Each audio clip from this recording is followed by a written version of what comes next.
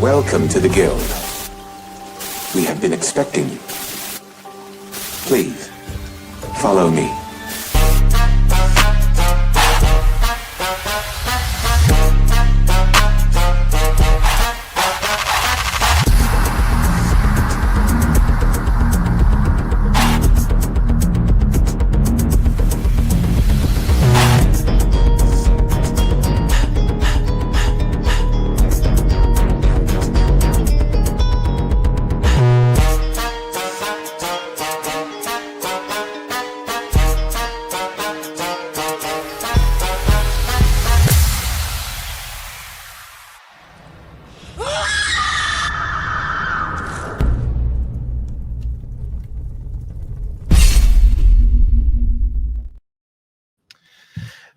Hello, and welcome to our very latest episode of the Night Quest. I am CMoney, and it's Tuesday motherfucking night, which means you see our boy right here live in the building. 1 second, my audio was jacked up. At the buzzard. Let me step out and step back in and see if I. That's all right, no worries. Well, that's Pharaoh. All right, it's Pharaoh. It's Tuesday night. Pharaoh Bazaar's in the building. He'll be right back in. Guys, shout out to you for being here live in the building, man. Appreciate y'all. Guys, we're going to have a fun show tonight. This is like trying to delete my mic. It looks weird. All right, there we go. We're going to have a fun show tonight, man. We're definitely going to have a lot to talk about. I'm sure you guys have seen Satya out on TV land doing an interview. Pharaoh Bazaar in the building, man. What's up, man? How you doing, bro? What's going on? My audio was acting up on the headphones. I didn't want to pick up, so it's all good, man. But all is great. Here, that's up. That's man. These ponies got me riled up a little bit today. It's such fucking. It's crazy out here. They about to have me have a CMoney and Doodle moment. Do it, bro. It's the way. I mean, has to be done. These dudes out here, they're crazy. Like, it's wild. Like, there's, you know, it's funny because they talk about us like quote unquote fanboys and such, as in such a way, right? Like, it's like some trash people and shit. And it's like, fam, we're talking about video games and we're having fun doing it. And we're talking about maybe like the losers who are out here crying. We're doing it all in fun and it's a good time. But to go ahead and talk the way they've been talking so blatantly about a person who, number one, is doing their job and doing it well, and they're saying a bunch of heinous, crazy shit because they don't like the direction. That's wild. Right. With the whole Sarah Bond thing. All right. I mean, we're going to talk about it, so don't go too full. I'm not full penetration. But idiots.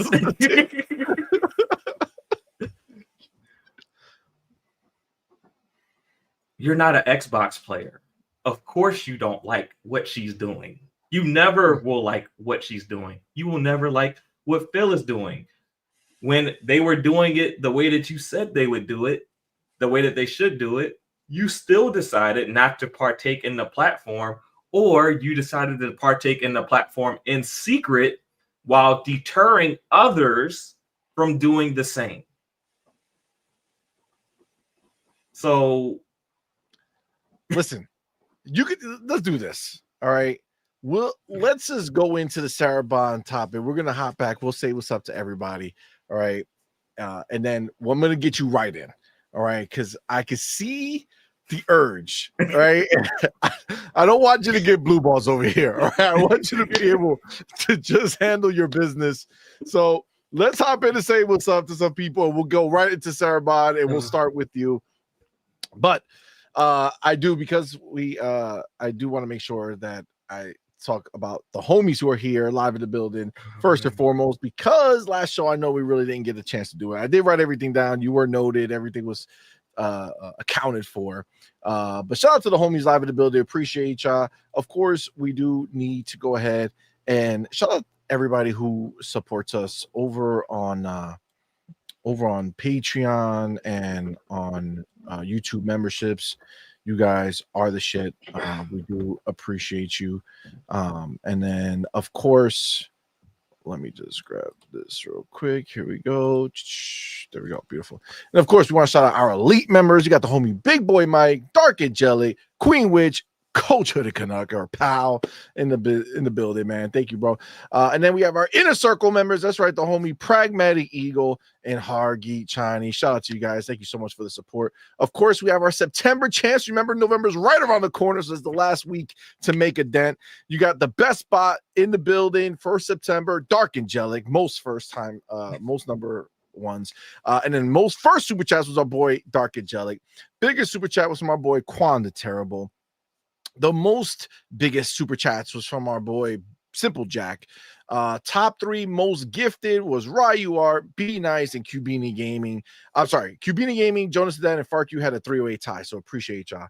And then the real question though is not just who did it, but who's gonna do it. That's right. Right now, obviously, you guys know how we do. You guys live in the building right now. You guys are here, and we appreciate y'all. Y'all are supporting us in such a major way. So we thank each and every one of y'all for being here. You guys are all special to us, so thank you. That being said, obviously, you can't all be equally special, right? It's just not possible because three of you, that's right, are the actual specials of the evening. That's right. They were the first 3 people in the door. We went ahead, put the on-point bat signal up, and they responded immediately. They said, holy shit, I must enter. And that's what they did, man. So we appreciate y'all for being the first ones in the building. The question, though, is who are those people? Well, I'm going to tell you. Number 3 in the building. You got the motherfucking homie, Mr. Teddy Keys. Shout out to the homie, Mr. Teddy Keys, going ahead, being number 3 in the building. One of the specials of the evening. Thank you so much, my friend. Appreciate you, my brother. Number 2 in the building. Shout out to our boy, motherfucking Malcolm X Lax. That's what's up, man. Thank you so much for being number 2 in the building. You are the man. You did it, brother. Thank you so much. Now, number 1. Who is the best bot of the evening? I gotta tell you, I don't know if there's ever been a streak so long since we saw the underpants of a pony. I gotta tell you right now, it is the motherfucking homie, Dark Angelic, number 1 in the building. Also, best bot of September. Yo, this man cannot be stopped. He is not fucking around. Shout out to our boy, Dark Angelic. Of course, our elite member. Appreciate you, my dude. Thank you so much for the support and for being here, man. You are the shit. So thank you, guys. Appreciate you all for rocking out with us. Let's go ahead and get our boy Dark Angelic with that $2 super chat. First super chat of the night, of course. He says, the more ponies lie, the more they cry. This is the truth. This is the truth. And then shout out to the homie Murray's Branch, member for 20 months, man. That's awesome, bro. Thank you so much for being here. Thank you so much for the support.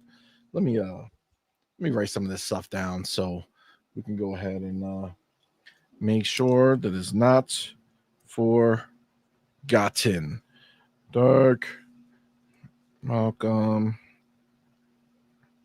and Teddy Keys. All right, that's there. And then Dark first. Beautiful. All right, let me update this, and then we will be on our way. Listen, I do want to hop right into it. So while I'm updating this, we could just get this motherfucker started, because obviously there's a lot of heat. There's a lot of heat here. Okay, and we need to get this handled. So Farrell, go ahead and let us know what you feel. If you guys don't know, if you didn't catch the very beginning, all right, Sarabon has been targeted by these ponies in a disgusting way, frankly. And it's embarrassing that these dudes are a group of men who are sitting around talking shit the way they've been talking.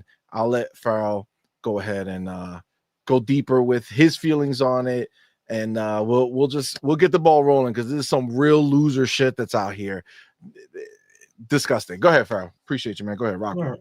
So basically on the circuit of the Ponycast, you got your regular actors, and a few of them got together and basically insinuated that Sarah Bond did not earn her way into her position. Either it was by DEI or by other improper work methods to get your sleeping her way to the top. Yeah, is basically the way that some of these people are trying to frame this shit, which is crazy.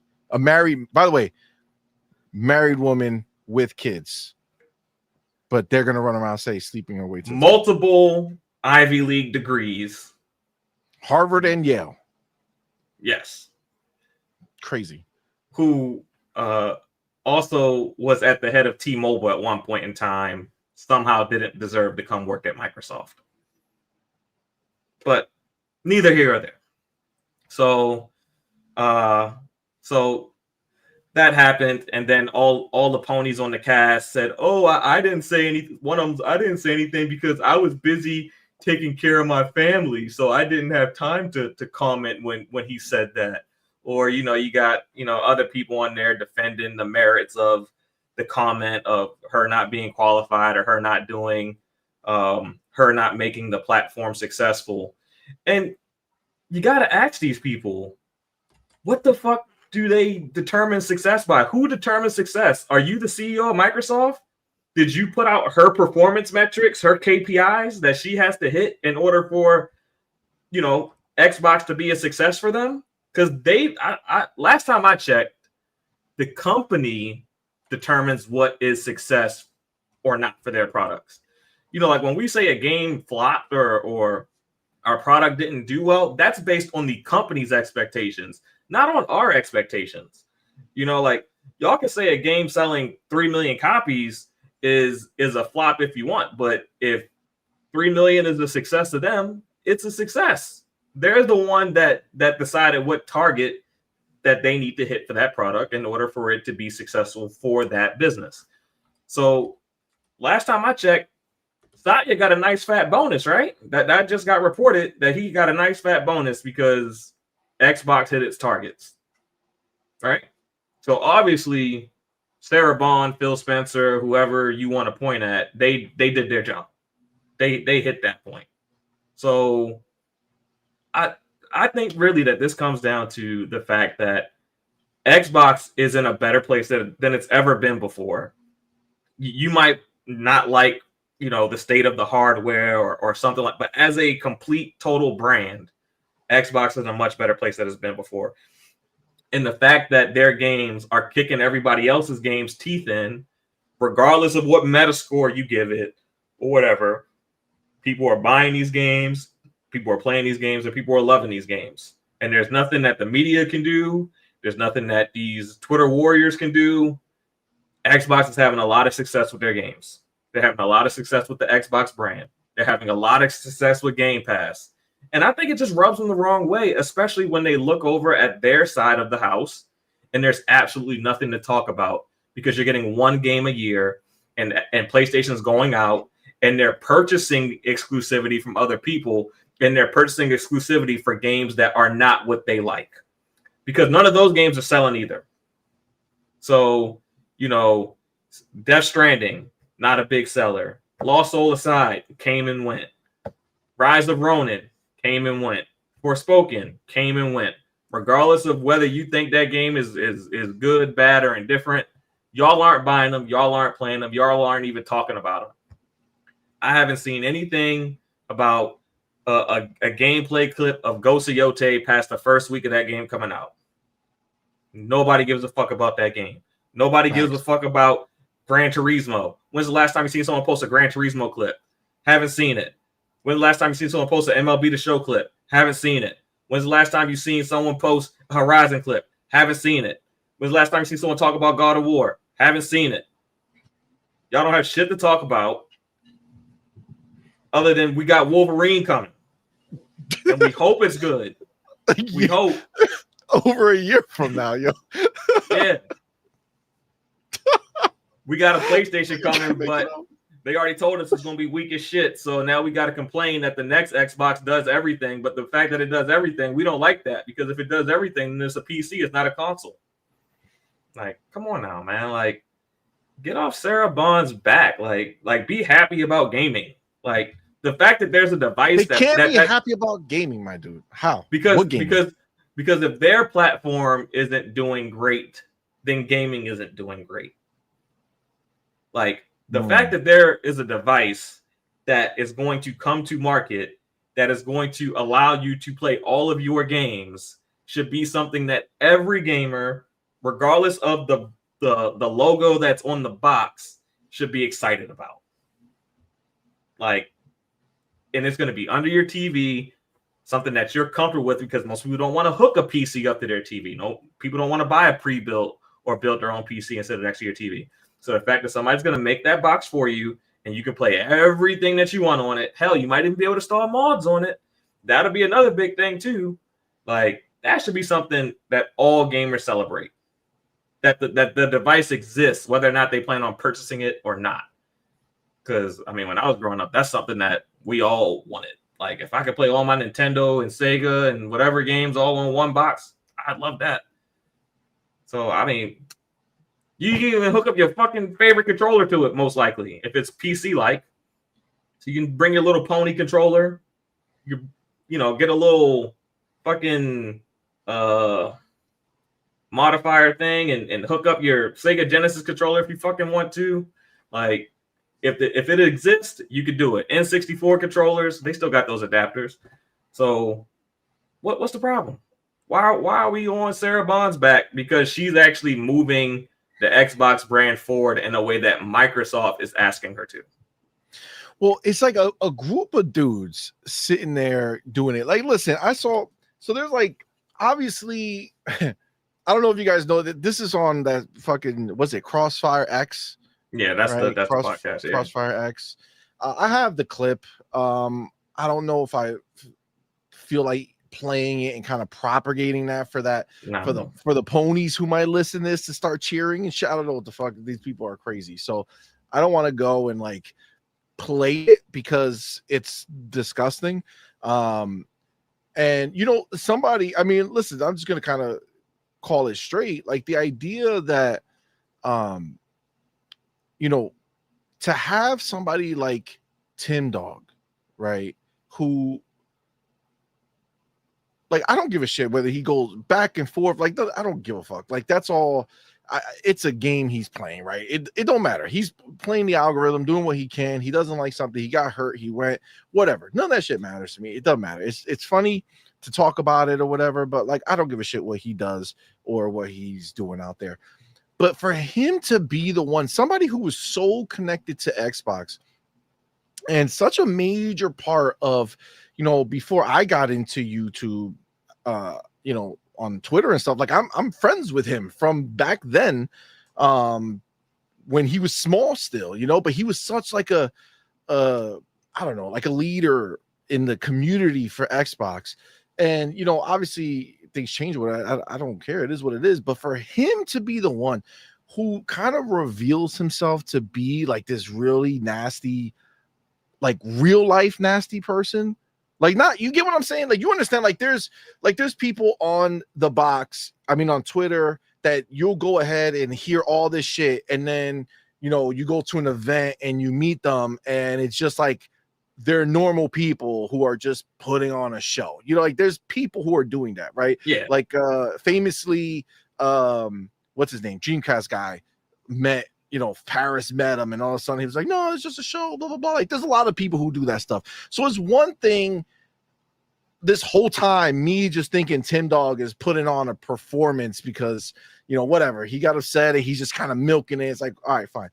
But like, for him to literally come out and like be that disgusting, to talk about her that way. Like, I have 4 daughters, you know what I'm saying? Like, I have a wife, and to hear, so like, the idea that if they do well in life and get this high position and are successful, that these, man, there's so many words that I had to just filter out of my mouth, out of my mind, that these people will go out here and really try to tear her down in the way they're doing it. Not saying I don't like her what she's doing to the company. She just shouldn't be there. They should have had somebody else. Maybe Matt Booty should have. Whatever you feel about that, who's running the ship, you wish it was somebody else for whatever your reasons are, sure, okay. But to try to discredit the fact that she's there and how you perceive it to be the reason why she was hired. Like I put out a tweet and it's crazy because it's so true. Like you got a whole group, all of them, every single one of them, even the motherfucker who types a fucking 48,000 page essay anytime he wants to write because he thinks the more words he writes, the more intellectual he seems. All these motherfuckers, not one of them, they're not qualified to fix a god or to clean a goddamn toilet, let alone be anywhere near the position that she's in. And they're all circle jerking each other, getting excited about going ahead and talking this shit about this woman who's made a huge benefit to the business, right? The business, your console bullshit, your console war bullshit is what it is. But we know that their numbers keep growing, right? Things are up, profits are up, right? So she's doing the job. See, Phil Spencer's doing the job. Matt Booty, they're doing the job. Things are going upwards, right? That's what they're supposed to do. And to sit there and try to discredit by saying, obviously insinuating things like her sleeping her way to the top, or the only reason she got the job is because she's not white. So she got the job because she's not white. She's not a man, and she slept her way to the top is essentially what all of that together is what they're trying to talk about. And it's like, fam, I don't understand where in life these people come from.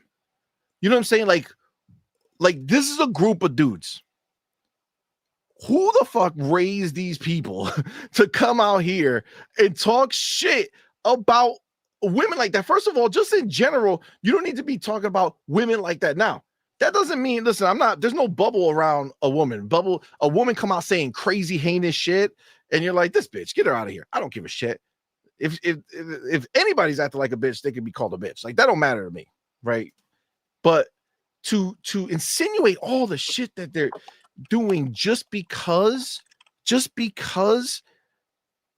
they are upset that the moves that our Xbox are making, okay, that the moves they're making, like Farrell said, are leading to a world where PlayStation and the ponies that live in that stable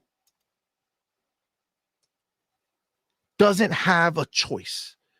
PlayStation doesn't have a choice about where their games are going to end up being played because of this new world that we're living in, and the fact that Satya and Phil and Sarah and Matt are all pushing in a direction where they're removing PlayStation's choice to have games being played on the Xbox, right? Like that's their frustration, because they said it from the beginning, right? Sarah Bond, one of the big things she did at T-Mobile was she brought everything together, right? She really made it where it all just made sense, and that's why it all grew. And that's what she did here, and that's what she pushed. We heard the background that her and Phil actually like bump heads and shit, because she has a strong vision of where she thinks it should go. And she's not some damsel in distress. She's out here like bumping heads with these dudes. Like, he's been there for 25 years. She's been there for what, eight years now? 6, 7, 5, somewhere around there. She came in like towards the end of the Xbox One. So like about 8 years now. Yeah, somewhere around there, right? Okay, so somewhere between 5 and 8 years. Either way, like, she is a strong person, man or woman, don't matter. This is what you need. This is how you get to where you are.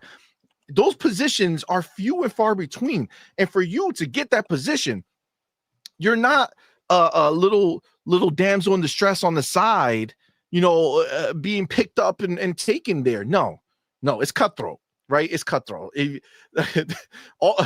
Behind all those smiles of all these CEOs are people who did what they had to do to get to where they are. This is just the way it is, right? Across any company, no matter where it is, right? There's only so many spaces, right? So at the end of the day, they know that what Xbox is doing as a whole, whether that's Satya leading the way, whether that's Phil leading the way, whether that's Sarah leading the way, where Matt is leading, doesn't matter. They're going in the direction that, I think I even phrased it that way. I'm not sure, but it's endgame, right? Like it's endgame. It's now Xbox is the one putting the nail in the coffin of all these ponies out here. There's nowhere else for them to go. The next box that exists, and we're going to talk about that, but it's going to change everything. And they are so scared that all they do is run around trying to get as many people off of Xbox as fast as humanly possible by putting out these smoke screens and this bullshit lies and this nonsense and this FUD, all this shit, just to try to make it seem like it's a problem when it's not. It's actually the greatest thing that's happened to gaming. That's the reality. What they're doing is changing the landscape of gaming, and it's a beautiful thing, right? It is what it is. This is what it is. And the fact that they choose, like, I don't hear them questioning all the dudes that work at Microsoft as far as like how did they sleep their way to the top? Did they find somebody? Like, why would you insinuate that, right? Did anybody say, man, they only have those jobs because they're white old dudes? Or they're white dudes when they were young and now they're older, so they get to keep their job? Is that what, are people running around saying that? No. The crazy shit is, and I've seen it around, is the idea that there's dudes who on there, because if you don't know Sarah Bond, if you're just tuning in, you're not really familiar too much. She's a woman, number one, but she's also a woman of color, right? And like, there's dudes of color on that podcast who just sat there and listened to this white old dude just go in on this entire idea, and they just shut the fuck up, which is wild. But then, see, he ain't got, like, I'm gonna fucking say, I don't give a shit, fucking Nib, right? He was on that fucking podcast. You don't know him, he's a person of color, right? He's on that podcast. He sat there, he shut the fuck up, right? He didn't say a goddamn word. He didn't say nothing to that dude who was talking all that shit, right? But little did you fucking guess that this motherfucker was gonna write a 48-page fucking essay afterwards, right? When he was on the show, he shut the fuck up, right? On the show, he shut the fuck up, knew his place. Oh, you better not talk, Mr. Tim Dog's talking, right? And then now you come out after the fact and you write a fucking 48-page essay. Bro, you should be fucking ashamed of yourself, my dude. You should be ashamed. You try to come out here and place yourself like you're some fucking educated dude, that you have some class to you, and what you just exposed, that you have none of that. That's just the truth. That's what the world saw.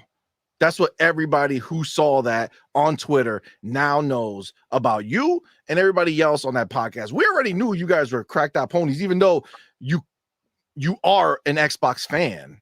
You pay the subscription for Game Pass. We know this. You said it. You come out and you tweet about it all the time. But then you do it, but then you go back and talk shit about it, right? So you talk shit about it, but then you come out and actually are playing the other stuff, right? And you're living that life. It's just crazy to hear, man. I don't know where these people come from. Like, that shit, where I come from, like, that shit will not fly. I don't know who the fuck these people are, how they fucking, like, what they think that this is the way. This is some pussy shit. Okay, that's the word. That's the word This is what it is. That's just what it is. Okay, that's what it is. And it's embarrassing that these dudes are even part of any fucking community. Any community. Nobody should be hearing this shit from these people. This is fucking loser mentality. Loser shit. But you know what? Guess what? They're just like everybody else. All these other fucking stupid ponies, right? Obviously, a lot of them, let's be clear. We are I think maybe this is why it's so fucking frustrating for me to hear this shit, right? Because I literally was just about to talk about her and she just popped up in the chat, my Doodle, right? My Doodle, she's a woman. She comes on the show and tell me I do not have to constantly see these fucking pieces of shit nonstop talking shit about my wife on the nobody. Listen, I'm fucking in comparison. Understand? I'm not fucking some slim fucking dude, right? But instead of talking about me, the easy target. Understand? I want you to understand this shit. I'm the easy fucking target, right? You can make fat jokes. You can say a whole bunch of crazy shit, right? But instead, these pussy ass motherfuckers go online and go into my fucking replies and start telling me about my wife, about how she looks. Motherfucker, you will suck a dick in the for all eternity to be able to touch that bitch one time. Don't fucking tell me the crazy shit y'all motherfuckers be writing. Bro, they're all like this. They have nothing to say about the words that we say. You hear them all talk shit, but they never fucking tell you how you're wrong. They never, all these motherfuckers, they take your fucking words, they do your clips. He thinks this. Ha ha ha. Bitch, fight my words. What did I say that you have a comeback now that takes my words away? That discredits me? Nothing. When my wife goes in and she fucking slaps all these pussy ass bitches up, they don't know how to fucking handle themselves because they get bitch slapped by a woman. So what they do, instead of coming out talking about like we are talking about how this is good, tell me how it's bad. No. Why would you do that? That will require too much intellect, too much ability to actually put a thought together. So what do? You act like a fucking bitch because you know that we are not in a place that we're all together, that I can see you. You do this shit on fucking line because you hide behind your fucking keyboard. Let me tell you something. That woman who comes on this show and embarrasses all you fucking bitches all the time, she is more capable than any of you motherfuckers combined. You guys are fucking worthless. You're worthless. And you know what you do? You talk on your fucking keyboard because guess what? If we turned on that fucking camera and we saw you, I could almost guarantee that it will be the most fucking monster looking shit that we've ever fucking seen. We already seen the ones that do come out and fucking show themselves. Imagine the ones that all they do is have a fucking stupid ass little label on that. They don't show their face. They don't do anything because they're fucking pieces of shit. To come out here and fucking talk about these people, about these women. Because why? You haven't touched one ever? You never been loved by one? You never held one? And the ones who do, who have it and still do that? How embarrassed is your wife? How embarrassed is your daughter for you to be their father, for you to be their husband, to have you coming out here talking shit about this woman who fucking has a Harvard fucking degree, a Yale fucking degree,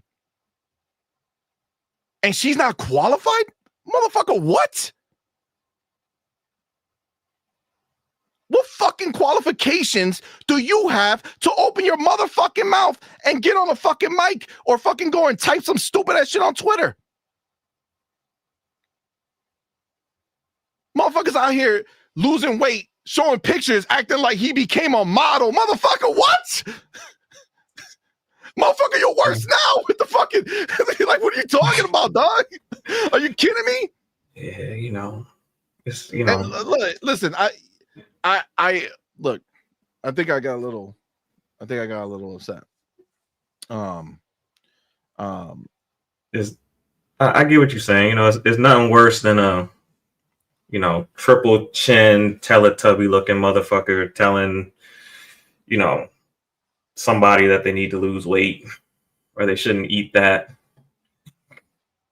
or a person that uh, you know 3 tax brackets below you telling you why you are or aren't qualified to do something that they have no expertise in. Like, come on, like people, like, keep it gaming, stay in your lane, because you'll never hear me say I might not like Jim Ryan as a CEO of PlayStation, but you never heard me say he's not qualified to be the CEO of PlayStation. You might hear me talk shit about Herman Hulst and how, he might not know anything about gaming in particular, of like what's a hot game and what's not at the moment. But you don't hear me say he's not qualified to run first party. I mean, he's qualified to an extent, yes, but does he have the taste that I would like him to have and the type of first party games that he decides to green light? Not necessarily.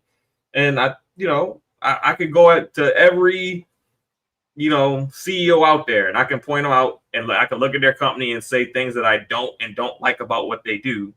But you never hear me say that this person isn't qualified to do their job. I don't know if they're qualified or not to do their job.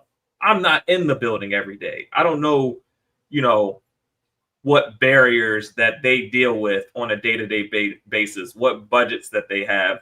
When I'm in the middle of, all I can do is criticize and kind of give an idea of what I want as a consumer, so I can point them in the right direction to do what I want. That's what we're doing as podcasters. When we talk about the gaming industry, in a way, we're talking as fans, but we're also giving the gaming industry an idea of what we want as gamers and the type of products. And if we see something that we like what they're doing or we don't like what they're doing, like, that's what we're doing. We're kind of like a consumer advocate in a sense, because we all come together. You guys come to the panel and y'all agree or disagree with what they say. So it gives a social gauge of how people feel about their products and services and what they're doing. But at the same time, we don't attack the people behind them personally, because we don't know. Like, I don't know, anything about any of these people. So why am I going to say that they're qualified or not to do their job when I don't know that? I'm not there. Their boss knows if they're qualified to do it or not. And if they're not, they won't be there much longer. But she's been there for 8 years. So obviously, if you've been somewhere nearly a decade, you're qualified to be there. And she's been promoted. Yeah. She hasn't just been sitting at the same desk. Yeah. You know what I'm saying? She's on her way up. Yeah. So, I mean, be real here. Like, don't attack the person. You might not like the decision. You can talk about the decision all you want. You can not like that they went to OEM right with the handheld, and you can talk about that all you want. But leave the people out of it. Don't disrespect the people, man. They don't deserve that.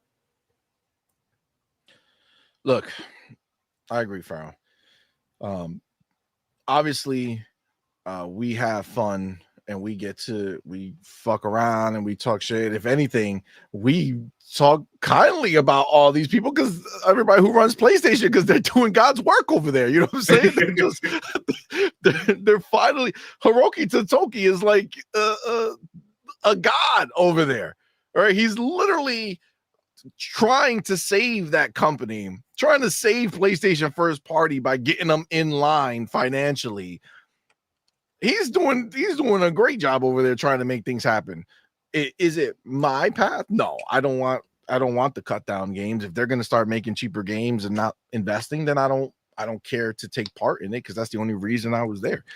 But outside of that, come on, man. Listen. At the end of the day,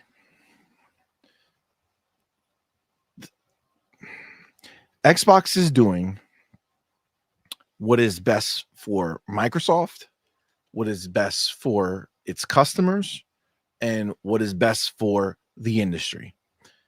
Xbox understands what needs to be done the same way Microsoft understood what needed to be done in their industry. It's the reason why on Apple you can get Office and all the Copilot and everything that they have to offer at Microsoft, you can now get it on Apple. You can get it on Android. They put it everywhere because they are not in the business of convincing you to go buy their product. We talk about music, we talk about movies all the fucking time. The movie is the event, not the fucking thing that you're watching it on. If you're watching it on a DVD player, a Blu-ray player, a theater, doesn't matter, a projector, the actual movie is what you're there for. Now, does one version of it look better, sound better? Yes. But you're there for the movie, right? We're here for the games, right? If Xbox has literally shifted the entire conversation where it took old heads like me who were deep into this fucking exclusives, console war, my shit better than your shit bullshit, right? I was deep into that shit. But once they were able to show me how much sense it makes and the benefits that I'm getting from it as a gamer, it was very easy for me to just move past the bullshit and just see it for what it is. And what I see is in the last 2 weeks, I reviewed 3 first-party Xbox games. 3. In another 2 weeks or so, there'll be another one. And all those games, Game Pass day one. We're going to talk a little bit later about the ID at Xbox that happened. It was actually good. And you know what? Game Pass was the winner, right? Game Pass was the winner at that show. So, like, this is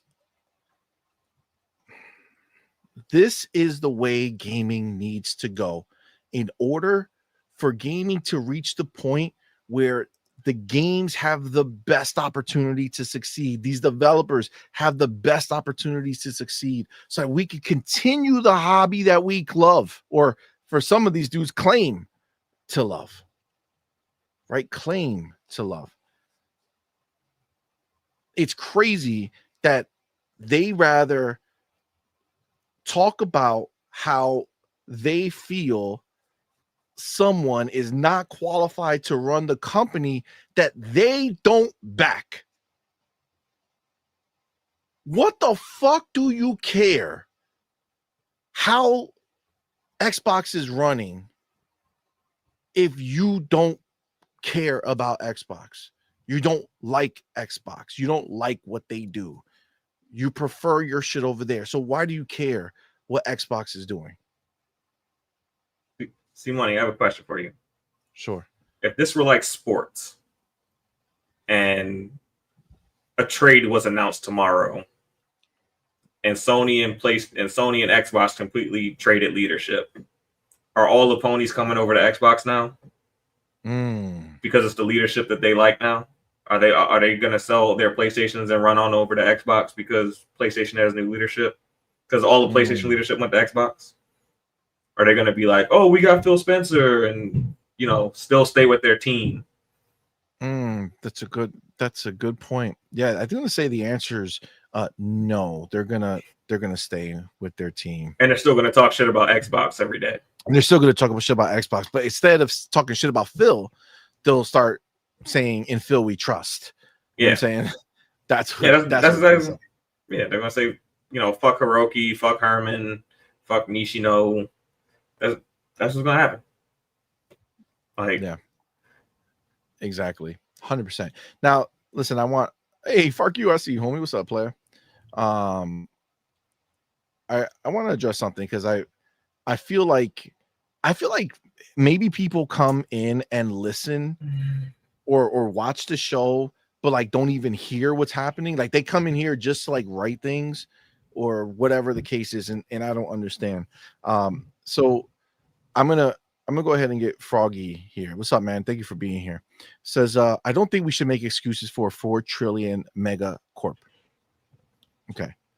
I don't think we spoke about Microsoft. We spoke about Sarah Bond. Yeah, I don't think that was a thing. But what I don't understand is what is this bullshit? You know what it is? It's a bullshit narrative. And when I see things like this written, and I hear Twitter, right? I see the shit on Twitter, and I see the things they say, and when I see basically the same thing written here that I see on Twitter from all these ponies, it makes it make my ears perk up a little bit, right? I don't think we should make excuses for a 4 trillion megacorp. Who's making excuses? This is my thing, and this is the thing that I think that I'm really, really sick of. These people, and I'm not talking about you, Frog. I see you're saying you're just talking to chat. That's cool, no problem. But I still see it, and it's still, it's on my screen. So understand, I have a platform here that is cool and dope as shit, that we have people come and rock with us and watch us do these shows, and we talk with you guys and go back and forth, and we have a great community, and it's fucking awesome, right? So but I have the platform here, and for some reason these people out here think that it's my job to pretend that I am hurt and affected by the shit that's going on. I am not going to do that.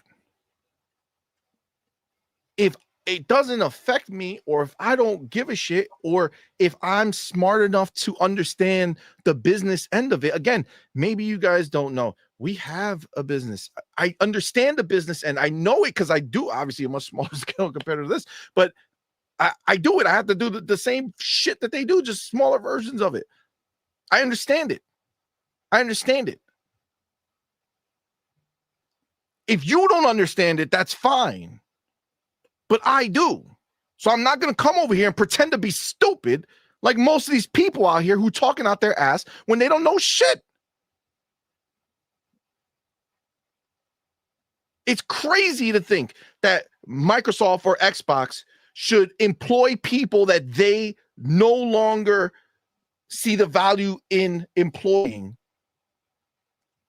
because whatever those people were doing, I don't care how nice they are. It don't fucking matter. Doesn't matter how nice people are. That's not the way this shit works. If they're not needed anymore, then they're let go. That's what happens. I'm not going to fucking cry over that.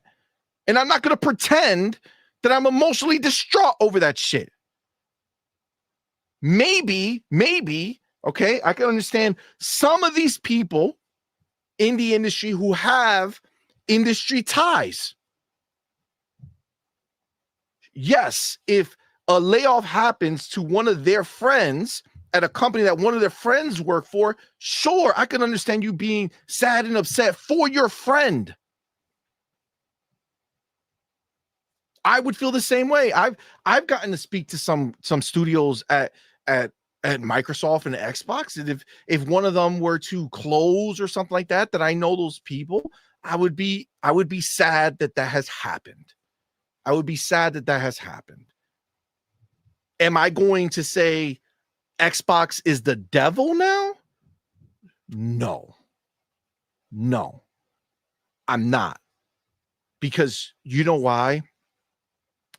People who are doing amazing jobs, and I don't mean amazing jobs like how you would define an amazing job for yourself. Like, oh, I did this. No, as far as for the company, if you're making the returns for the company, if you're producing what the company wants from you, these are the things that determine it, right? If you're no longer doing that, you're let go. Or if there is a shift in the direction that a company is going. For instance, Amazon has just laid off 14,000 people, or is going to lay. One or the other. It's one of the topics, so we'll dive into it. But they did that, and you know what? What it seems like to me, without reading it, it seems like maybe gaming wasn't working for them the way they were anticipating or hoping, and so they're shifting. Yeah. I mean, And if they're shifting, then those people don't have a place there. That's just the reality of what it is. You can't go to Amazon and put a gun to their fucking head and say, hey, you better keep these fucking people employed. It's not how it works. It's not. I mean, I work in IT. I worked in a process where I was automating workflows, automated it to a point where guess what? They didn't need me anymore. I got let go. Like, it just is what it is. I got another job like a week later, but it is what it is. That's just kind of how it goes sometimes. I mean, that's, you stay with the company until that company no longer needs your services. Facts. Now, Mr. Waffle says that's business is, first of all, thank you for being here, bud. Says that's business is something a hitman says. Show some compassion. I did show compassion. I said it sucks for those people. It's sad for those people. But showing compassion to them does not mean showing aggression to the other side. Right? I feel sorry for those people. That's compassion. I feel bad for those people and their jobs that are now gone and they have to go find something else. I have compassion for them. Does that mean that I reach in, grab my fucking pistol and walk over to Microsoft and demand that shit change? No. That's not the case. And that's such a social media fucking bullshit that exists. And listen, again, I know that it's very easy to get swept up, right? Swept up in the conversation. Oh my God, I can't believe they did it. Like when fucking Tom Warren tried to put out, wow, Xbox raised the price of the dev kits. Oh my God, they hate the developers now. This is crazy. It's crazy. And the shit is that y'all have this like mob mentality, right? You guys think that when one of you feel like a wrong has been done, and I'm talking about the Twitter people, I'm talking about these other YouTubers, they feel like when they see a wrong has been done, these motherfuckers are hopping into the closest phone booth like fucking Clark Kent and it's shutting up. Oh, I'm Superman now. I'm going to go save the day. Let me go on my podcast and tell you guys how much they suck for doing what they did. $4 trillion company. Yeah. How can they fire anybody? How does Sony fire people at 100 billion? What's the difference here? It's just odd because, like, if we look at any other industry, like if Ford F-150s are $10,000 more next year, no one's screaming at Ford for raising the price of the F-150. They just don't buy F-150 if they don't see the value in it. I just don't buy F-150. Or if I buy F-150, I buy one that's 2 or 3 years older that's at the price that I value it at. I just find one with the right mileage that I'm comfortable with, and I buy that. Like this is like we feel so attached to this industry and a group of developers that we don't even know anymore. Like, I mean, I know like back in like the early 2000s, 90s, we knew like Cliffy B and we got some Hideo Kojima. There were some rockstar devs back in the day that we actually knew who they were by name.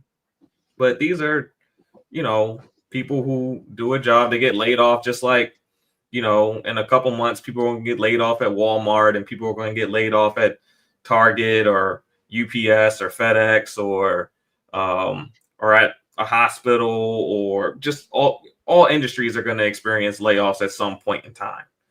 But for some reason, when it comes to the tech sector, where all these high earning people, I mean, there's no one in the tech sector that is,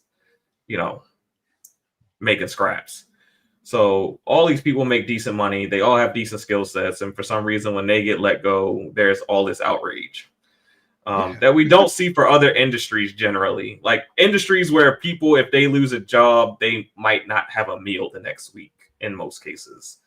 Yeah, like if your local Walmart fires the person who stands there to help you find a place to register that's open, that person, when they get fired, that's a rough scenario for them after. Yeah. Those are the ones that you want to fight for people getting laid off.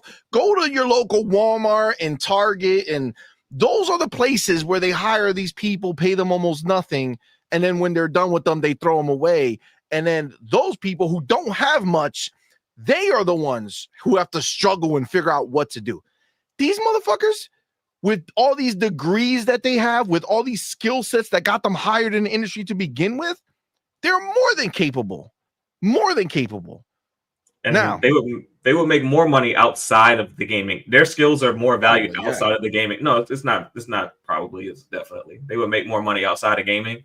They're in gaming because they actually like that industry. That's the industry that they are passionate about. But if they decided to program for, some 3-letter agencies or some of these like fintech companies, or go to like a Google or Amazon, they'd make a lot more money than working for a Ubisoft or a Double Fine or Naughty Dog. They'd make more money elsewhere, believe me. I agree. And it's just this narrative that it's so full of shit, man. It's so full of shit. It's annoying. I get annoyed by it. And it's just, I don't know how you guys don't, with this same narrative bullshit that you hear all the time. Oh, Xbox bad because they did this, or they don't want to keep their games all exclusive. They're the worst. They hate you.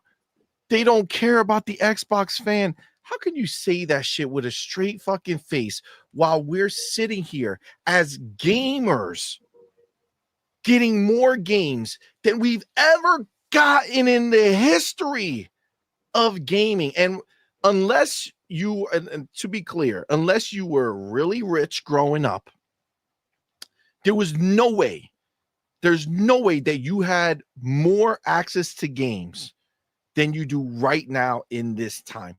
There's never been more games. And I could tell you right now, if you're on Game Pass Ultimate, if you have Game Pass Ultimate,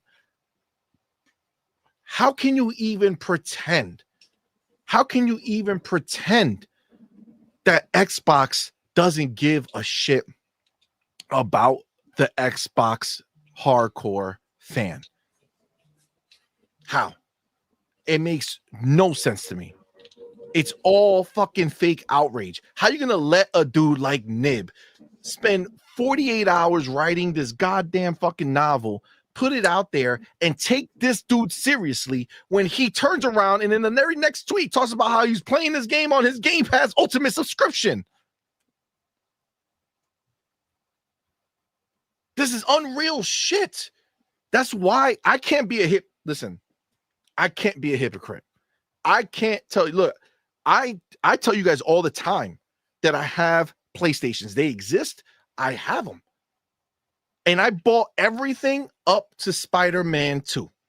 Every first party they released, I bought it because I thought maybe with my own eyes, I'm being tricked. Maybe the image is not good on the screen. Maybe the video, maybe the compression is bad. Maybe when I put it on my PlayStation, it's going to look amazing. And I'm going to feel like, wow, I'm playing a next gen PlayStation 5 game. And every game up to Spider-Man 2, I purchased just like everybody else. And I was let down time and time and time again. So yes, I have all these PlayStations. I do nothing with these PlayStations because everything that has come out after the fact has not been worth it to me. I don't give a fuck if it's worth it to you, Pharaoh, to anybody else in the chat, to any pony that's out there. I don't care. I'm not here to talk from their perspectives. I talk from my perspective. That's the only perspective I will ever talk from. And I'm not going to change my perspective because some fucking bitch in a fucking...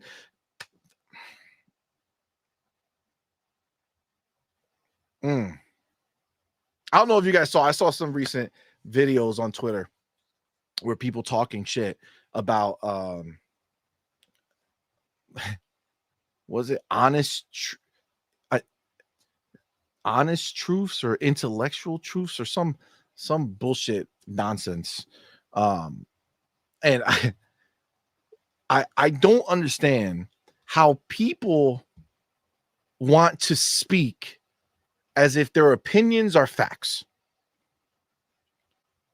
Just saying, hey, Halo going to PlayStation is factually not good for Xbox is the most stupid shit that I've ever heard. There is no facts that were said. There were no facts that were stated in any type of sentence like that. There is nothing. Games going to other places is not a factual problem. If anything, the only facts that we know is that putting the other games out there, like a Elder Scrolls Oblivion remake, that is one of the highest selling games for the year. We know factually that it outsold most games released this year because it's everywhere and not only on Xbox. That's a fact. That's a fact. Saying that I'm emotionally hurt because they took Halo, which fuck all of you. Look at Halo all around me, bitches. All right. I fucking love Halo. And guess what? Look at this dry ass fucking face right here. Dry. There's no fucking tears. Nobody's fucking crying here. Because you know why? I understand what it means. I understand the benefits of Halo going everywhere because the community, again, we already know this, but the community will grow, right? Because outside of the small amount of ponies that exists, because although we spend a lot of our time making fun of them, there are not many of them. How do we know? Well, go check out the latest sales numbers for one of their first party games. Okay. The hardcore is very small on the side of PlayStation. Most of them are not hardcore. So for those people who just like to get online and shoot shit with Call of Duty on PlayStation, they might see Halo and might give that a shot and it might grow, right? Just like a place that was dominated by Gran Turismo as the exclusive, first party car racing game. Who knew that little old Forza would come over there and throw a wrench into Gran Turismo's plan? Let me tell you a secret. If Gran Turismo launched tomorrow on Xbox, no one would care outside of us making fun of the ponies who said it would never happen. We are now at a point as Xbox fans who follow this industry, we're finally at a point where now all the lies are exposed. All the truths have been revealed. All those years that you heard these ponies talking trash about your games on Xbox and you had to defend it like, nah, man, my games are dope on Xbox. That's why I'm on Xbox. We got dope ass games. Nah, their games are trash. Word, look at them now. They are loving up on those games. They're loving them. They're buying them. They're being as far as fans go, they're showing Sony that they're bigger fans of Xbox than they are of PlayStation. Yep. Owning the box is not enough. Owning the box doesn't tell Sony, yo, we have PlayStation fans. They might put that in a tweet, but they know. They know that they have created a box and a name that just people associate with console gaming. It just is what it is. They know that. But they also see that no one buys the games that are made by PlayStation. So they know that the vast majority of people who own a PlayStation are not fans of PlayStation. They just own the box because that's the box they know. They spend most of their time playing games from Xbox. And you might say to yourself, not Xbox. Yeah, Xbox. Minecraft, Call of Duty. Like I said, they spend most of their time playing games from Xbox. They spend almost none of their time playing games from PlayStation. These are the facts. Yep. These are facts. And the crazy These part dudes is coming out here pretending they have facts. They don't. Those are emotions that they're wrapping in a fact bubble. Oh, this is a fact. Oh, this is coming from my heart. These fucking little bitches, bro. Oh my God. Go ahead, Farrell. Sorry. I was gonna say, I said you're right, and there's a very good chance that you could take Halo and Minecraft out of the equation, and Forza Horizon 5 or Elder Scrolls Oblivion or Doom is going to outsell whatever PlayStation's top selling first party game is this year. It's a very good chance. And Facts. I don't know how MLB The Show's numbers directly, but I mean, that's probably their number one. That probably is their number one seller. It's MLB The Show. PlayStation's number one IP. Yeah, probably. No, I mean, just factually. Every year, another MLB comes out, and every year, people It probably buy sells that like game. 5 or 6 million copies. Over the course of 5 years, they have a crazy amount of people who bought or played MLB The Show. Compared to any other game that they make, doesn't even come close. God of War, or the original Spider-Man, so 20, 25, 30, whatever million. MLB The Show has sold more than all that shit. And it's coming to PC next year, most likely. Not one game, but they come out every year, right? It's the same way NBA 2K is crazy. And honestly, since I would say maybe once it became full multi-plat. It's still not full multi, because I don't think it's on. Is it on Switch yet? I don't know if it's on. I think it is on Switch. It is on Switch. It's not on PC. It hasn't made it PC. It has one last place to make it. That's the one that they're hiring. They're hiring internal people for because it's going to start dropping day and date on PC. Yeah. So, but that is their most valuable IP. It's just not sexy, right? Yeah. It's not sexy to say that our most valuable IP is a baseball game that we sell on Xbox.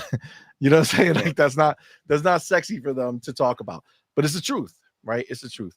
But that being said, let's go ahead. Do you have anything else? Because I know we kind of moved past it because of all the bullshit, but anything else on the Sarabon scenario before we move on to Jez Corden's Xbox report and Satya's confirmation of the move and everything that's basically putting Xbox into their the state of game over for everybody else? No, we can move on. I have other gripes, but it's not related to these, so we can move forward. All right, before we move on, we do have the homie Maurice Branch in the building. Thank you for being a member for 20 months, my dude. You are the shit. Thank you, sir. We have Abdel114 in the building, member for 9 months. Appreciate you. I do see, by the way, I know you guys. So the gifted subs, I think it's confirmed at this point that although technically it looks like you have a member chat, they don't actually let you do a member chat. So member chat doesn't start, if I'm not mistaken, until you get to the squad member level. So you'll get your month thing so that you can do this, which is basically like an announcement like, hey, I've been a member for such and such time, but it won't ever actually send the message that is that you wrote. So I do apologize. I know it's tricky. I didn't know that that's the way it is, but it is the way it is. But we do appreciate your support. And Abdel, member for 9 months, man. Thank you, brother. Appreciate you. That's Clue on Twitter. He'd be dropping bars. He's not fucking around, man. He TTSs all day. You got our motherfucking homie Razor Ultron in the building. Shout out to our boy Razor. Thank you, my brother, for being here, man. Appreciate you. He went ahead and gifted an on point for gamer membership, man. Thank you so much, bro. Y'all know what to do. Put the motherfucking welcome to the family emoji in the chat. Welcome our newest member, man. We appreciate you, bro. Thank you so much for being a part of our channel and being here. And of course, our boy Razor Ultron. Thank you, man. Do me a favor. Y'all know what to do. Put that FB emoji in the chat. Let our boy know that you appreciate him, man. Razor, thank you, sir. Let me go ahead and put you here. Razor. Let me update the banner. Fuck around and forget to do it. Put that in there, Yep, that's there. Good, beautiful, beautiful. All right, you got Razor Ultron. All right, thank you, sir. Appreciate you. All right. And then we have the homie Mac22TH54 in the building with that $2 super chat. Appreciate you, homie. Says the misogyny was off the chain. Hashtag beyond the pale. Oh shit. Bars. Yeah, it's embarrassing. Like I almost couldn't believe, number one, that he was saying that shit. And then number two, that the host of the show, isn't that Mooch's channel, that Crossfire X shit? No idea. I think that it might be Mooch's channel. I thought that was Mooch's show. For him to just sit there and let that go on was wild. Like, man the fuck up and shut that shit down. Nope, because he co-signs it, right? That's exactly what that means. And then have everybody else do the same, right? Everybody else did the same. Everybody watched it happen and didn't say shit. And then they want to come after the fact and try to justify or say that, oh, just because I was there doesn't mean that's what I felt. No, that's exactly what it was. Because if you weren't cool with what happened, then you would have said something right away, or you would have fucking disconnected and been out. But you sat there and you stood there because you know why? You need Mooch. That's the only way you stay relevant, right? You want him. You want to be on a show. You can't make your own show because nobody's going to show up. He already had one from a long time ago. So you all piggyback it, right? It's crazy, but it's the reality of what it is. Then we have the homie Michelle Alexandria. Thank you so much with that $3 super sticker. Appreciate you. We can't see the sticker here because StreamYard doesn't show it, but appreciate that. Thank you so much. Then we have the homie Space Shot in the building. Biggest super chat tonight. Appreciate you, man. With that $5 super chat. Says, waiting for articles condemning Amazon laying anyone off in gaming. Why not stick with it no matter what? Because they are a $2.4 trillion company. You know what? Space Shot. That's a great point. Farrell, why would Amazon not just stick with it no matter what? They were losing money or not gaining any traction. Why didn't they just stay until they lost everything, until they were a $0 company? Why didn't they just stay to the end? Because that is a career suicide, and you are beholden to your shareholders. You're playing with other people's money at that point. That's another thing that people don't want to think about. These are publicly traded companies. Like, you say you don't want Microsoft to lay off people to protect the company, but then when your 401k drops 30% in a year because Microsoft did some fuck shit and they're part of your 401k package, you're gonna be mad for a whole different set of reasons. Facts. And people don't think about that type of stuff, but I mean that is a real reality. Like, you know, even those people that work at Microsoft, they have a lot of shares in the company if they've worked there for a good period of time, and they would hate to be at the company, you know, and stay an extra 10 years at the expense of their shares dropping from $500 to $300. You know, so yeah, that'd be emotional damage. Some of them will say, yeah. Oh man. All right. Then we do have our boy motherfucking Freddie Fox in the building. Thank you, brother, for being here. Thank you for that $2 super chat. It says, can't wait for the PlayStation isn't Xbox Now marketing. Yeah, it's rough out there in these streets for these ponies. They're having a bad time, man. That's why they're so emotionally fucked up, bro. It's real emotional damage for them, right? Like it's so hard for them because they see what's coming. They know what's coming. They know what this equals. And they're just mad that Xbox didn't go down swinging the same way they want them to swing. I think there's a maybe not like they can see it. Maybe they can, maybe they can't see it, but I think there's like a kind of fear in this instance that the way that Xbox is moving so differently than Nintendo and PlayStation, that what if PlayStation and Nintendo are Blockbuster? What if Nintendo's Hollywood Videos and PlayStation's Blockbuster and Xbox's Netflix? Let me tell you something. As much as they want it to be, PlayStation is going to do the same shit. They can't do the same. No. I don't mean Game Pass. Yeah. They're going to put their games everywhere because, again, the people who buy a PlayStation are not there for those quote unquote exclusives. Yeah. They're there because the PlayStation is the box they know. Whether those games are on there exclusively or everywhere day one, no one shows up for their games. So they're going to keep selling. If they make another box, it will sell. Even with Microsoft doing what they're doing, making a box to rule them all, they still will buy a PlayStation over that box because they don't know better. Yeah. They don't know better. They don't follow the industry. They just know the box name, and that's all they're going to do. They don't even know. They would see an ad in Walmart that says PlayStation 6. I know we all talk about maybe it being an app, maybe, but if there were another box, it'll say PlayStation 6, and people will say, "Oh, okay, the new one came out. I'll go buy the new one." But I'm just looking at some of the stuff Xbox is doing, and I'm going beyond the console. I'm talking about when that mom and dad are out shopping for the minivan, and the person at the car sale lot is like, "Look, do your kids play Xbox?" And they're able to hop in the car and play on the cloud right there at the dealership while you're shopping. They're like, "Oh, we can go on a road trip and do that." Like things like the way that Xbox is taking it and making it so that you can literally play anywhere on anything.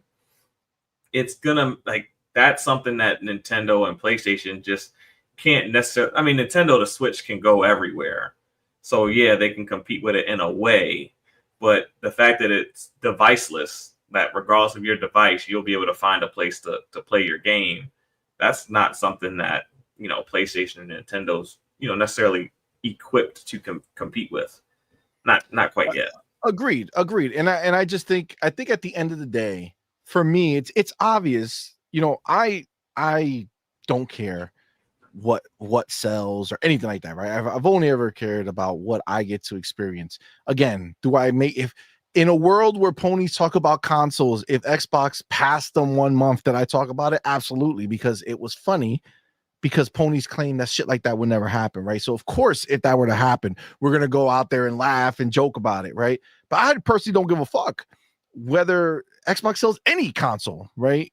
And thankfully, Microsoft is positioning Xbox in a way where that is true across the board. They don't care who buys an Xbox. They just want you to buy the game. Understand the reason why this is Xbox making the move of the century is they're taking the box out of the equation as far as their financial risk is concerned. They're not sitting there saying that this is the vehicle to get us into houses.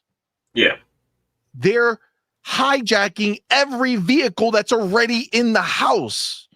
It's you know what I'm saying? Like imagine if a new TV show came out and you needed to own a certain TV to do it, right? They're a disruptor. They're at the point where they're a disruptor in the way. What people are worried about is that they're going to become Uber and take over the taxi industry. They're going to become Amazon and take over the logistics industry, basically, of shipping goods. Like, everyone had an online store but somehow Amazon became the #1 store. Like nobody goes to Walmart.com and orders things, or nobody goes to BestBuy.com and orders things to get delivered to their house. Not saying nobody does it at all, but the majority of people, the #1 place you go to when you shop for anything, most people are programmed to check Amazon first. You know, it's like Google. Yeah, right. You're it's like Google. There's a ton of other search engines out there, but you go better ones. Yeah, but you go to Google. You go to Google first. Yes. So that's what people are afraid of, is that Xbox is doing something differently, and what they're doing is so different that it can result in them being the de facto place that people go to because of how widely available they're trying to be. Facts. 100%. I see Jesse James says, I use Walmart Plus weekly. Look, agreed. And I think Farrell said it right. It's not that no one does it. It's just that when you compare how many people do it with Amazon versus Walmart, and Target has the same thing. Like we recently got they gave us, that shit came for free. They did a because she shops there so much. They gave as like a bonus or whatever, they gave her a free year, and all of a sudden it's like, oh shit, this works too, right? You can you can go there and order stuff and it'll show up in 2 days, and it's great. But just the vast majority, and even with that, I still, no matter what, the first thing I do is just go to Amazon and order because it's easier. I already have it ready to go. But this is just the way, it's just the majority of people. GameShark says Bing better than Google. Fight me. I prefer Bing because I get points and stuff. But if it's not on one of my devices where it's easy already like set up for me, where I'm already logged in, like in general, like if I go to somebody like one of my kids' phones or tablets or something and it's not already done, I'm just going to Google, quick and easy. Actually, I find myself using Grok a lot more with finding things because it actually like can hyper focus what you're looking for and find you like a real, like find you exactly what you're looking for, which is also dope. But look, at the end of the day, this is just the way forward, man. It's just the way forward. I gotta shout out the homie Abacab72. Thank you for being a member for 17 months, my dude. Appreciate you, homie. He's here with the $5 super chat. Says those people on the show are beyond being ponies. They sound like MAGA cultists.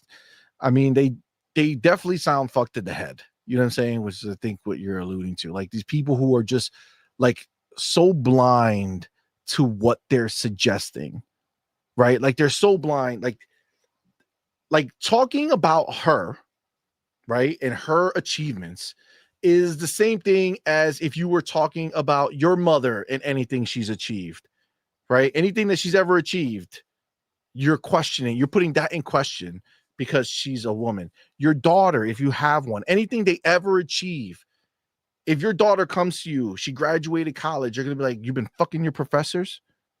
You know what I'm saying? Like, is that the only way that a woman can get ahead, right? Yeah. Like, are they not qualified? Like, what year did all this shit change where they could vote and shit? Like, how far ago are we now? Like, how far removed from that time that we're still having people come out here talking like this? You know what I'm saying? Like, if I don't know, maybe if your mom left you at a fire station and you don't have a daughter and you never had a girlfriend or a wife, maybe you have like this horrible view on women.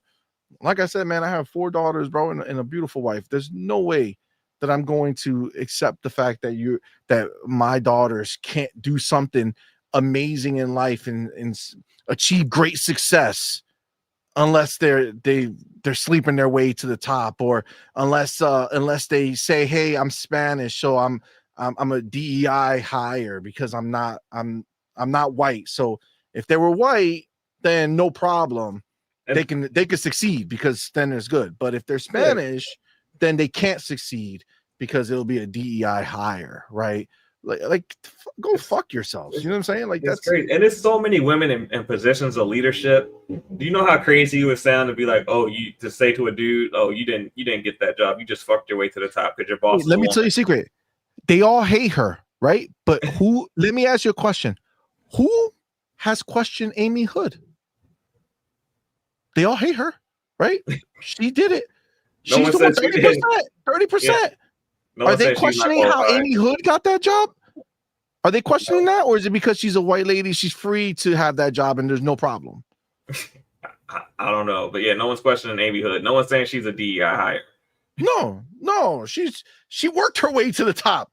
Yeah, If you're Spanish or black or anything else, then you gotta take that dick. It's the only way that you're gonna get there. Yeah, come on, man. That's crazy. That's crazy to say as a fucking grown man. I gotta tell you, honestly, it infuriates me because I've talked to this fucking guy, and there's nothing worse than feeling like that you're relatively cool with somebody, even though, like, again, I've spoken to him, he's been on our show. Like, to think that he's somebody who you would think would be a cool person to just talk about, and then have him kind of reveal himself to be a fucking piece of shit is crazy.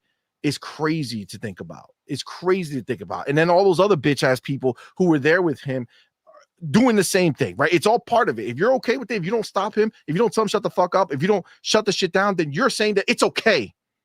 You're saying it's okay. And that's what you all did. So you can all come out and pretend to write your little fucking essays now, but we all know you for the trash that you are.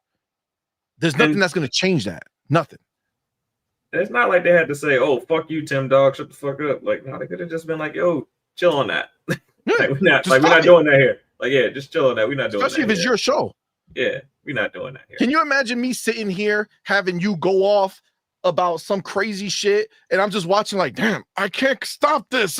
What can I do? I don't know. I can just fucking take you off the fucking screen. You know what I'm saying? Like, what the fuck? Like, I'm in control. Like, what? Like, get the fuck out of here. So yes, if you think about who those people are, you think about Mooch and his fucking show. If that's his show, then yes, understand that he is complicit. He is the one who's saying that it's okay to say those things. Because he could have stopped it, but he didn't. And I don't give a fuck if you try to say, "Oh, well, Tim was a guest. He was a guest." No, you're a guest in my house. You're a guest in my house. If you do something I don't like in my house, I throw you the fuck out of my house. So there's no fucking pass to Mooch and the rest of the fucking bitches who are on that fucking show. You all are the same shit. You all are the same shit. Fuck out of here. Freddie Fox. That $2 super chat. Appreciate you. He says, when that Halo DualSense launches, it's game over. Yo, I did see that picture. I would 100% cop that, bro. Yeah, it looked good. It looked good. I'm not gonna lie. Yeah, I would fucking buy it. Fuck yeah. I would never play with it because fuck that game, fuck that controller. Hey, but to just own it. I saw a video of someone who tried. It was fake, but they had an original Halo copy that they faked as being like unopened, and it sells for like $30,000 now. Holy shit! If you have an original unopened Halo in perfect condition, it sells for about $30K. Yeah. Buy two copies of every game if you buy it. That's it. Buy two copies. 25 years from now, it might be worthwhile. Yeah, you never know. Shit. Oh my god. And then we do have the homie Queen Witch. Thank you so much for being here. Appreciate you. Thank you for being a member for 7 months. An elite member. Says people who say that are racist, chauvinistic assholes. 100%. That's 100% the truth. It's crazy. It's crazy. That couldn't be me. That couldn't be me. To see that shit be said, that's real wild. You know what's funny? Like, for those who don't know, like, CMoney doesn't talk to me about the topics before we come up. We just come on here and just like fucking it's raw dog, baby. This is just, so, like, just this is all vibes. Like, we just on the same accord, That's right. That's right. I know there's a lot of people who do shows and they like send the topics. No, I don't even know. Honestly, I don't have the topics ready until like literally when you guys see it, I just did it. You know what I'm saying? Like I don't got time up. Like I got shit to do all day. This is not my fucking life where I can sit here and just fucking. No, I'm just saying you don't know what I'm gonna say when we don't go into this like he has no and I have no idea. Like we just kind of go in and Well, this is the thing. There's a reason why there's a reason why we vibe, right? Like if there's a reason, right? Like if you were like, I'm not I'm not one of those people who are saying I want to have, and I guess I want to be careful how I say it, because I'm not all the way the other way. I'm not saying like, it's not like you can't have a different opinion. Yeah, but I'm just talking saying, about like as a person, person, you vibe. You know what I'm saying? Like, it's not about your opinion about Xbox or PlayStation or any of that shit. It's about you as a person. I just, from our conversations behind the scenes and stuff, like you're a person I would fuck with in real life outside of here, because you're a genuine dude, and that's what matters, not this fucking fake bullshit that people put on these fucking shows. Like, it's so crazy because these people come out here and they try to pretend that they think that we are corporate shills or full of shit or whatever. Bro, I don't give a fuck about anything. All I care about is myself and mine, my family, my life, my money. That's the shit that matters to me in the realest sense of the way. Nothing else would ever top that. And then you have relationships with people that are cool and you can vibe off that. But I'm never going to come out here and say some shit to make somebody else happy. I don't care.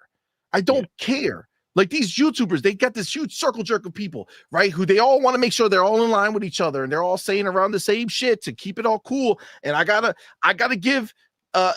tell people that Xbox sucks or they did a bad thing, because I gotta make sure that I'm still cool with all the other people on YouTube who are gonna say those things. Because if I don't, then they'll get mad at me because I don't give a fuck. I've been saying this since day fucking one. Tell me these motherfuckers are like, if they don't think that I would have shut the fuck, like if that was my show, if they don't think that I would have shut Tim down, go back to Boom Show when I was fucking there and I got into a whole fucking big thing with Paris, when I was fucking less than the fucking whatever, he came on the show and said something and I had to fucking handle it. And then, we've handled it over time, but I'm just talking about the fact that I didn't give a fuck who it was.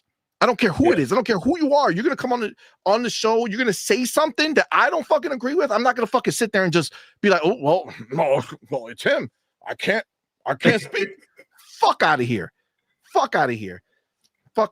I'm not that dude. I don't care. I never have been. I never will be.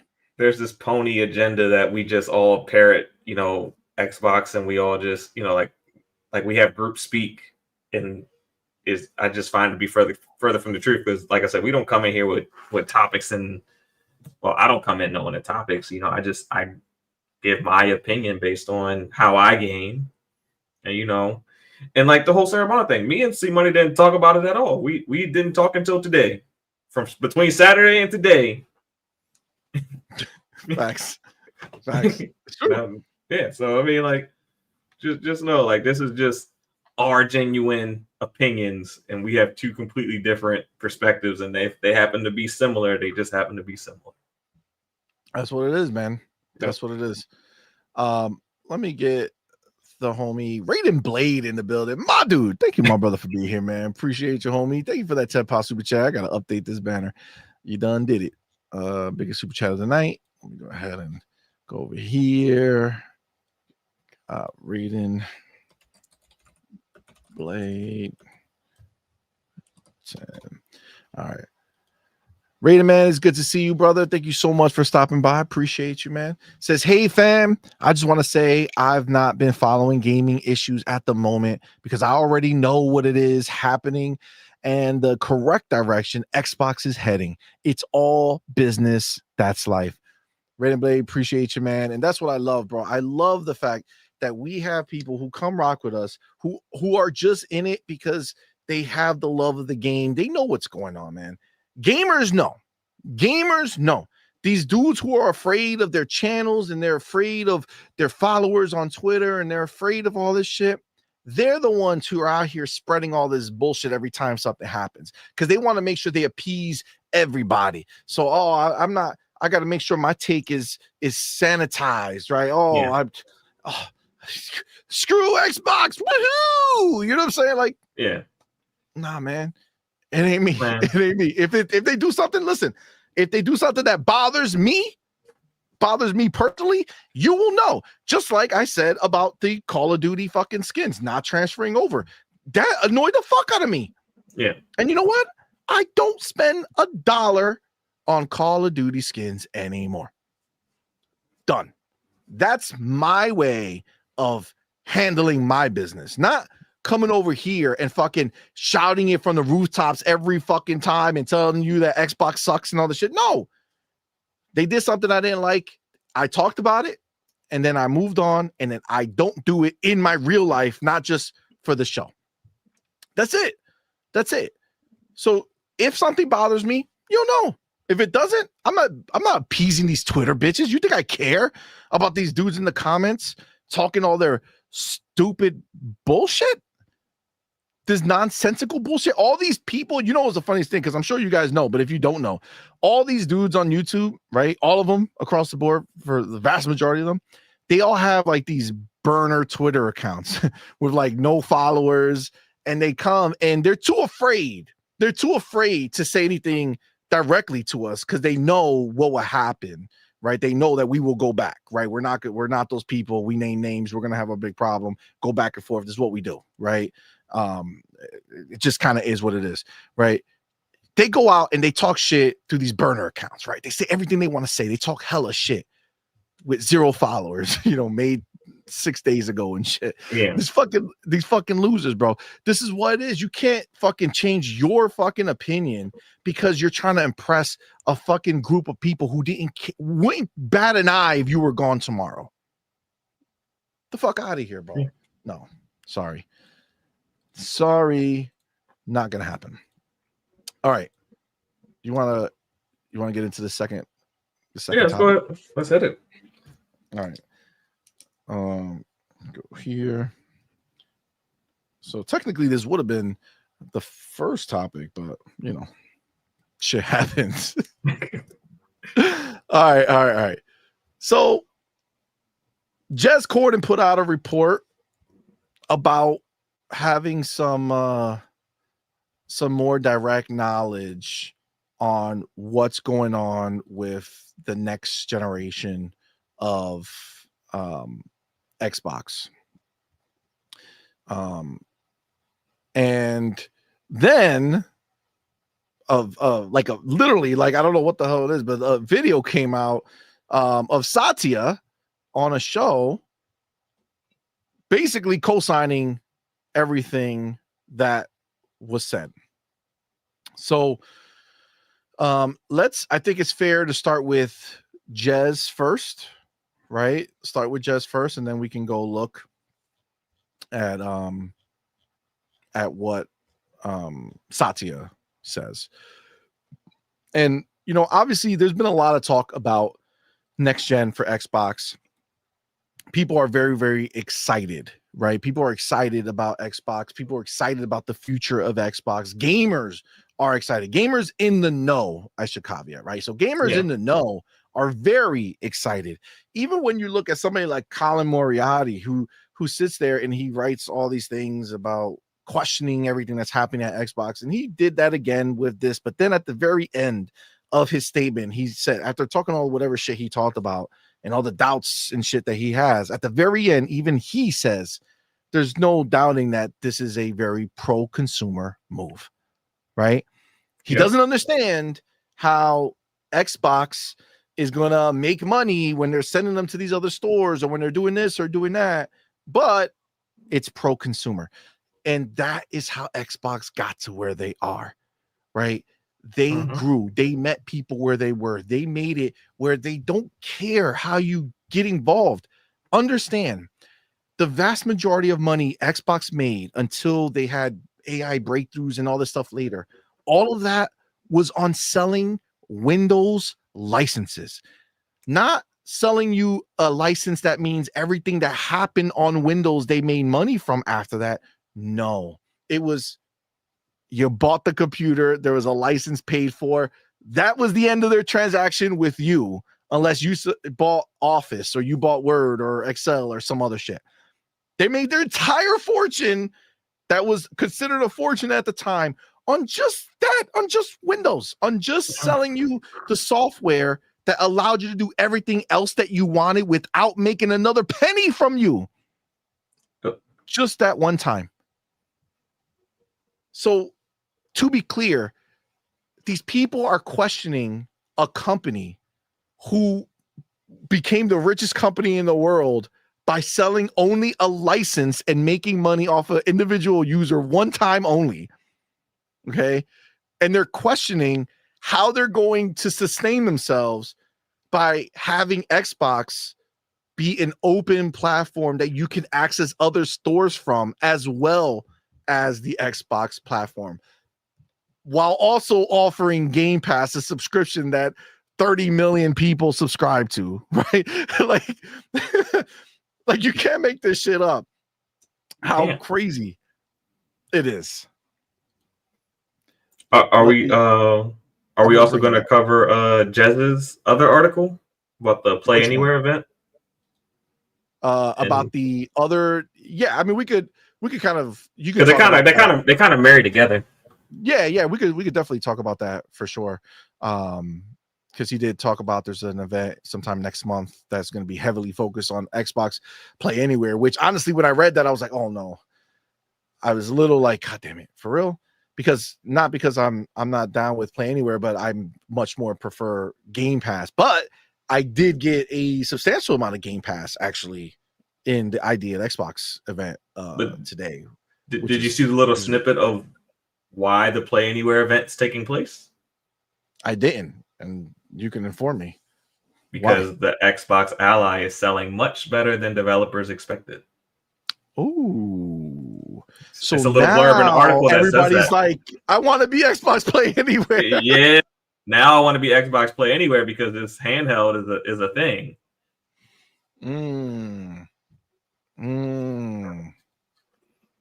Yeah, so it's a little blurb in there. All right. Well, we could definitely hit on that as well for sure. But let me get Jez's article up here. All right.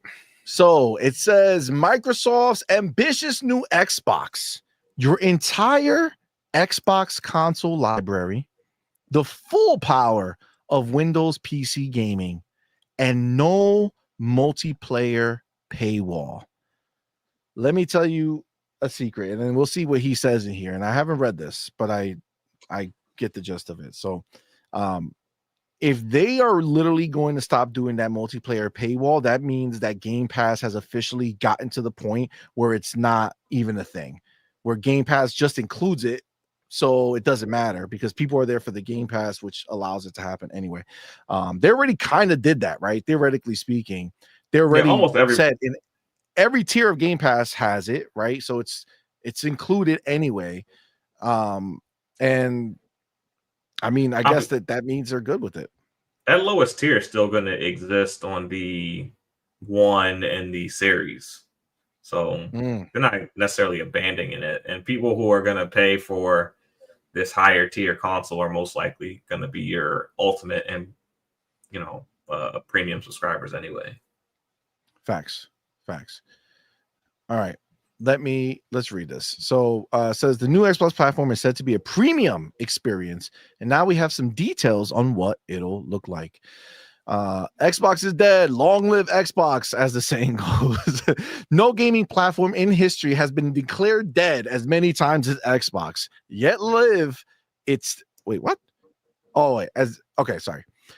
No gaming platform in history has been declared dead as many times as Xbox. Yet live. It still does.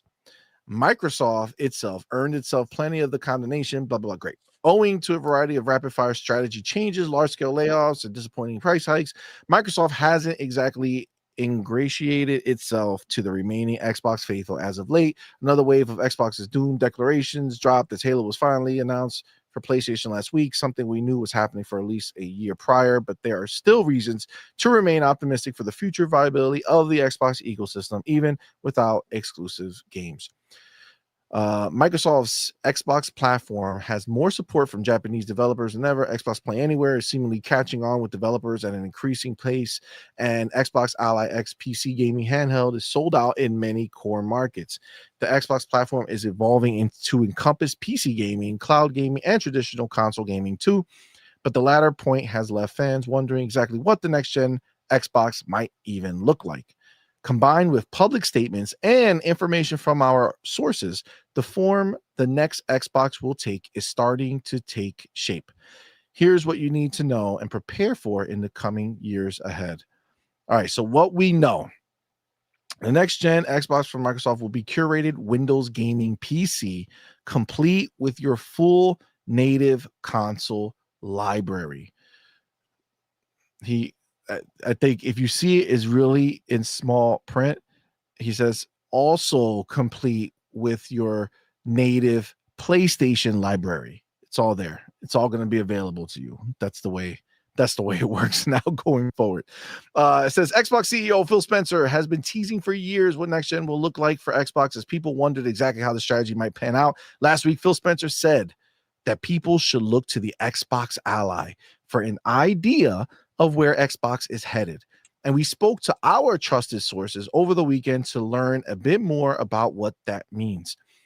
As many of us have come to expect, the next Xbox will indeed run full-bore Windows with a TV-optimized console-style experience layered on top.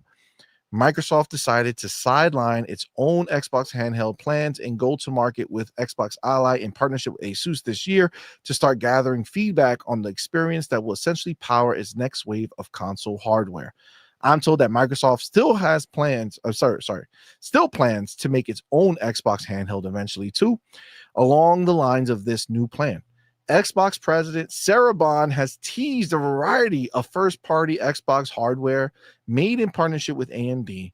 What will all of this look like, though? There's a quote here from Sarah.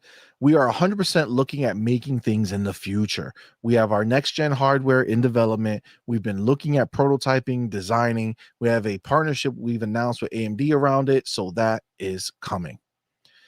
So indeed, the Xbox Ally and Xbox Ally X with its Xbox full screen experience is essentially what the next Xbox will look like. It's not dissimilar to the Steam OS interface in big picture mode, which allows you to exit out into full Linux at will. Similarly, the Xbox full screen experience will allow you to exit out to full Windows if you want to and run competing stores like Steam, Epic Game Store, Microsoft's own Battle.net, the Riot client, and indeed anything else you want.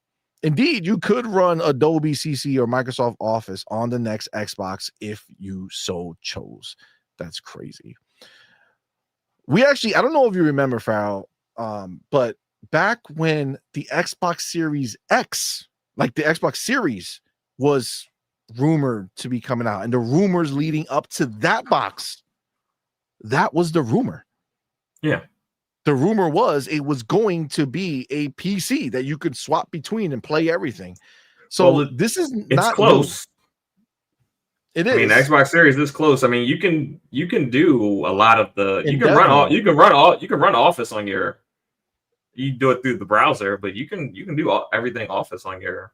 Yeah, and in dev mode, I think it's like pretty much completely unlocked, right? Yeah, pretty much. Yeah. So I mean, yeah, it's so close. So they technically did it. They just hid it behind a small paywall with that $20 fee that you had to pay. Now I think it's free, but it's just not feature. It's not a feature complete Windows, but it's close. Yes, but you could do a lot on it. Where now they're just kind of realizing the entire, scale of what it's going to be. Yep. All right. So where the Xbox console will differ from a traditional Windows PC is that it will feel like a traditional Xbox console out of the box. The onboarding experience will be similar to what you get today on console, and if you choose, you can remain fully inside the Xbox ecosystem, never touching Windows itself. And this is a big point that I want to make known. And I think this is the thing where people get a little confused with the Xbox Ally X. And I do want to end the show with us talking about it, kind of giving our little own reviews. Like I'm gonna give like my review Yeah. on the Xbox Ally X, and you can kind of give yours, and I'm gonna Oh, cut it sure. out and just put it up as a review. But one of the things that is very clear is, as much as people want to talk about it, they're not pushing you to other stores. They're not pushing you to leave. It's there if you're looking for it, but they're not pushing you to do it. They're very much, it's an Xbox dashboard.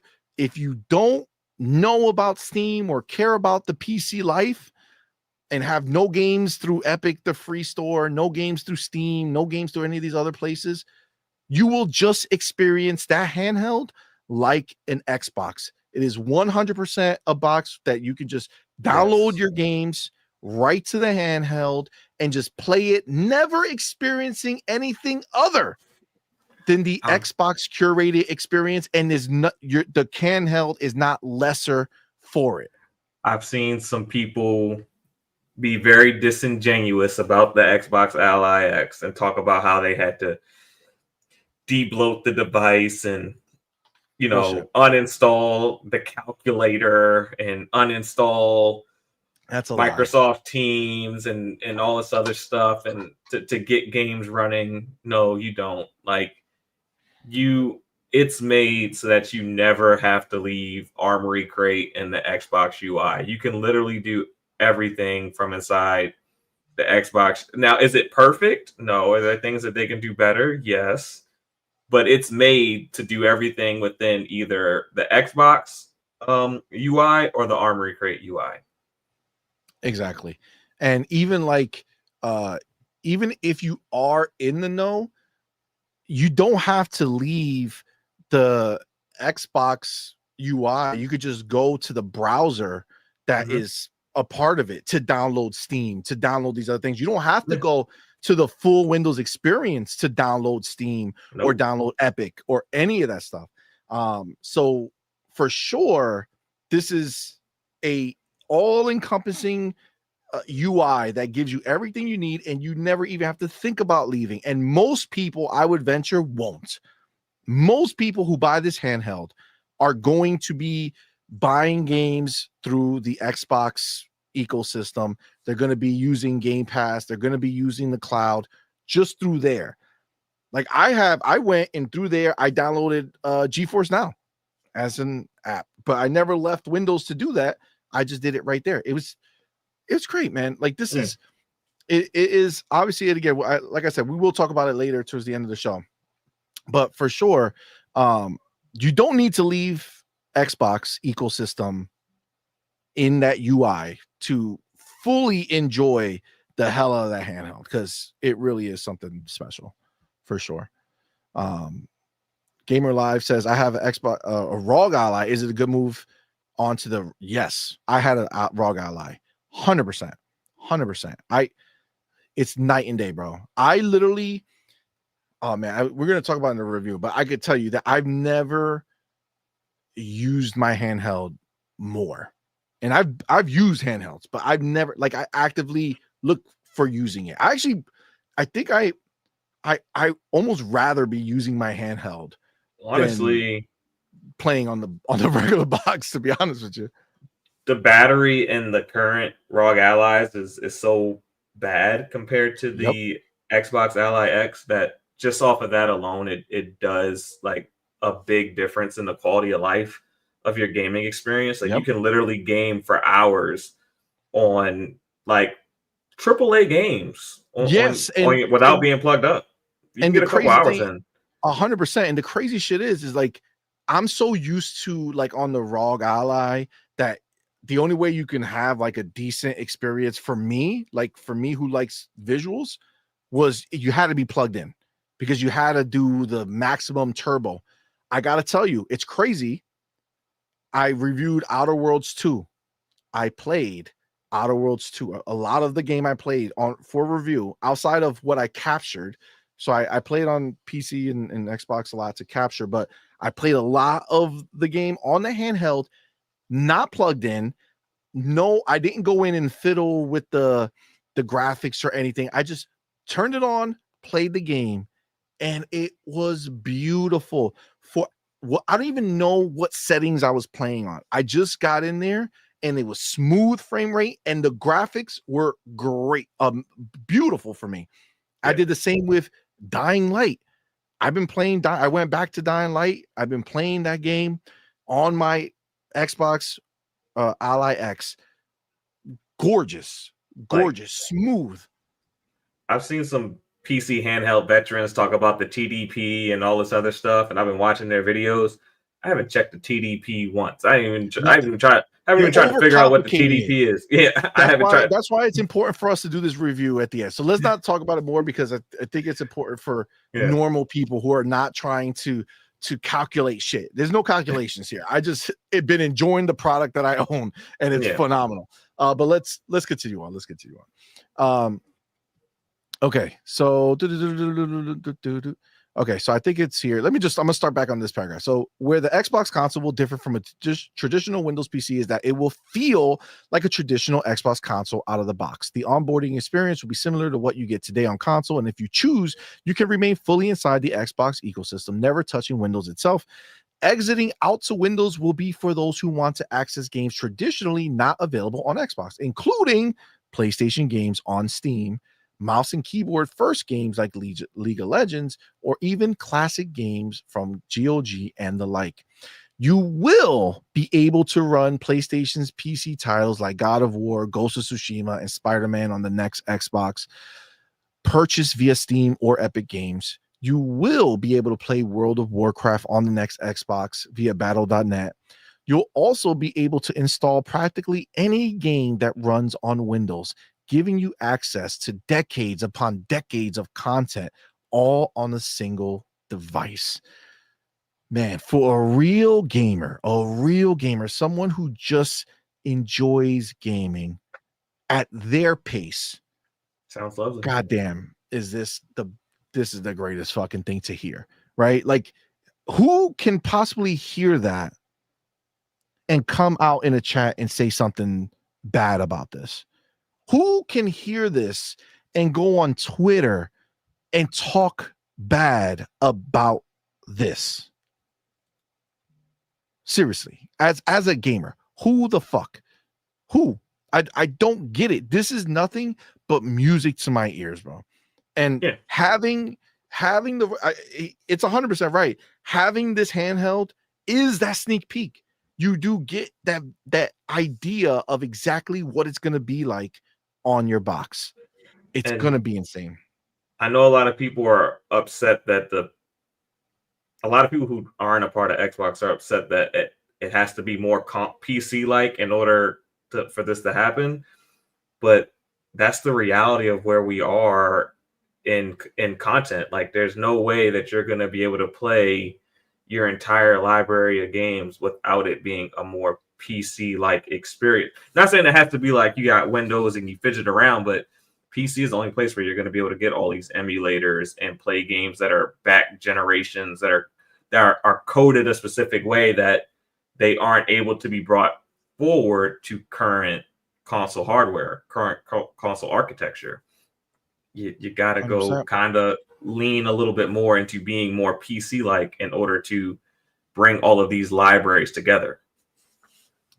The crazy shit is I think everyone knows that PC is the ultimate like gaming playground, right? Like, that's if you're a gamer and you have the money and you have the time to obviously it's way more streamlined now, but even then when people tell you that playing on PC is it's not, right? You still got these.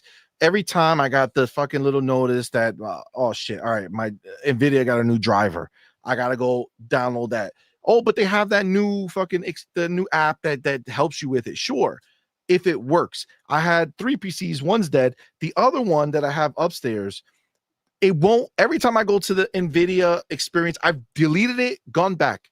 No matter what, when you go into the Nvidia app, it keeps saying I can't connect to Nvidia in that app. So I have to go to the browser, go to nvidia.com, go to the driver's thing, find my driver, find my stuff, download it, and install it.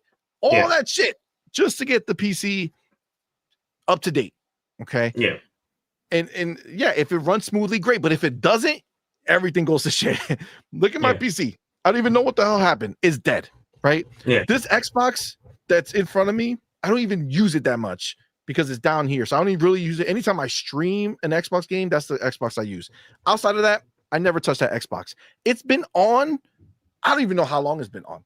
And it just works. It just sits there. It didn't blow up. It didn't die. It has air around, like ventilation. It's good. And it just sits there. It's just built to last, bro. It's a crazy time. So you get a PC that does that. You're gonna be happy. Facts.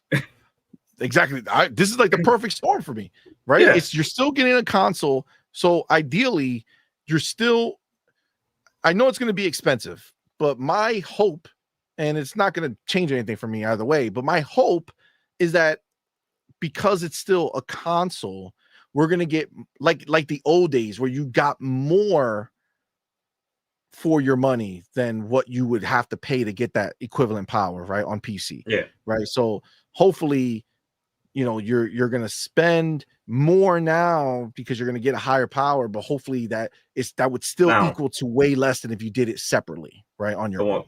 The one thing I will say is you can't allow me to eGPU with my handheld and not allow me to eGPU whatever this next thing is.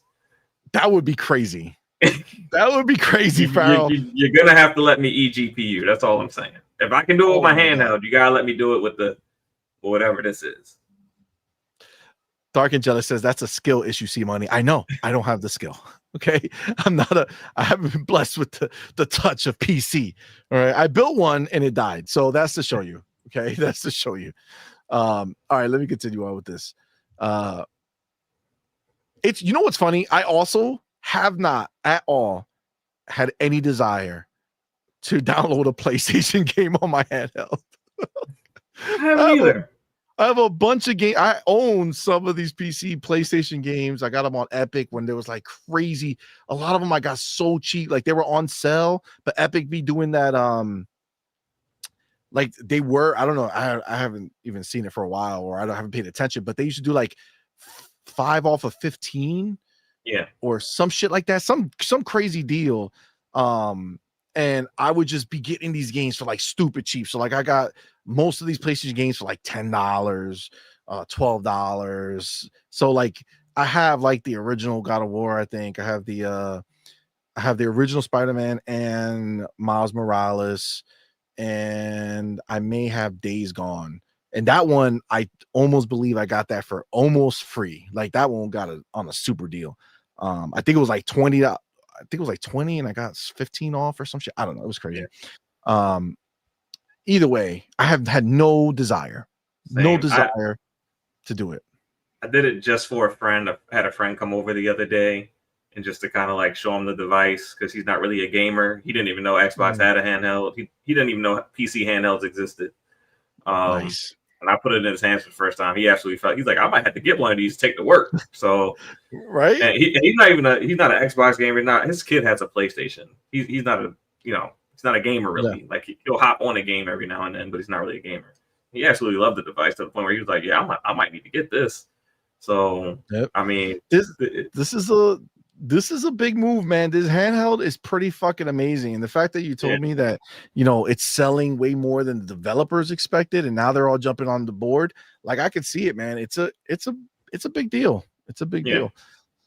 All right.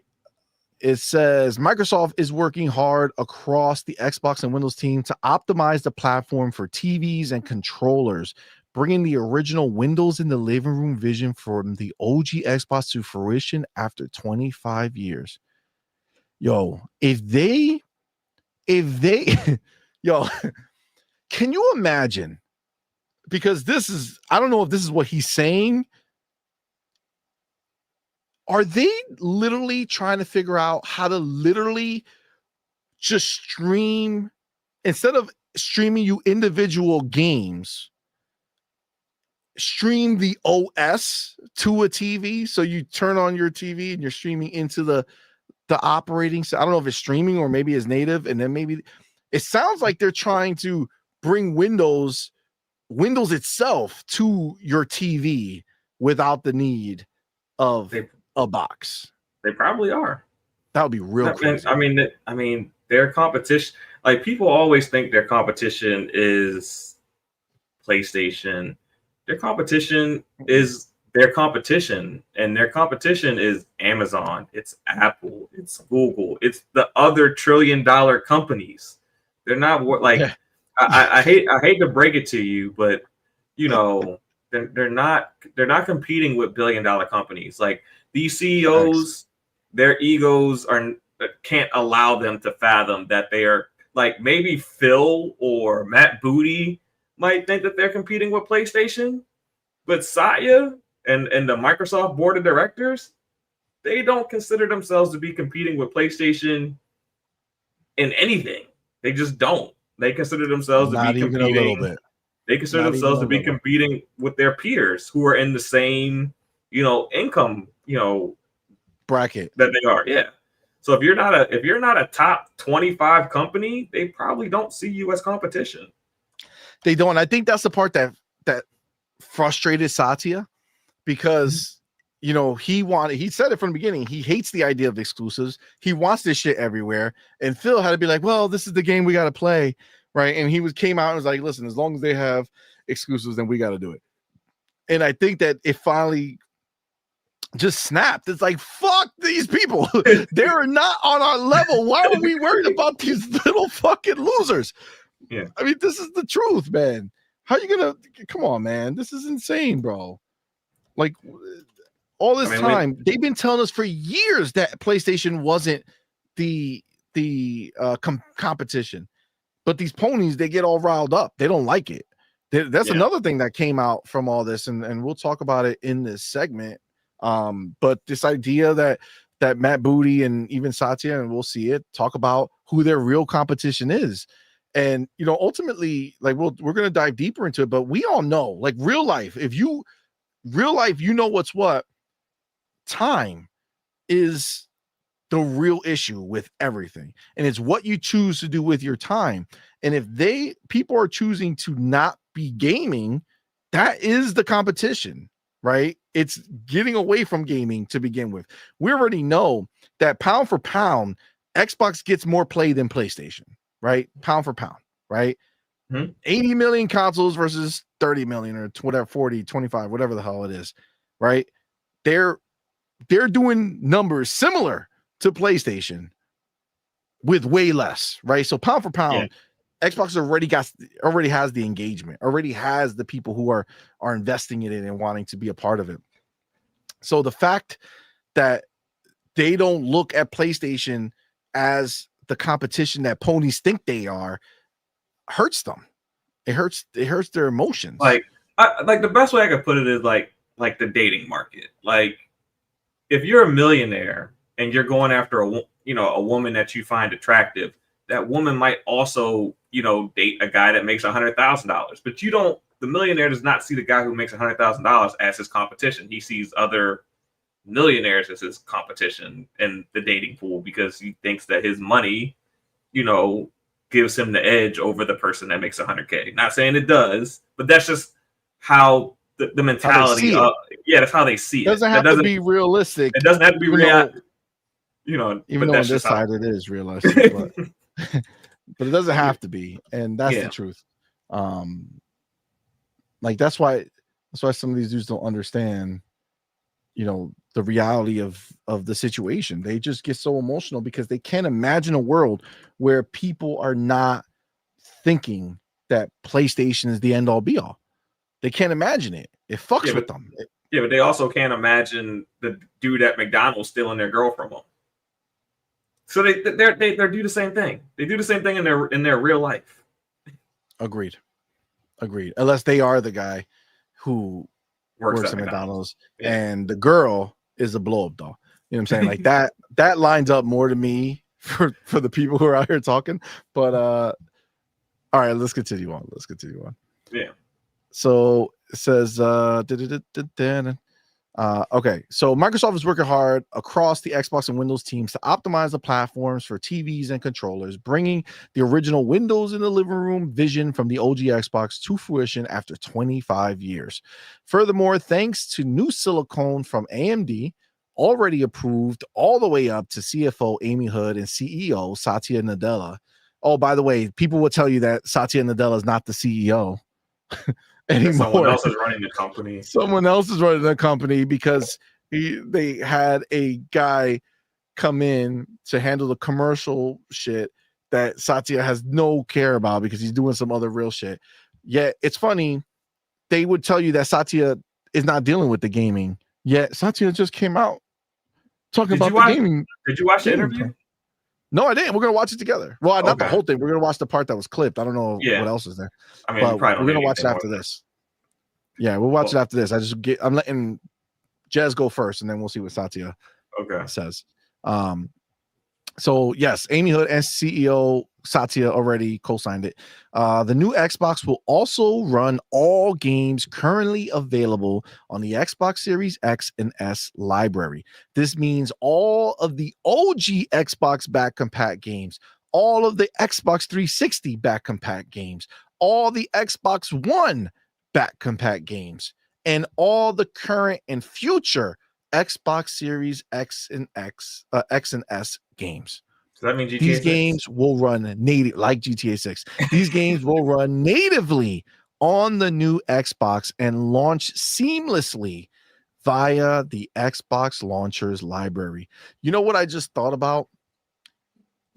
What? Wouldn't it be crazy if when Grand Theft Auto launches, right, and they release this new box, if all the PC players who don't want to wait for Grand Theft Auto come to PC decide to go buy this new Xbox because it is in fact like a PC, that'd be real interesting. Yeah, it would be. It would be. All right, like any new console generation, developers will likely continue supporting the Xbox Series X and S development environment for several years after the new Xbox drops in. Over time, more and more games will get next-gen Xbox native versions too, targeting the specific configuration therein. AI-powered technologies like auto super resolution and next-gen frame generation will boost Xbox Series X and S games running on the new hardware. But developers will also have the option to target the new box directly with Xbox Play Anywhere versions and Xbox's smart delivery tech. New technology Microsoft is developing alongside the fixed nature of the hardware should eliminate a lot of the inconveniences that sometimes come with PC gaming. Things like compiling shaders, etc., shouldn't be an issue on the new Xbox, for example. Microsoft is also working on additional ways to reduce Windows overheads to the benefit of all PC gamers, Xbox or not. And then the rest is speculation and feelings and thoughts, and so we'll leave that to Jez. If you want Jez's feelings and thoughts and opinions, go check out his article on Windows Central. But those were the details that he shared. So before we get Satya in the building and watch his clip, this is it. This is what we've been reading about, what we've been rumored to be having happen. The next Xbox is set to be a console like PC, right? It's going to be a console first, as far as your front end. You log in, you go in, it's a console. But instead of taking away or blocking everything permanently, they just shut off what's necessary, just like in the handheld. And then when you press the button to say, go to full screen or full Windows, then it'll turn everything on, just like if you press the power button on your PC now, except it does it super quick and it's just enabling everything that it had disabled. And you're in. And you get to experience it and you get to do whatever you want. But outside of that, you're going to be able to experience every single game that you have ever owned on an Xbox, on PC, any game that has ever released. For the most part, you can go back with official ways of playing them, or emulation will be very much alive on this new Xbox, just like it currently is on the Series X in dev mode, right? So you're going to be as a gamer, limitless possibilities for what you could be playing at any given time of day.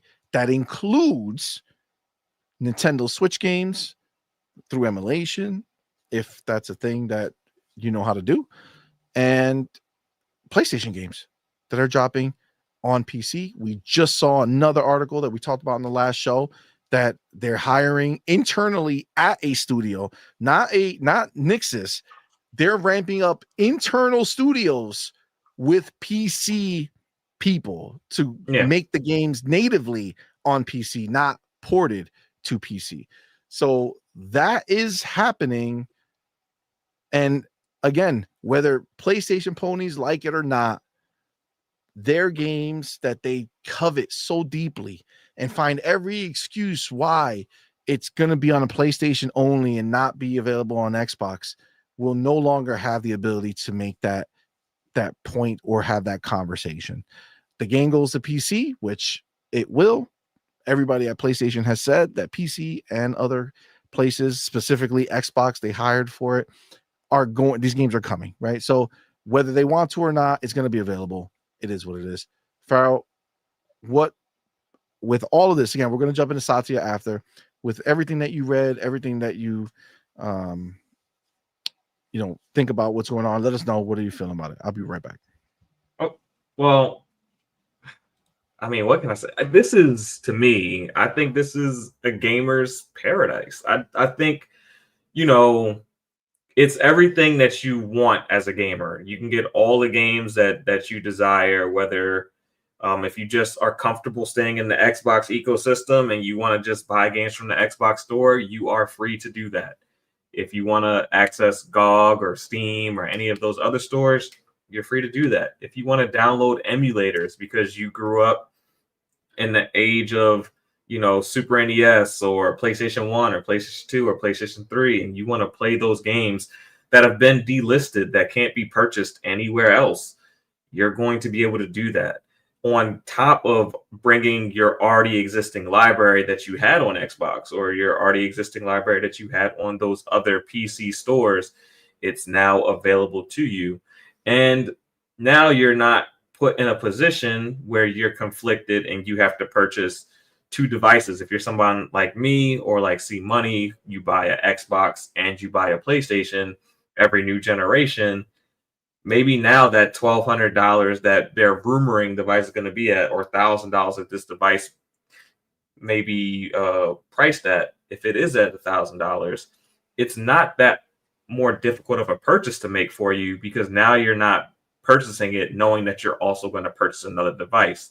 You might just only have to purchase one device this generation, and it may cover all of your gaming needs because those exclusives that were on that other platform are going to come to you in a somewhat timely manner that you're not going to miss out on those games. So I think from that perspective, I think it's great. The no multiplayer perspective to me is very attractive, especially if you're how much is a PlayStation Pro right now? About $700. So, I didn't go. I thought it went up, but yes, I think it's around 700. Yeah, it's like around 700 tax and everything else. Yeah. Yeah. So if it's a $700 device as is, the PlayStation 6 is going to be more than that. So if you're walking into that knowing I'm gonna have to pay $1,000 for Xbox, next Xbox, or $800 for next PlayStation, that no multiplayer could be a very important decision, because you're talking about the 900 that you get in the door for the PlayStation, plus however much it costs a year for PlayStation Plus. Now I think it's $70 a year for PlayStation Plus just for online access and cloud saves. So it's whatever the price of the PlayStation is plus 7 years of PS Plus. So if that's the case, you can get this new Xbox and you don't have to participate in Game Pass necessarily. If that's not something that you value, you can purchase your games and not have to worry about paying for online. So, or you could just be the Fortnite guy, or the COD guy, or the NBA 2K guy, or the Madden guy, who, you know, you purchase that one game a year and you just play online for free. You don't have to purchase any additional service to go along with it. You know, that can also just include the PlayStation guy, because, you know, you will be getting the better version of the PlayStation game on the PC. Yeah, I think it's already been said by PlayStation that they're not going to whatever power number that Xbox is going for. PlayStation's already said they're not trying to compete with that number. Yep. If they're stronger than the Xbox, they're stronger than it. If they're not, they're not. They're comfortable with whatever spec that they've chosen for the next PlayStation. So, seems like some PlayStation guys might be buying the Xbox to play their PlayStation games better. Oh shit. No, I agree, man. This is like you said, this is honestly the dream, right? Yeah. And I remember feeling this coming into the Xbox Series generation, because I thought, you know, with the rumors, I thought that this was what it was going to be. So I was very excited for this future, and the fact that now it's going to be here and officially, no more rumors, right? They're telling us, they're pretty much saying it. Sarabon, Phil, and Satya all coming out here saying the same shit, right? Look at your ROG Ally, the Ally X, the Xbox Ally X, and that's the path forward. Freedom of choice, where you want to buy your games, is good enough for them. Just use the device and you're good. Or play their games elsewhere. They don't care, right? They don't care. They want to make their hardware as malleable as you need it to be for you to choose it. And Phil told us he wants you to choose their box because it's the best box, because of everything it does, not because they were gatekeeping some games away from you, right? Yeah. So I'm very excited for what is going to be a revolutionary, like, fucking new saga that's going to be out in front of us with gaming. Once this new console drops, it's going to change everything. The handheld's kind of changing everything already. Like, just the perception of it really just changes everything. Like, you know, before the handheld dropped, when a studio decided, like, hey, we're not going to go with Xbox right now because we're a smaller studio, so we're going to focus on PlayStation and PC. I used to get upset about that. Now it's like, well, if I like your game, I'll go buy it on Steam and I'll play it on my handheld if I so chose. I don't worry about that anymore, because Xbox allowed that scenario to exist. You don't need to care what they feel, what they think. Put the game out. It's always going to come. Every dev that's not a first party like PlayStation or Nintendo is guaranteed to put their game on PC. 100%. Yeah. You're actually, more often than not, Xbox players who buy this handheld and buy the next console are actually going to have access to so many more games that are releasing, not just the past. You're going to, by definition, you have all of gaming's history that you could play on this one box, right? But with the mods too, bro. You could go play old games that make them look amazing with the mods that are out there. Yo, that's going to be crazy.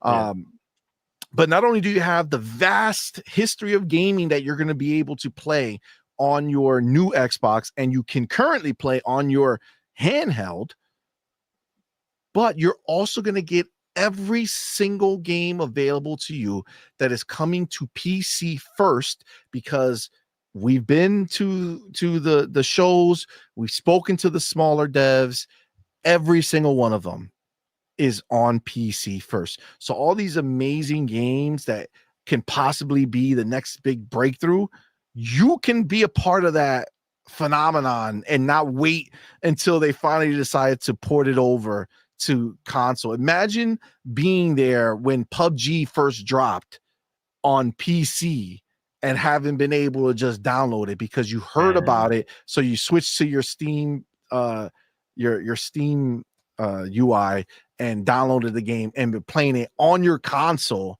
even though it was on PC only at the time. And you didn't have to wait for some version of it to come out on console. There's no more versions for Xbox. Xbox gets the definitive version every time. Every time. That's crazy. Yep. And imagine deciding, today you don't feel like being an Xbox gamer, but I want to go back into a time where I was happy. Let me go download that Dreamcast emulator. Let me be a Dreamcast gamer today. Just think don't about tell that. them that, Farrell. Don't tell them that. Don't tell them that. You loading up the Power Stone. All of them. Load up the Power Stone. Skies of Arcadia. Those old NFL 2Ks. If you miss those old games, like What about the OG ponies who sit there and have nostalgia for the original PlayStation games, and they can't play them now because PlayStation 5 doesn't have them, or they're not subscribed to their cloud and the few games. You could just go get a PlayStation emulator and just play the entire history of PlayStation if you want. Looking better because most of those emulators put things on there to make the games look better if you have the power, and the next box will have the power. So seems like the definitive way to move forward as a gamer is being defined by Xbox. And those who are in the know are going to have a hard time convincing themselves not to get an Xbox. Obviously, those who are not in the know, they just won't.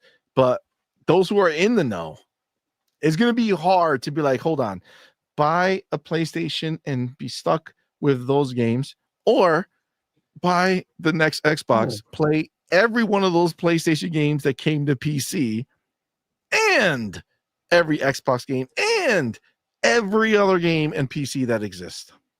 And the thing is, another thing that you were talking about, where these developers are skipping the Xbox in favor of PC, they're not going to be able to skip the Xbox store, because in the next 6 months, all these PC handhelds are getting the Xbox unified experience, and their default load up is going to be loading into the Xbox UI. And if you're a Steam guy or whatever, cool. You're never going to stop being a Steam guy. You're never going to stop being a GOG guy. That's where you are already making the majority of your purchases. No one's expecting you to change that. But everybody else who's buying a handheld for the first time and they're choosing this handheld or that handheld, their default experience is going to be Xbox. And developers won't be able to ignore that. That's going to be the first store they ever touch. That's going to be the first set of games they ever look at, is going to be in the Xbox store. And then they're going to go over and add those other apps in as they learn more about Steam and GOG and Epic and things like that. But that won't be the default experience for someone who's jumping into PC gaming for the first time through a handheld. It'll be Xbox. 100%. And that is why Xbox did what they did. Yep. And we're gonna hop into the video with Satya.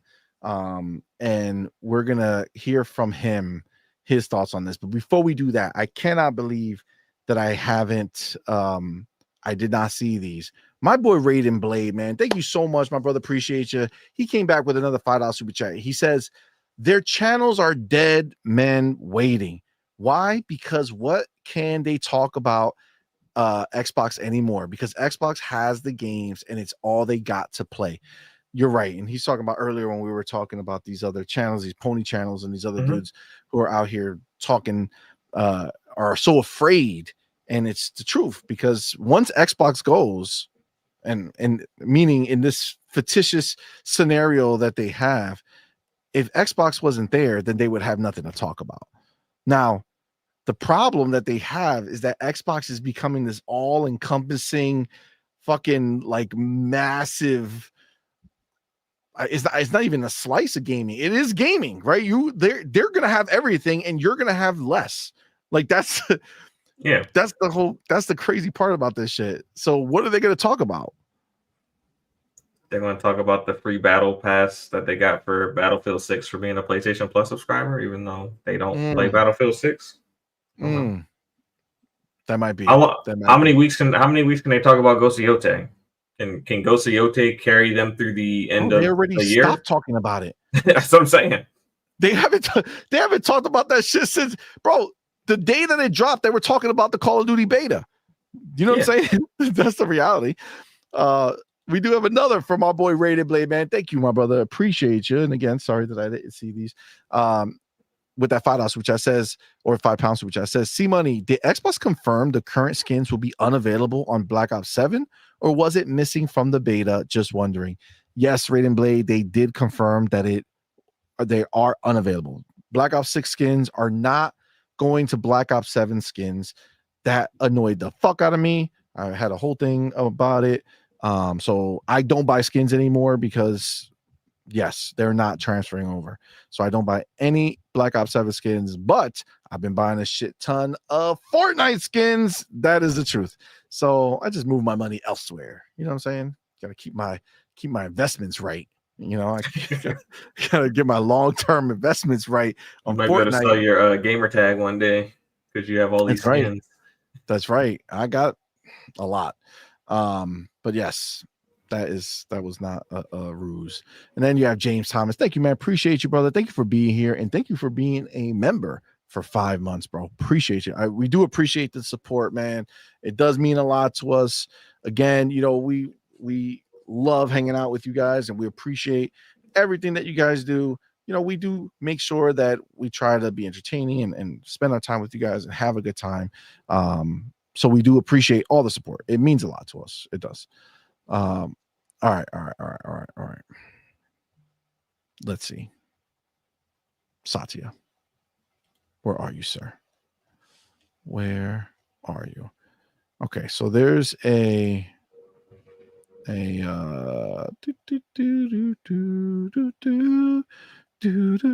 there's this one. So I think he has the full one. Is it like 2 minutes and 20 seconds? Yeah, it's like about that. There's a short I got mine. I think it's like 1 minute and 45 or something like that. I got the clip. I got the full clip from VGT news. Yeah, that's the one I saw. I think that's where the gaming focus one is. There's one Satya Nadella himself posted the 2 minute and 21 second, but I'm assuming that VGT did that because the other stuff was not gaming related. Not gaming related. Yeah. So all right. So let me I think I have the VGT one too. Here it is. Okay, yeah. So I'm gonna go ahead and grab this one. So we'll watch it. I mean, he quotes all of it, but I'd rather hear it straight from Satya. I haven't heard this. I just read what other people said, so I want to be able to hear it myself. So let's do this, do that, and do this. So to me, remember the biggest gaming business is the Windows business. Yeah. To us, gaming on Windows. Yeah. And hold on. Let's just rewind that for a second. So to me, remember the biggest gaming business is the Windows business. Yeah. To us, gaming on Windows. Yeah. And of course, Steam has built a massive marketplace on top of it and done a very successful job of it. So to us, the way we are thinking about gaming is first of all, now we're the largest publisher after the Activision. So therefore, we want to be a fantastic publisher, similar approach to what we did with Office. We're going to be everywhere in every platform. So we want to make sure whether it's consoles, whether it's the PC, whether it's mobile, whether it's cloud gaming, or the TV. So we just want to make sure the games are being enjoyed by gamers everywhere. Yeah. Second, we also want to do innovative work in the system side on the console and on the PC. And bring, it's kind of funny that, people think about the console, PC as two different things. We built the console because we wanted to build a better PC, which could then perform for gaming. And so I kind of want to revisit some of that conventional wisdom. But at the end of the day, console has an experience that is unparalleled. It delivers performance that's unparalleled. That pushes, I think, the system forward. So I'm very looking forward forward to, the next console, the next PC gaming. But most importantly, the game business model has to be where we have to invent maybe some new interactive media as well. Because after all, gaming's competition is not other gaming. Gaming's competition is short form video. And so if we as an industry don't continue to innovate, both how we produce, what we produce, how we think about distribution, the economic model, right? Best way to innovate is to have good margins. Because that's the way you can fund. All right. So there's a lot there. Yes. Right. There's a whole lot.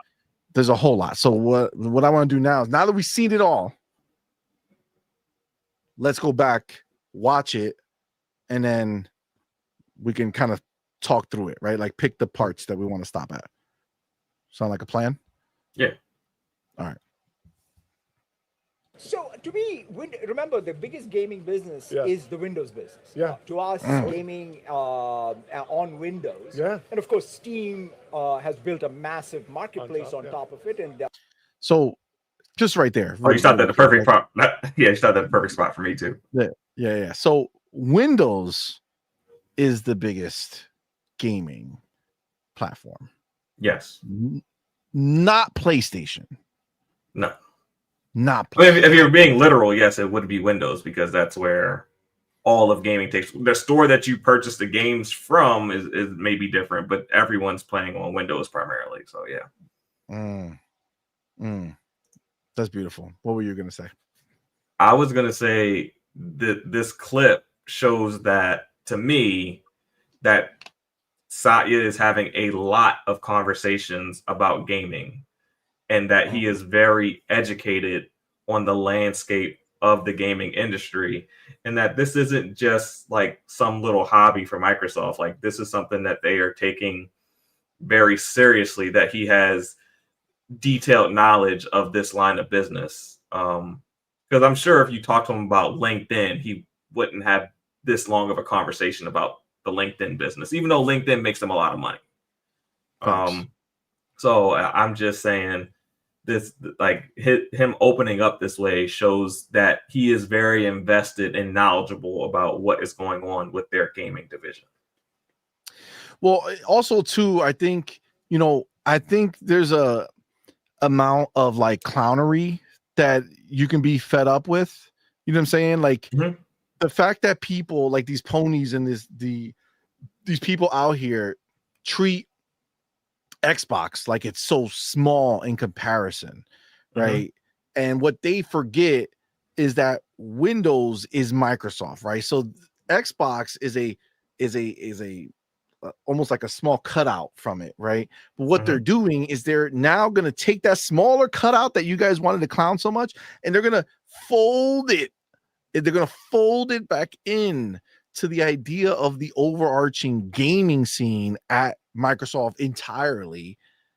And all of a sudden you go from something that is a small piece of the puzzle, right, to something that now is just part of the massive entity that is Windows gaming, right? It's a big deal. Satya, like you said, the fact that he is so knowledgeable on this particular thing, he could know at surface level, but he's very detailed of the whole landscape. Exactly. So I think he's sick of people talking shit about Microsoft's Xbox. Like, Xbox is like the only place that Microsoft has investments in gaming. So it's a huge deal. It's going to be a fun time. Let's continue on. Done a very successful job of it. So to us, the way we are thinking about gaming is, first of all, now we're the largest publisher after the Activision. So therefore, we want to be a fantastic publisher, similar approach to what we did with Office. We're going to be everywhere in every platform. So we want to make sure, whether it's consoles, whether it's the PC, whether it's mobile, whether it's cloud gaming, or the TV. So we just want to make sure the game. I like that you saw the slip in of the TV at the end there. Right. So that's him reinforcing the idea of just the TV without the console, without the box. They want to be there. I think they're looking to be able to get you a whole Windows desktop just to your box, to your TV, which will be wild.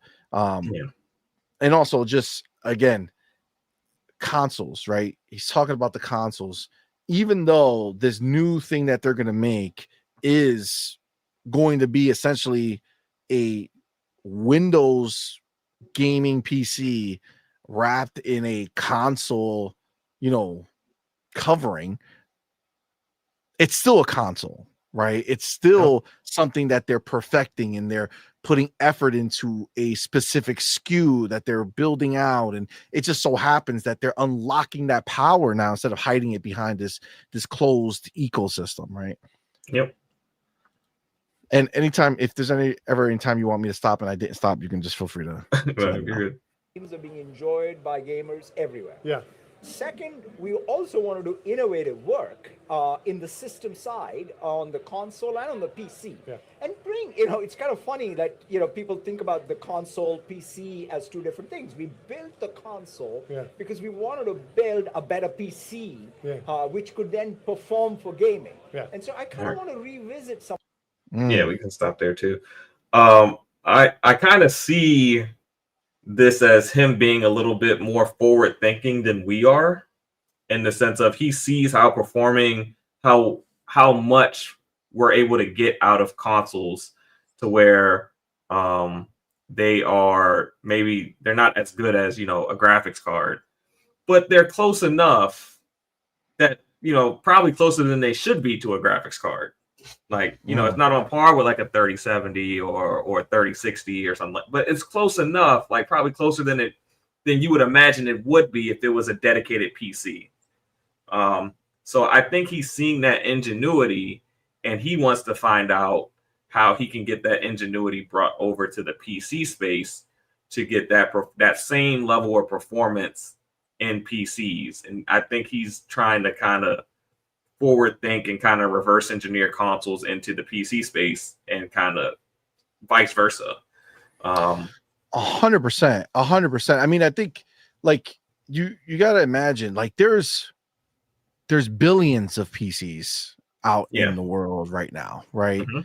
And I think it's very important for him to look at all those other PCs and have it learn from what they do on console to figure out a way to, I would imagine that he would want to figure out a way to activate those as consoles, right? Yeah. Make it easier for somebody who has a PC to just decide that they want to play games on it. Like those, when you buy like a HP or a Dell laptop, it has an integrated CPU. It doesn't have a GPU. It has an integrated CPU. So it's basically like kind of similar to what a console is, where it's an integrated CPU, but we call it an APU on the console. So it's kind of very similar. So if they can find a way to get that same type of performance over to smaller form factor PCs like laptops, then you open up more potential gaming customers. 100%. Yeah, this big, like, look, we've been saying it here for the longest time, right? The moment that Xbox surpassed Windows, right? Even just one time, I don't know how often it did it or how long it was ahead of it or not. Tomorrow. Even if it was just one time that Xbox passed Windows, the birth of Microsoft, it surpassed. At that moment, Xbox became too big to fail. Yep. They won't allow it to happen. They're never going to allow it to happen. And it's crazy because there's that saying, right? That the rich get richer, right? Yeah. Okay. Well, Xbox is like the kid who said, I don't need dad's money. I'm going to go make a man on my own. All right. I'm going to make my own money. All right. And then he does well, but he doesn't quite reach where the help from daddy would have came in and got him there. So right now, Microsoft is stepping in and saying, listen, I respect you. You made a man of yourself. Okay. but you're still my kid, and we need you to get higher. So we're gonna go ahead and start using our money to make this happen. And once they do that, and they bought Activision, right? They bought Bethesda. They are going ahead and taking this investment and making sure that everything they put into it is going to be put to use in a way that will help the rest of their vision come to life, right? To have Windows gaming become Xbox gaming, all gaming is all done in a way where you create an ease of use for people to be able to experience games. And then while you have the Xbox community that you built, you still keep them engaged by going ahead and giving them Game Pass, investing more, giving them what they want, which are the games, right? It's all about ease of use and growing the business further and further and further. And again, that's the fear that I think exists out here for like PlayStation hardcore people who are who live this console war life and don't want to let that idea go. Once Xbox becomes like the mothership, you know what I'm saying? Like just covering the globe of gaming, and now all of a sudden PlayStation is just a little slice, right? They're not Nintendo. Like, understand, they're not Nintendo. They don't have an IP that just sells nonstop every time they release a game, multiple times a year. You know, you can get Mario 3 times in a year in different form factors, right? Like Nintendo has that capability. PlayStation doesn't have that. You know what I'm saying? PlayStation doesn't have that ability to go ahead and just survive that way. So it's tough for them. They're concerned about what PlayStation is going to become. I'm not worried about what Xbox is going to become. It's just going to get bigger, stronger, with more in our library, right? More access to games, more games in Game Pass, more Xbox Play Anywhere games. So when I buy one game, I get access to it everywhere. I mean, that's the gamer's life, man. That's a beautiful, beautiful scenario for us. All right. All that conventional wisdom. No, but at the end of the day, console has an experience that is unparalleled. It delivers performance that's unparalleled. That pushes, I think, the system forward. So I'm really looking forward to the next console, the next PC gaming. But so he's looking forward. Just to be clear, Satya's looking forward to the next console. And now, the next PC gaming. So there's a next for both. Phil, Sarah, Satya, all talking to you about the next console. It's an Xbox console. What he's talking about would not describe a third-party device. His investment, what they're doing, their innovations, right? That's a first-party box. And sadly, these ponies that are out there are in for a rude awakening, and that's why they're so desperate, right? That's why they're always in your comments for your tweets or your YouTube comments, because they don't know what to do. They don't know what to do because their entire identity is wrapped up in an idea that's being taken from them. That dude right there, sitting there at that table with a hat on, is telling the world that he is changing everything. He's changing everything. We just got to recognize that there's a group of people that got their first console in the 90s or in the 2000s, and they just figured that gaming was always going to be this exact way. The box might improve over time, but it's going to be this locked ecosystem with exclusives and all this other stuff that we have traditionally had from console generation to console generation. And agreed. He's evolving it. He's flipping the industry on its head. Microsoft is being a disruptor as far as the innovations that they're doing in the gaming industry. And it's for the better. There's nothing that Xbox has done as far as the gaming space gone that has made gaming as a whole worse.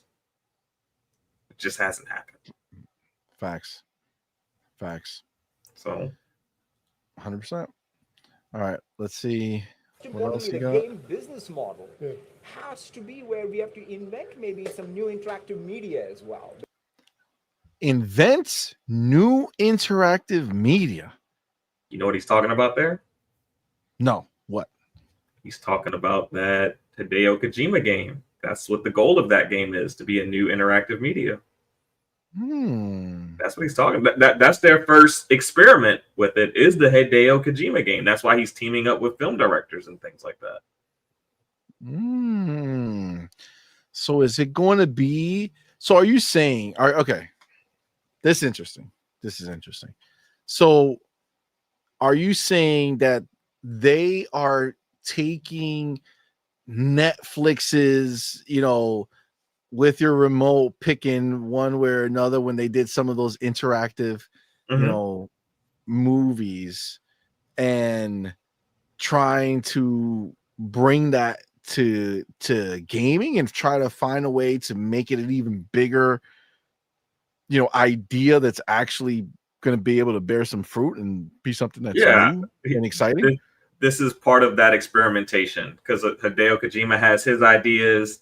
They're bringing in other people from other industries and media to infuse their ideas into this particular game.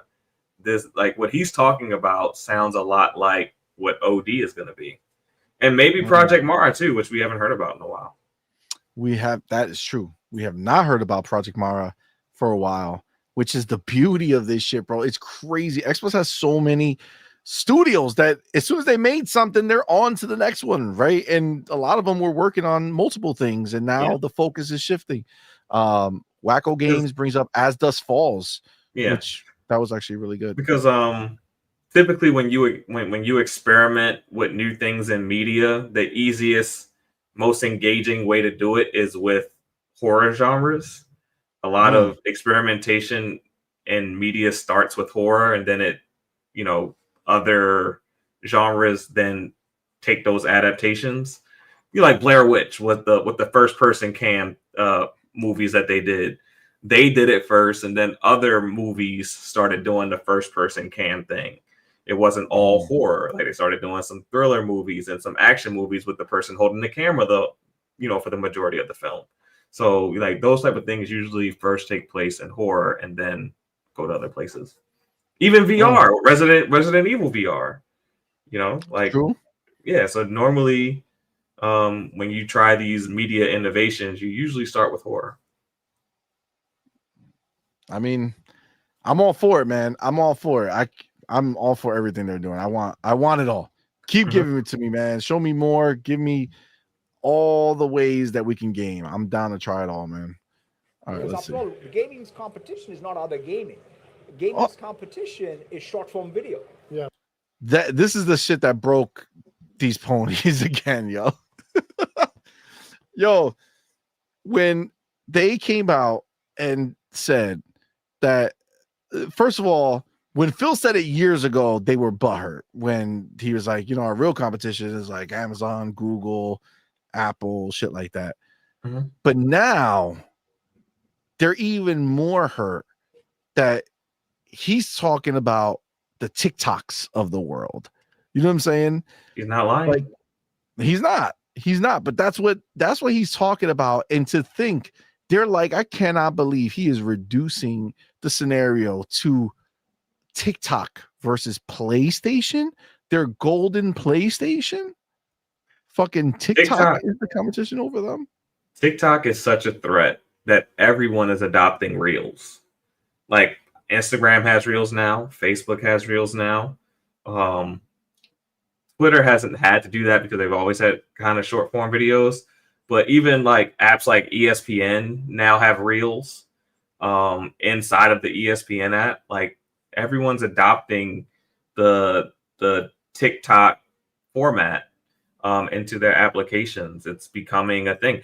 I'm pretty sure one of these next Xbox updates are gonna have like gameplay reels. They're gonna have a gameplay reel section. I guarantee it's gonna happen at some point, and like you'll be able to like see your buddy's 30-second clips as you scroll through reels. I'm sure it'll happen. I'm sure it'll happen at some point. I mean, that would have to translate to the Xbox app You know, Yeah, you could that's what I'm saying. I'm sure it'll happen on the Xbox app at some point. They'll have a little reels thing, and you can make your gameplay reels, and people will be able to like them. And Yeah. you'll probably get more followers that way or something if you post a lot of reels. I'm sure it'll happen. I mean, listen, this is actually another thing that's funny, but it's true. They're also kind of getting rid, and maybe that's why they stopped fucking with it, getting rid of the conversation about taking clips and shit like that on the Xbox, right? So the current Xbox doesn't have a great, system when it comes to, clipping your games and shit. Whereas I would say that's the one thing that Sony kind of has done really well, where on the PlayStation, you can, as you're playing, it's keeping like a recording, and when you hit that button, you can record back like an hour of gameplay that you already played, but you didn't anticipate, that you were going to need to record, and now you could be like, oh yeah, I want to record that, right? So in that respect, that's a huge benefit that they have.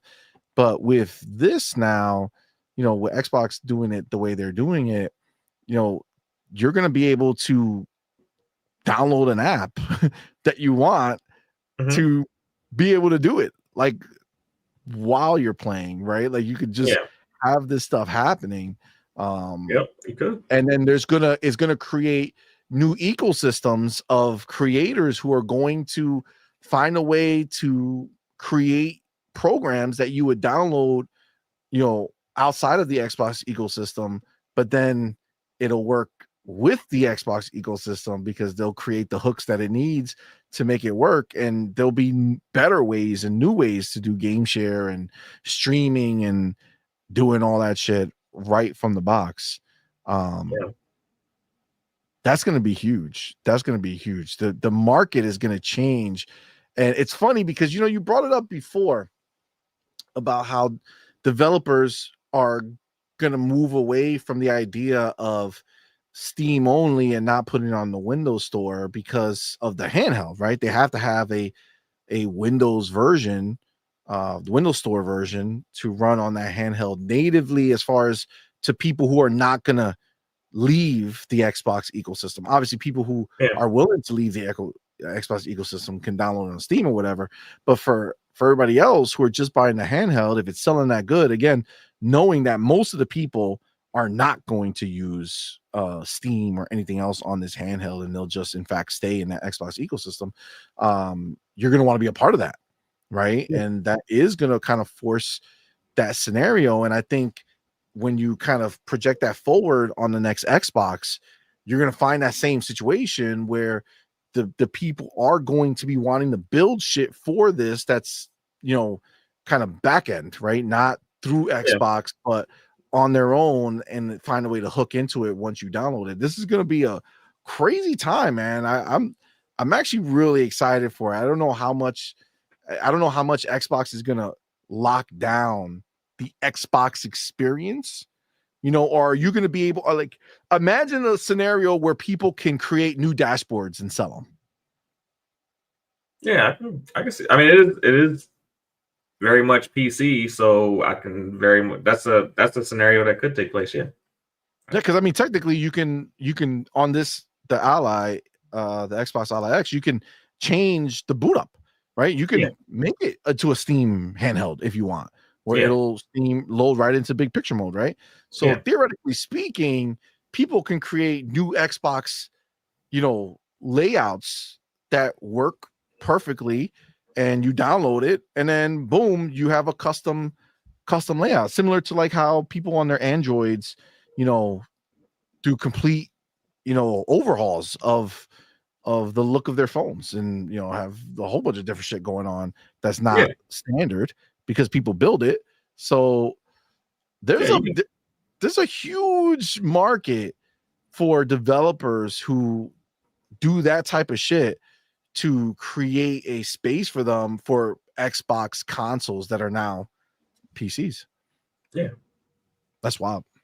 Things are going to get really exciting. I think things are going to get really exciting.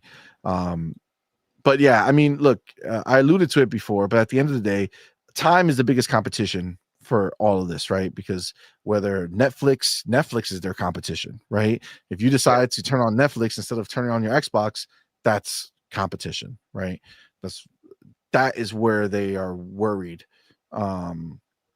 So I think it's very real to say that short form video, that TikTok, YouTube scrolling, the Twitter scrolling, all of this, right?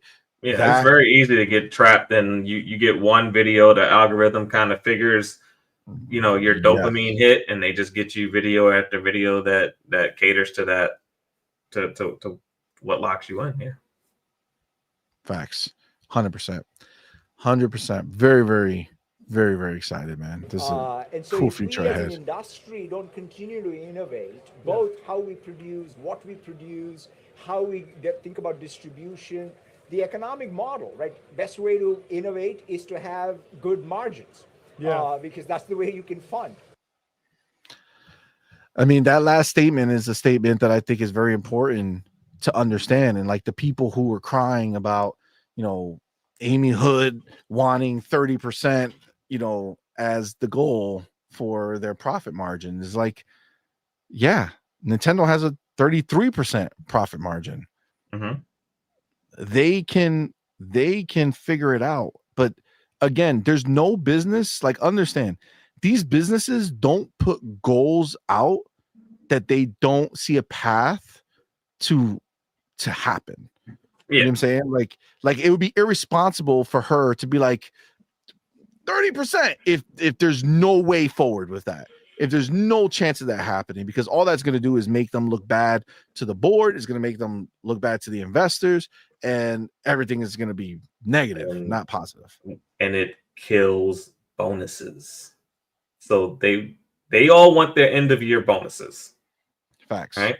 That, just like you want your end of year bonus, they want their not even little, they want their $90 million bonus. They want their $50 million bonus. They want their $10 million bonus. So they're not going to put out targets that can't be reached. That's just not going to happen. Agreed.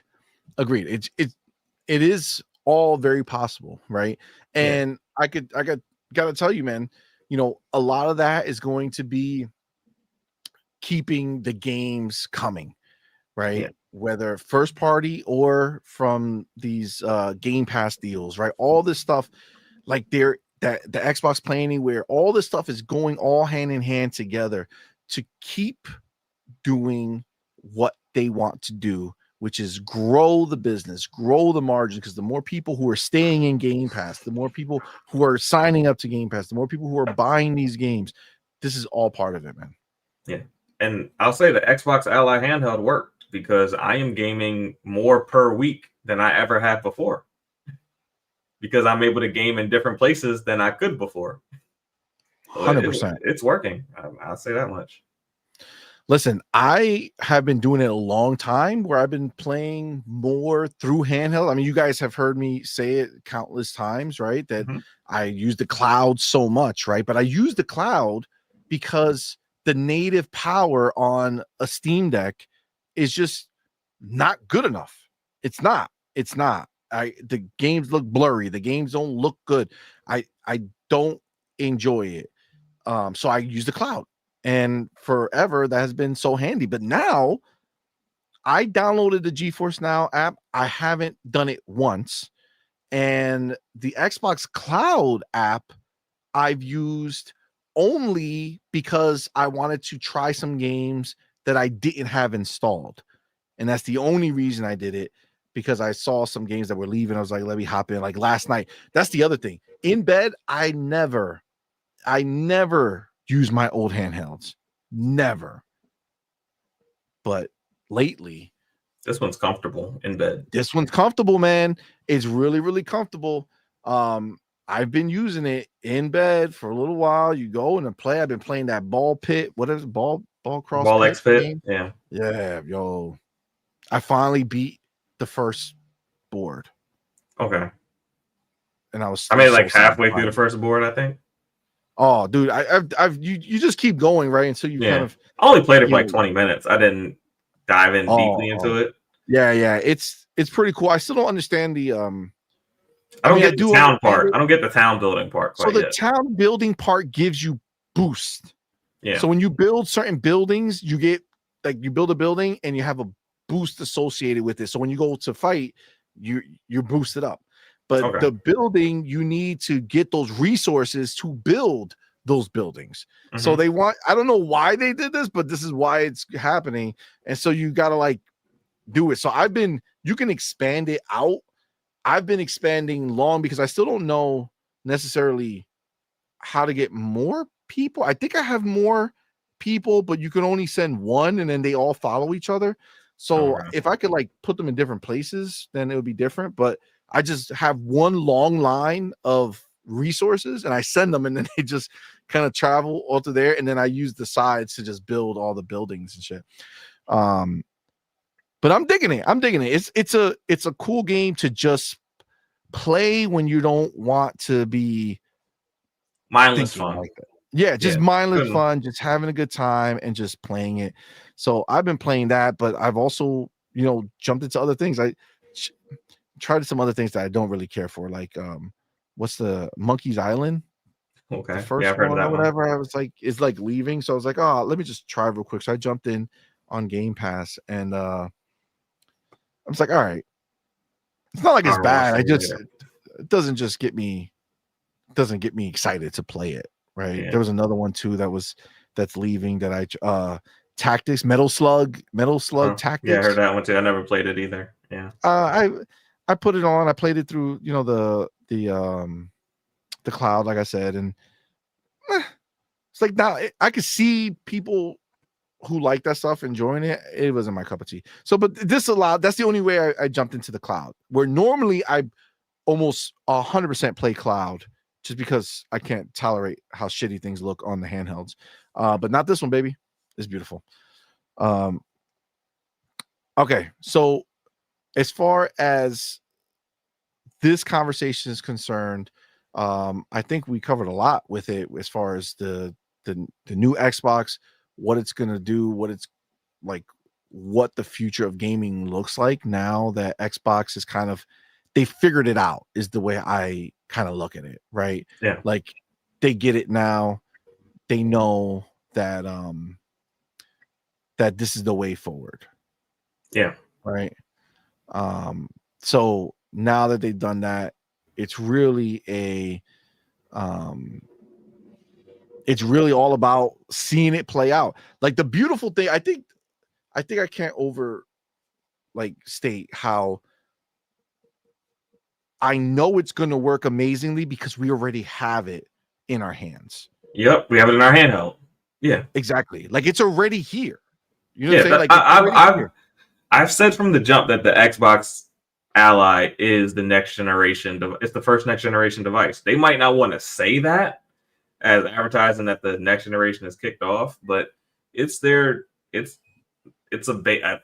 At worst, it's a beta into the next generation. At worst, but it's basically their next generation. The launch of their next generation. We're just getting our first taste of it. So, I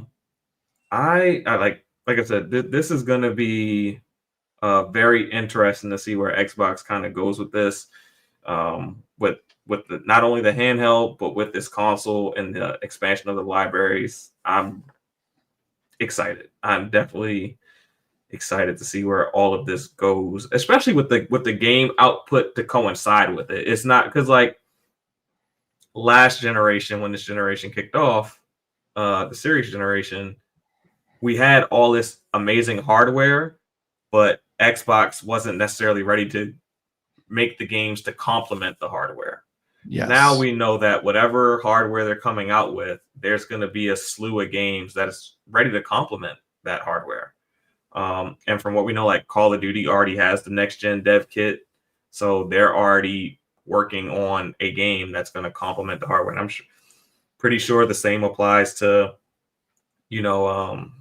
escapes my mind, Coalition or a Playground. I'm sure they already have those next gen dev kits in hand, so they're already starting to make games that complement the hardware that they're thinking about making. So I think that's very exciting too. Agreed. Honestly, this is a this honestly is such an exciting time. Like, I think that's like I don't think I've ever been more excited as far as like gaming is concerned. We're hitting on so many different levels with the games that we want. I mean, shit, we got the Halo just got revealed. We knew it was coming, but we finally just saw it. We know the road ahead for next year is crazy with Fable, Gears, Forza, this Halo game, maybe Clockwork. Another thing, this Xbox PC hybrid technically should be able to power your MetaQuest. Oh shit! Technically, it should be able to. Oh shit! You know how you get more performance. Crack the VR market too, fam. Yeah, technically it should. If we're thinking about the whole scope of it, wow, you should be able to hook up your VR to it too, and unlock that extra performance that you get when you kind of have your VR headset, docked to a PC.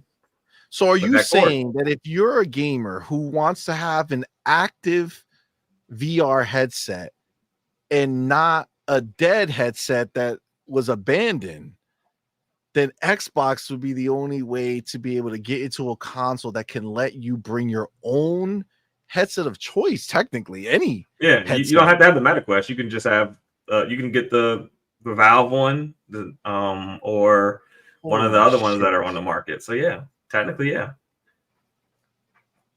It makes the VR more viable now when it's, if you want that power advantage, because now you can put that console anywhere in your house and kind of do that.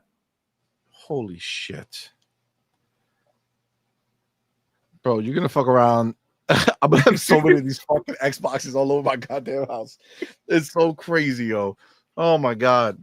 Technically, if it's a PC hybrid, then yeah, you should be able to do that technically. That's real wild. That's real wild. Yeah, Vibe Circus says that's crazy. I didn't think about that. I did not think about that, bro. Man, this is something. Again, I'm sorry. I don't care who you are. If you're looking at this, if you see, let me tell you right now, if you go to Twitter and you see people who, knowing all of this, are still talking shit, and I'm talking PlayStation fans, I'm talking quote unquote Xbox fans. If your favorite Xbox person is out here talking about how this is bad and how they can't believe this and I don't like it, but there's nothing to not like here. Yeah. There's nothing to not like here. What you're witnessing is domination. They are changing the game right before your eyes. And if these people are still out here crying or saying that I don't like it, but the fuck out of here, bro. Yeah, get the fuck out of here. There's nothing to like. What in the chat right now? There's a good amount of people. Tell me right now if you can think of something aside from, okay, I'll give you the one right away, right? It's price, right? This next Xbox is going to be more expensive. Okay, great. Understood, right? No problem. Taking price out of the equation, right? Because that just is what it is, right?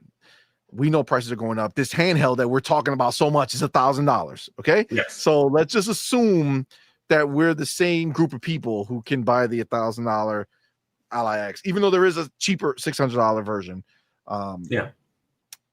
Point is, and to be clear, Pharaoh, I don't know if we talked about this on Saturday because you were on the show Saturday. Yeah. But I do believe, and I kind of forget it now, but I don't know if you mentioned it, but I believe there'll be another SKU. I think there'll be a cheaper SKU, similar to for the next box. Yeah, for sure. I feel like they'll do a cheaper SKU that's similar to the Series S, targeting 1080p or 1440p or 1200, whatever number they want to target, but it'll be appropriate power to handle that, and still use upscaling probably to get you to 4K. But as far as power, I still think there'll be a cheaper box. Whatever there'll PlayStation be a cheaper box. In at, to compete directly with PlayStation. Yeah.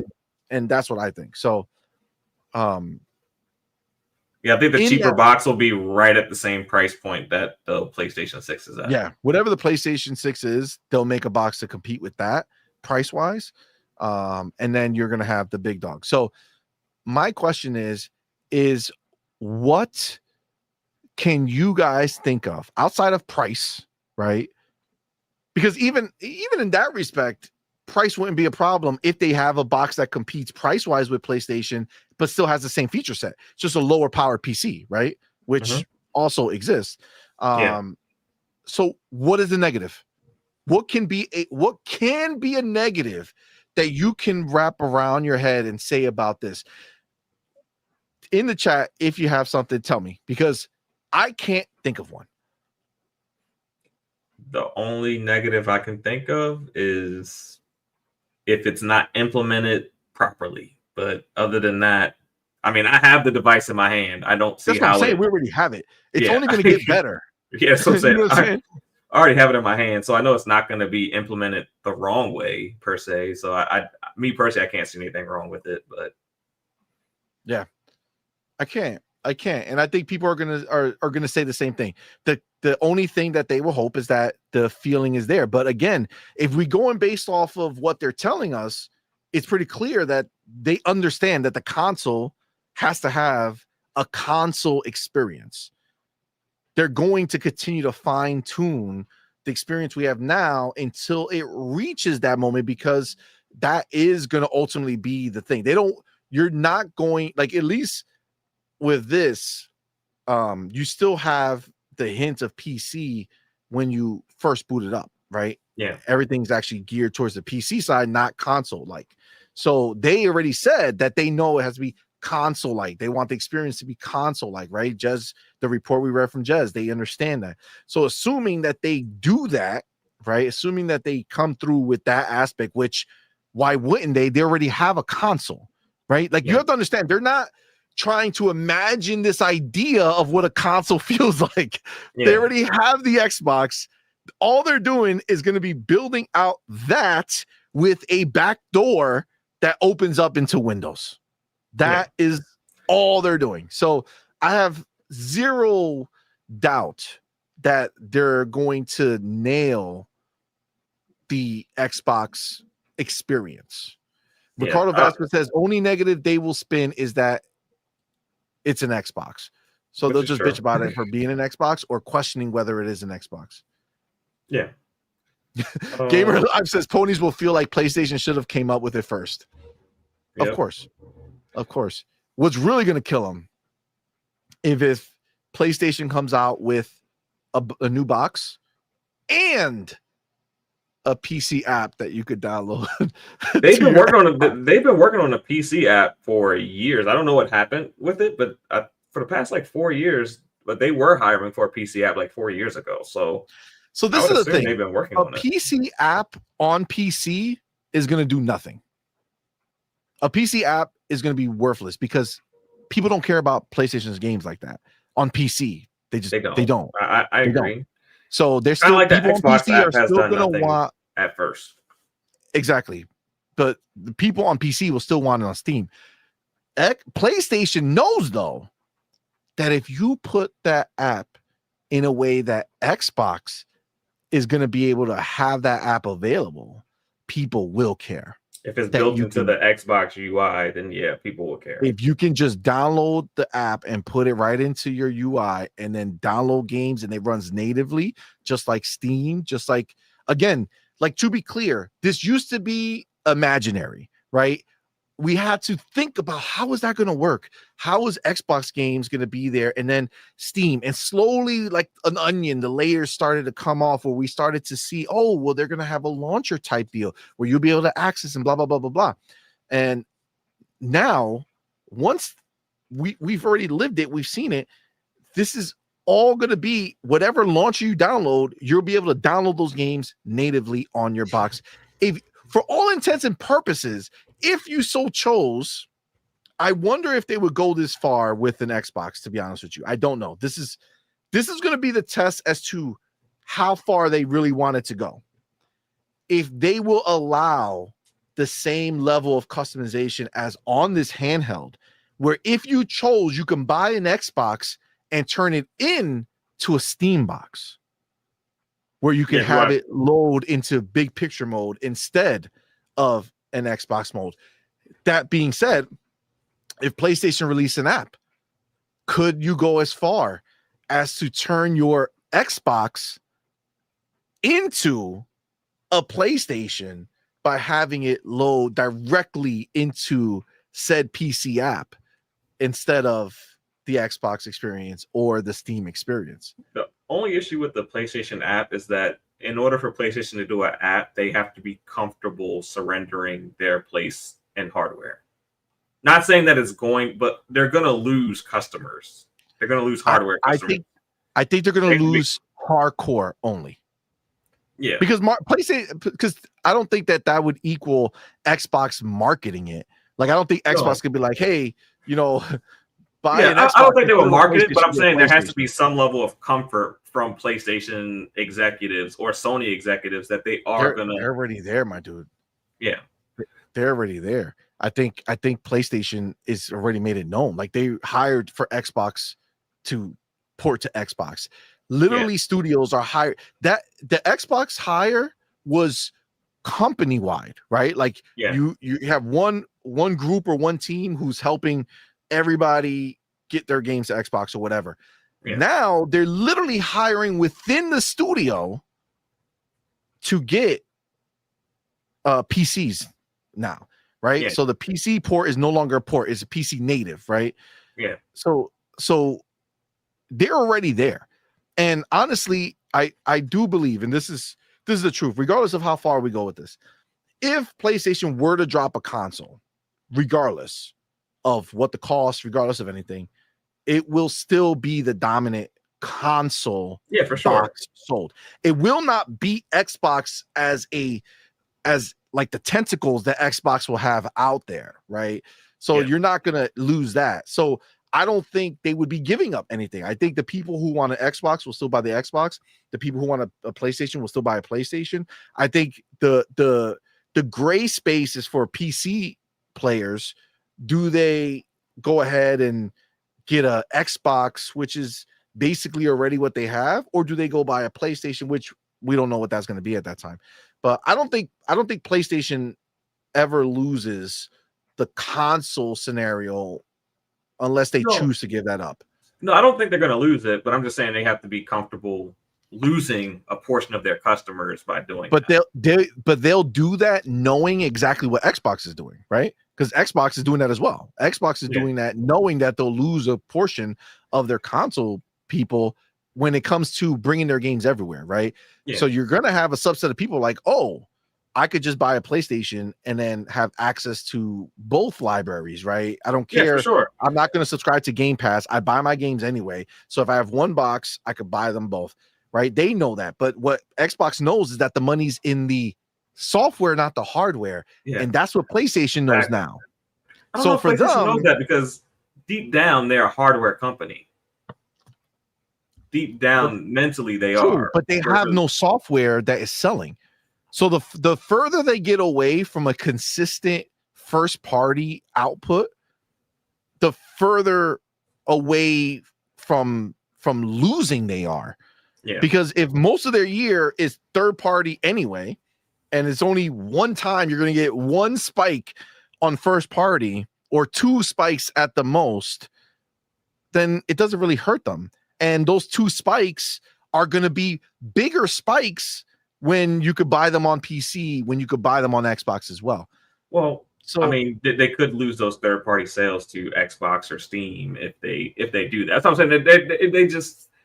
They have to change their philosophy is all I'm saying. They got to be comfortable with those potential things being a reality. I'm not saying it's not going to happen. I'm just saying philosophically they have to kind of change their thinking. So one thing that I didn't really put up here because I didn't look at it as a big deal, but obviously, WB is kind of like up for sale, essentially. Yes. Right? Yes. So we know Xbox, or I think Xbox is not a part of it, or maybe they are, I'm not sure. But I think some of these ponies were hoping that PlayStation was going to hop into it, right? Yeah. But PlayStation came out and they were like, no, we're good. We're focusing on growth markets, which was anime. Yeah. Anime. So honestly, I kind of feel like Sony is looking at PlayStation for what it is. It's a store. It's going to be a box that has a store attached to it, and the millions of people who will go over there to buy said box are going to be there anyway, and they're going to go ahead and they're going to make their money from those people. The software at this point, for them to even consider keeping this first party output alive, and it's funny because Ponies, you see them trying to tell you that, oh, it's not about the how much they sell, it's about how much profit they make, right? That's the new. Before it used to be how much they sell. Now it's the profit, right? So they try to justify, like Ghost of Yote. Oh, it sold a lot, but it made its money back. Okay, cool. But this is also the place where people start showing their lack of understanding of how business works. And how business works is not, oh, as long as I make some money back, I'm good with that. No. You have to, when you do it, maybe for a new IP, a brand new IP, you do that and you see, okay, we think this is going to make this amount of money, so we're okay spending this amount of money for a new IP. For an old IP, when you have Ghost of Yote doesn't exist on its own. That's not a new IP. They don't give a fuck that it doesn't say Tsushima. It says Yote. What they're going to do, what everybody does, is they're going to take the previous game and put it on a chart. Then they're going to take the next game and put it next to that game on the chart. And there's only one direction that matters in a good way. And that's if that number from the first one to the second one goes up. Yeah. If it goes up even by a little bit, they're gaining traction, which means they're comfortable investing in that property because it's going up. You know what businesses don't want to see? The first game is here, the second game is here, and on that chart next to each other, the number goes down. Or even stays flat. Flat's not or good either. stays flat, because that's just risk, right? That's crazy risk, right? But going down, unfortunately, that's not how it works. They don't look at that and say to themselves, oh, but it still made money. Yes, but it made less money, right? The number is always down. The first one's higher, the second one's lower. The number is going down. So if the number is going down, in their mind, the only way to make it make sense is for them to, one, not do anymore and not risk it and just try something else, or two, make another one, but go down with the budget. Because the only thing you can anticipate as a business responsibly, if the first game did better than the second game, is that the second game would do better than the third game. And what's funny? I find it funny that PlayStation gamers didn't give Sony flack for launching Ghost of Yote incomplete without the Legends mode, because they did the same thing with Last of Us, and you guys never got factions. Oh shit! Where's factions? Yeah, I'm kind of surprised at that, because Legends was successful when it first launched, but they stopped making content for it and it died, and now they're about to bring it back. So this is the thing, though. This is what you got to remember. If it was successful, Pharaoh, they wouldn't have stopped making content for it, right? So I remember people going crazy about Legends. Yeah, but how many people? People on Twitter? That's the thing. You can have a small group of excited people, but not enough to justify having hundreds of people work on content for a small group of people who are literally not spending any more money. I mean, it did well enough for them to want to bring it back. So I would think but see, that's the difference, though, right? The bar was up high first. So they don't know until the second bar happens what that number actually looks like. So the second one, sure, it did good enough. It had the hype around it, but they showed you that they didn't want to invest anymore because there wasn't going to be return for it. If there was going to be return, they would have invested. But because they didn't invest because they didn't think there would be more return. So now this is their second swing. Now, who knows? Maybe Ghost of Yote did worse as a whole, but the smaller, like to be clear, Legends didn't do as good as Ghost of Tsushima as a whole, right? I think part of it is play that. Regardless if the game did good or bad, I do think there's a level of incompetence there as far as live service goes that they have just. I mean, that's also studio possibility. That's studio wide. So that's also a possibility. So I don't know but I would assume it did well based on them wanting to bring it back. But I do feel like there's a level of incompetence there when it comes to their live service launches. Because they've only done one right, and that's Gran Turismo, and that kind of feels like luck at this point. And MLB The Show, I just feel like they just copy whatever 2K and Madden do. They just kind of reskin it, so they don't really have to think on that one. Yeah, you just see what works and just keep going in that direction. Yeah, 100%. I mean, look, I think that this is I think this is going to be a pivotal moment for them going forward, because the thing that they risk, Pharaoh, is I know that fear that they have, that you're suggesting they may have, is, well, are we going to lose hardware by having an app? But the real question is, how far behind are they willing to get before introducing that app, right? Because if the more they let Xbox dominate that space with zero competition, think about it. What you're witnessing is Xbox going into a space where there's zero competition. Zero. They're just competing against themselves, other PCs. They're literally in their own zone, right? So Nintendo's not there, and PlayStation is there, but not in a very real way right now. Right now, it's mostly legacy, like their older stuff that already came out, and slowly you're seeing that time frame get smaller where they release something and then it goes, and then some things are day and date. But I mean, they're competing against Steam OS, but Steam OS just is not there yet because they can't play games like Battlefield 6 and Destiny 2, and I mean, they can. Also, you gotta check this out. Does the new Xbox and this Xbox handheld kill Steam OS because people can just turn these into Steam devices by making it launch into Steam and have no problem with what games they play on Steam because it is in fact Windows? It could very well possibly. I mean, Xbox found a way to make a Steam handheld if people wanted to. The issue with the issue that Steam is always going to have is that it's not a mass market device and you can't walk into a store and purchase it. So only people who are Steam users are going to purchase it, whereas someone who's not an Xbox user can walk into a store, see something that, grabs their attention and interest and decide to make a purchase at that point. So that's always going to be like a barrier for them. Agreed. It's interesting. There's a lot.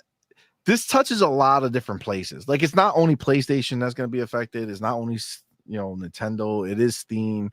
It is the Epic Game Store. It is all of these other places, right? It can hurt them or help them, right? If it brings more eyes to them, it allows easier access to these games where maybe on the other browser, because I guess we'll save it for the review, but I did find that it didn't make me sign in after I already signed in on a lot of those external stores, which is huge because normally when I do it on PC, I've always got to fucking sign in. It's such a bitch.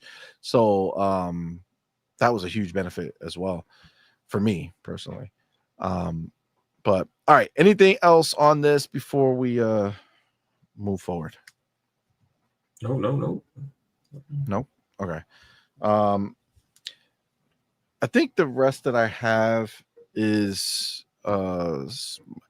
like a little more smaller. Like Amazon, we already talked about a little bit. I don't know. I don't think it's worth after already what we talked about. I don't think it's worth kind of talking about anything else. I don't think it matters. I think we kind of hit it. But one thing I wanted to talk about, and I don't know how far we would go with it or how much we'll talk about it. It might end up being something really short, but I do want to hold on, talk about it. Hold on. Where is it? Oh, and they're shutting down that game, the New World. Amazon's shutting it down because of the thing. But it's like, dude, you can't compete, man. It doesn't. Well, New World was supposedly pretty good, but it's, there's no marketing behind the game. It's very much grassroots. So, if you don't know about it, you're not going to play it. I think they needed to find a way to get that game on console. And they just didn't seem like they ever tried. Well, it did get on console. It was on 2024. It came to console. It's on console right now. See, like I said, they don't see. I didn't know that. They don't market it. Should have taken a Game Pass bag. Facts. Because then you're when you take the Game Pass bag, you're literally getting paid to be marketed. True. Actually. Yeah. Oh shit, I forgot. You know that Spartan Survivors game, that Halo like Survivor game? Like the Vampire Survivors? Yeah, the third party one that they approved someone else to make. They approved. Yeah. It came out. So it's on Steam, it's free. I got it downloaded on my handheld. I have to check that out. God damn it, I'm looking for it. I had it's here it is. All right. So I'm gonna first write this down and then bring it up because it's I knew it was gonna happen. I knew it would happen sooner rather than later, but let me take my chapter and then we'll talk about it. All right. So if you guys remember, I've talked about it. Obviously, I talked about it today, and I've talked about it before. But obviously, one of my things that really pissed me off with Microsoft was them letting Activision kind of walk back their promise that the purchases from Call of Duty 6, Black Ops 6, will work on Black Ops 7, right? And they said no. And the reason they did that was because there was this whole big movement, right? Whole big movement for Battlefield 6 being realistic, gritty, no quote unquote dumb skins or kitty skins or ridiculous skins, right? Now, I would admit this is not quite 100% that, but I will say that I knew that they were going, as soon as they saw that the store wasn't selling what they were hoping it was going to sell with these skins, you were going to get some of this stuff. So I would like to present to you a Battlefield 6 skin that has been released. Again, not as far as some of this Call of Duty stuff has been, but for damn sure does not fit the gritty, realistic warrior and the soldier boots on the ground. Ready? Yes, let's check it out.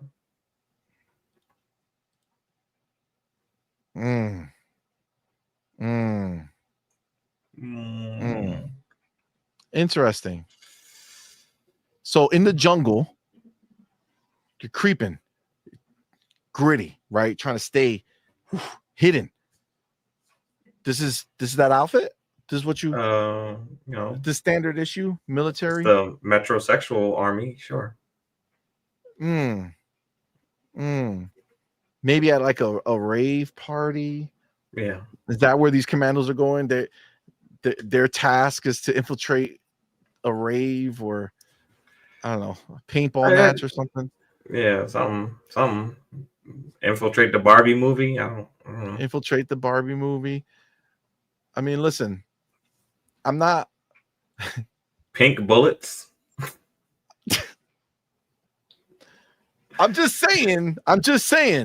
Battlefield 6, the world had a change for it, right? Fucking Xbox lets Activision back out of their fucking promise because of the gritty, realistic nature of Battlefield 6, and Call of Duty has lost his way. And then this is a skin on Battlefield 6. They told me, Farrell, that this would not be in there. Yeah. There's a lot of false promises that these companies make to get you in the door and get that initial point of sale. And then once they have you locked in, they know that, you're not the customer that was going to buy skins anyway. So once I get my people, let me start selling to the people who actually do buy skins and the type of stuff that they like. I mean, that's all it is. They're just trying to get you in the door. So, people fall for it all the time. I'm just saying, right? I'm just saying, what are all those people who are talking shit about Call of Duty skins being ridiculous? Are they going to ignore this and sweep it under the rug and just say it's just one skin? Or are they going to acknowledge, like we said, that these fucking games are going to find a way to live beyond your regular military skins and start doing things that are different and unique to get different people ready to spend money? You don't think that there's a group of people who wouldn't buy this skin? Of course there's people who are going to buy this skin. And guess what? Your hardcore military shooter is going to be a distraction when you're aiming on your sniper rifle. When you see this colorful character just running across your screen, you're going to be so confused. And some people buy these skins because they know it bothers you. That's the whole point of them purchasing, because they know it bothers you, and the fact that it bothers you gives them an edge in battle. Facts. They know it throws you off. So I mean, that's why they do 100%. G Maybe says, "What's up, G?" Says, "Love is a Battlefield DLC."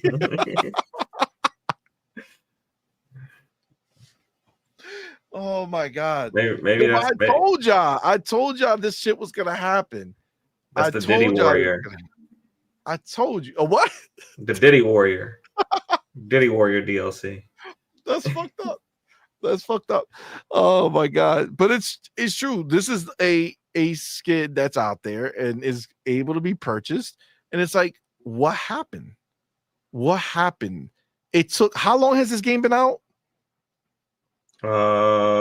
Less than a month. Less than 30 days. Couple weeks, right? Some shit like that. At least 3 weeks or so. And what didn't today the Battle Royale drop? Red Sec or whatever the fuck it's called? I'm not sure. I haven't been paying too much attention to Battlefield. I have been paying attention to the Steam charts. It has been trending downward, but I haven't been paying attention to like little content things that they're doing. Yeah, so they have a Battle Royale mode that just dropped. Okay. I think it dropped today. I haven't touched it. I did put it to download on my Xbox, but I haven't touched it. So I have no idea how it is. I think I saw earlier, Be Nice in the building. Shout out to that homie. I think I saw earlier him say that he was playing it. He's been really into the Battlefield. So I don't know how he's liking it. I don't know if it's making an impact. I think they try to do an Apex Legends. Yeah. You know what I'm saying? Do like a quick shadow drop. They only got a couple more days to enjoy it. COD is next week. What's next week? COD, I know. COD. Yeah, they got a couple days to enjoy. Couple more days to enjoy it. No, it's the November 7th is next week. No, it's not the 7th. I thought it released on the 7th. What releases on the 7th? I thought it was the 11th. Is that early access? Hold on. Let me see. Black Ops 7 early access. Oh, November 14th. Yeah, November 14th. I thought it was the 7th for some reason. I always do that with dates. Yeah, no, that's okay. Yeah, November 14th. So we got 2 weeks, 2.5 weeks. Which is good. That game is gonna, oh my god, that game is gonna be amazing. I cannot wait. But yeah, that's a crazy scenario, right? That it's coming, and they already are trying to get ahead of it. They're like, all right, we got to start putting something in here, right? And yes, this is not a Beavis and Butthead skin or anything like that. And I'm not saying that they're gonna jump to characters like that quickly. Oh, they will. But I think they're gonna do it. But I think this is the first salvo, letting you know, hey, hold on, it's still a military outfit. You know what I'm saying? But clearly, this is not what those elite Battlefield players were thinking when they said that they were gonna get military skins. Battlefield is not like Call of Duty. They don't release every year. So there's going to have to be something unique that they do in order to retain a player base. Part of that is selling skins. They're not going to be able to sell futuristic or grounded military looking skins for a few years. They're just not. Like, at some point, you're going to have to make something that's a little bit different than what would be considered traditional. It just the nature of the beast. I mean, unless you want to go like with like SWAT, like go like to like, I don't know, police outfits, like SWAT teams or something like that. I don't know. But you're gonna do something different. Maybe adopt different armies outfits from across the globe. I don't know. But at some point, you're gonna have to do something different in order to retain your player base. It just is what it is. Because like what, you get a new Battlefield like once a generation. We got 2 this generation. So we got this battle 2042. So we got 2 this generation. So what you're gonna get 2 a generation. So it's gonna be a while before you see another Battlefield, at least another 6 years. And this is the one that they went all in on. Yeah. Now, fun fact: I literally yesterday or the day before, I finally played the campaign. Mm-hmm. You know where I played that bitch? Where'd you play it? On my Xbox Ally X, baby. That's the first experience I had with that game. And it ran amazingly in regular mode, no turbo mode, not plugged in. I didn't go and switch any configuration. It looked great, ran great. The game is, I played that beginning, I would call it like the intro, where the story kind of sets up. I did like where they went with that. I don't know where the rest of the game is going to go based off of what I saw in the trailers. I don't think I'm going to be happy with where it goes, but the beginning is actually not that bad. Like they set up the moment really good. So I enjoyed myself. But either way, on the Xbox Ally X, it was great.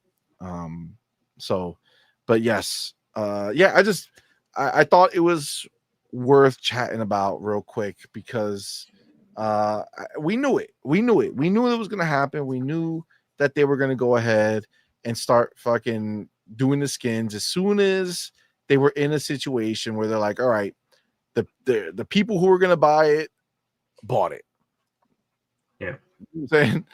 Like the people who were going to buy it bought it, as far as like that big initial burst. So now they want to start luring in the other people, right? The other people who didn't quite find the itch to do it. So it was gonna happen. We knew it. It is what it is. It's not too late, Call of Duty, to reverse your decision. I know, late. Bro. It's never too late. Listen, very simple. Activision, Xbox, if you're listening, reverse it. You reverse it, I immediately go into the store to try to catch up with what I've missed. Immediately, you're going to get an influx of money right away. So just reverse it. But until then, you ain't getting nada from me. All right, it's not happening. Okay. All right. Last thing that I want to chat about, and that's going to be the Xbox Ally X.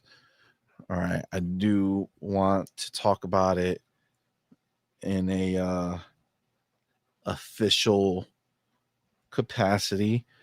All right. Again, I would call this like the review. So the Xbox Ally X is out in the wild. We have them. Farrell has it. I have it. Doodle has it. We've been playing it. And this is going to be my review of it, our review of it. So I guess to start, all right, just the background. I've had the original ROG Ally. I had the original Steam Deck. I have the OLED Steam Deck. Okay. I have the G Cloud, the Logitech G Cloud, the streaming. Okay. I would say streaming only, but it actually has Android built in, so you could actually download stuff. So it's that device. And then I've had the Switch, and I have the Switch 2. Right. So those are all the handhelds that I have had recently experienced. I am Switch and Xbox Ally X. So I haven't really been in the PC handheld space. Okay. All right. So that's a good place to start right now. Yep. My previous experience with these other handhelds, obviously the Switch are Nintendo, so that's fine. But the actual experience for me playing the other devices, I feel like the Steam Deck was the best version of it because it was like all encompassing when you played the Steam Deck. I think it was closest to feeling like a Switch as far as you know, how it worked, and you know, the ecosystem was its own, and it just worked fine. Whereas the ROG Ally was more of a Windows device. And you know, at first I was really hyped for it, and I was in it and I was using it often. And you know, even though it didn't look as good as I wanted it to, I still kind of just love the idea of having it. But over time, over a short amount of time, it didn't take that long for me to kind of fall out of love with using Windows on a handheld, like aggressively out of love with it. Like I just really honestly haven't touched it. Like I told everybody when somebody told me that they did a lot of updates. So I said, you know what, I'll go download it to see. And I downloaded it, and I think I just didn't care at that point. It still was very weak, so it didn't really feel great playing games on it. And I just kind of defaulted back to using the cloud on my OLED Steam Deck. And that's pretty much where I have been. I did all my handheld gaming, and I played handheld gaming often was on the Steam Deck OLED via the cloud. So now Xbox Ally X arrives, and I was very hyped for it. Obviously, I think we were all very hyped for it, especially this being your first Windows, you know, handheld. I guess. Yeah, I mean, I've touched the other handhelds, but I didn't own them, so I had a little bit of experience, but it just wasn't something that appealed to me to the point where I was like, I need to buy one, especially at the price point they were at. It wasn't feature complete enough for me as a dedicated gaming device. Understood. Now, to be clear, we're not doing like measurements, you know, no official specs and shit. I didn't measure anything. Nope. This is just a gamer sharing their experience gaming on this handheld. So first thing is just putting it in your hand, right? The actual handheld Xbox Ally X in my hand. It feels amazing, right? It feels like it's weird. It kind of like melts into your hand. It's kind of hard to describe it, where I don't feel like I'm holding a handheld. It just feels like it's just part of it. It's light but sturdy. Yeah, right. It doesn't feel like I'm holding an Xbox controller, but it's similar. Yes, Especially I the would say back buttons, they feel a lot different than an Xbox handheld, but than an Xbox controller. But it still feels very comfortable in your hand. Everything has a good natural distance as far as where the buttons are and things like that. Like buttons that aren't necessarily typical on a controller. They're very easy to get to. Like to pick it up and hit the fingerprint button on the device is very, very smooth. And I feel like the ports are well placed. Nothing gets in the way of your gaming experience from a handheld perspective. It definitely feels very good in your hands. Agreed, 100%. Even like the little 2 buttons that are back there. Mm-hmm. I have programmed them to work for my A and B buttons, so I could jump and crouch in most games. And it feels natural to use for me. Like I'm a big paddle user on my Elite, right? So I love using the paddles. I'm very used to doing that. And I thought that the position where they were might be weird, but for my hands particularly, it just fits. Like Mm-hmm. my finger just lies right on those buttons perfectly, and I'm able to use them, well in game. So I've played, I think, a range of games already. Yeah. I've played Outer Worlds 2 on it, pre-release, which means it wasn't even like completely like this was not optimized for the handheld, right? So this is pre-release software. I played Dying Light, the Beast on it via Steam. I played Battlefield 6 on it. I've played some of the smaller games like the Ball Pit one. I played Assassin's Creed Shadows on it. And I think as far as the big games are concerned, that's pretty much it, because I wasn't testing it. I'm literally playing these games. So Dying Light, I'm playing a lot more. I didn't know I would be so into it, but I'm still into it. Like we reviewed the game, and very few times do I go back, but Dying Light is the shit. So I've been playing that a lot. I've been playing Outer Worlds more there. I played another game I forgot, but I haven't played too much of it because I'm kind of doing some other stuff first.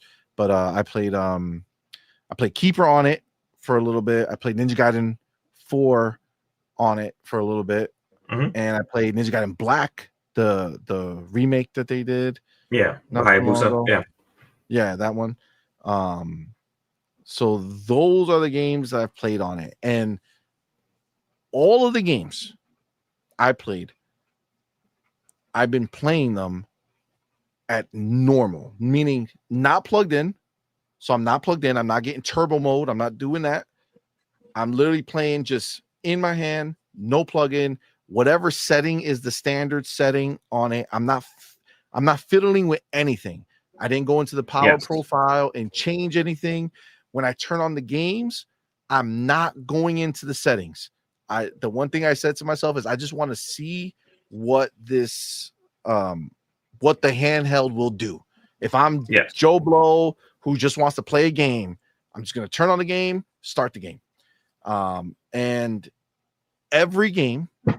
Oh, I played the other game I played was the beta for Arc Raiders. Arc Raiders. Yeah. Played that on there as well. I've taken a similar approach to you. I didn't want to really mess with any of the settings with the games. I just wanted to see what this device could do before I was forced to do something like that. I wanted to really see what the device was capable of. And I played a wide variety of games from indie to AAA. So I played like Hollow Knight Silksong. I played Final Fantasy 16. I played Metaphor. I played Forza Horizon 5. I played Keeper. I played Ninja Gaiden 4. Played the Ball X Pit on there. And I played Yakuza Like a Dragon Ishin. And so I play like those 8 games, and there may be one more that I can't think of, but those are the games I've generally played on there. And I've also played Madden on there via the PC, the Xbox streaming off my console. So I wanted to Nice. test the streaming off my console, so I did that too. Mm. So those are the 9 games I played on the device. Okay. And so just for clarity, I did use the Xbox Cloud Gaming to play the Secret Monkey Island, and then the Tactics of Metal Slug Tactics, and then the Ball Pit game as well, which I do I use really Cloud enjoy. for Ball Pit. Yeah, it works great. Okay, yes. It works really, really good.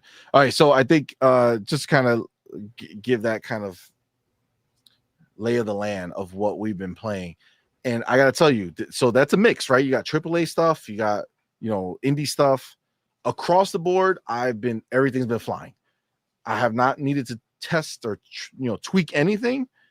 Everything's been working visually great. And I'm a graphics person.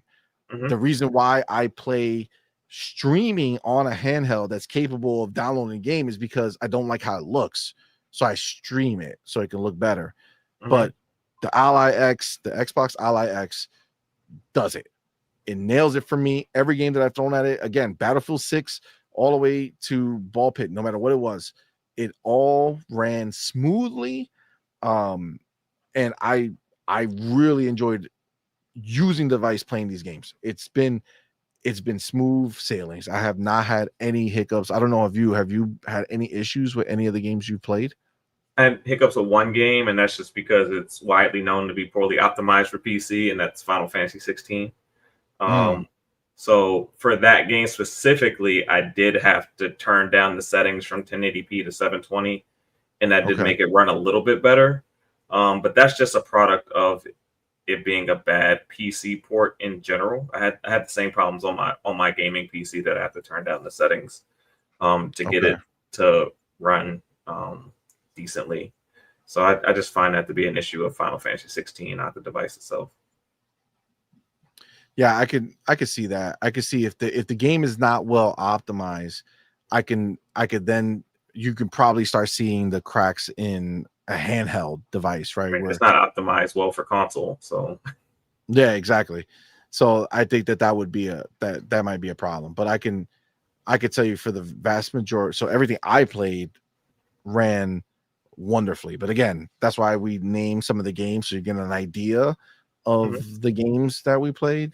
But for me, man, the biggest thing is that I have now been really drawn to it, like to playing with the handheld. Not before, I played with the handheld as just a filler, right? So when I couldn't be at my console or I couldn't be at my PC, I would use the handheld. But it looks so good for me. Like the screen for me is really nice, right? And I'm coming from a Steam OLED screen, and I'm not saying it's like an OLED, but it's really nice. Like it's a sharp screen, and I don't find a problem with it. And the comfortability and how well it runs, and my ability to kind of just swap into a different store. So like Dying Light is a Steam game that when I did the review, they sent me the Xbox version and the Steam version, but there was a problem. Actually, they sent me the Xbox version first, but it wouldn't unlock the game. So there was an issue, and they were like, sorry, but it's going to unlock when the game goes live, but you can't use it. So they said, do I have some other way? Told them I had Steam. So they said they'll give it to me on Steam. And then so I have it on Steam, but I also have it on Xbox because when they sent it to me on Xbox, it stood there. It was just going to unlock for when the game released. But I've been playing it through the Steam version because that's where I had all my progress. So I don't want to, lose it. And man, it's just so convenient to be able to be playing Outer Worlds 2, do some more side quests or whatever I want to do, or if the nice thing is that even though they don't have a new game plus, which annoyed me, you could just kind of load up a game right before you get to that point of no return and just go do everything you want to do. So that it runs like a dream, but to be able to be like, all right, I want to do that, and then I could just go switch into my Steam version of Dying Light 2. it's just too good. And I have like so many games downloaded. Like one of the things I'm excited about is getting back to Grounded 2. And Grounded 2 was a similar thing where they screwed me with the Xbox, but I mean they didn't screw me, but the Xbox version did not go through correctly. So I ended up using the Steam version of Grounded 2. So all my save and all my progression is on the Steam version, and it was supposed to unlock on the Xbox version, but it didn't. So it did, meaning it didn't transfer my saves correctly. Maybe it's fixed now. I haven't done it in a while, but so for me, all my progress is on that. So I'm excited to go, check that out. But I mean, honestly, it's made me want to grab it and play. It's just so convenient, man. Like you go sit anywhere you want, and it feels good in your hands. The other handhelds, even the Steam Deck, which I thought was pretty comfortable, it's not the same. It's not the grips, the handles. It just feels good, man. Have you felt similar? Like, how do you feel about like using it and having it in your hand? It feels great in my hand, and I think you're correct. The experience is so smooth, and it feels so good to play on the device that it's kind of almost become my de facto device. Like even when I have the option to come downstairs and game on my console, a lot of times I do opt to just stay where I'm at and just hop on the handheld. So it is a very smooth experience. I feel like the games are very, very clean. They operate just as well as they would on console, if not better. The only thing is, like, some games might take a little bit longer for that initial load up, like to boot the game and launch it. But other than that, once you're in the game, I mean, you're talking about maybe like an extra 3-4 seconds. It's not anything crazy. But yeah, other than that, it's a smooth experience to where it's like, this is kind of the de facto experience. And I've never picked up the device and been like, oh crap, I need to charge it. It maintains a really good charge. So it's like when I'm ready to hop in, I'm just able to hop in. And I don't have my device on a charger 24/7. So it's nice to be able to just pick it up and start playing and, not have to worry about the battery. And you just really just dive into what you like. And I've never been like, oh, I'm about to play a AAA game, let me make sure I'm plugged in. It just hasn't been like a performance 100%. issue to where I feel like I need to be plugged in order to get the performance that I would like. That was one of the concerns that I had, when, we were first talking about getting these, handhelds, is that, for certain games that are more intensive, you're going to need to be plugged in, is, what is the case with most of the handhelds that are currently out on the market. So I was surprised to find that, like, I was able to, like, play a Forza 5 or play a Yakuza or play a Final Fantasy 16 and not encounter those issues. Agreed. That was, I think that was my biggest thing. Like, honestly, I was very prepared. And I think that's maybe why I'm so high on it, like why I'm so excited about it, because I was very much prepared to be like, okay, I'm going to download these AAA games on here, but I know full well that I'm going to basically use this for lesser type games and then stream my more graphically demanding games.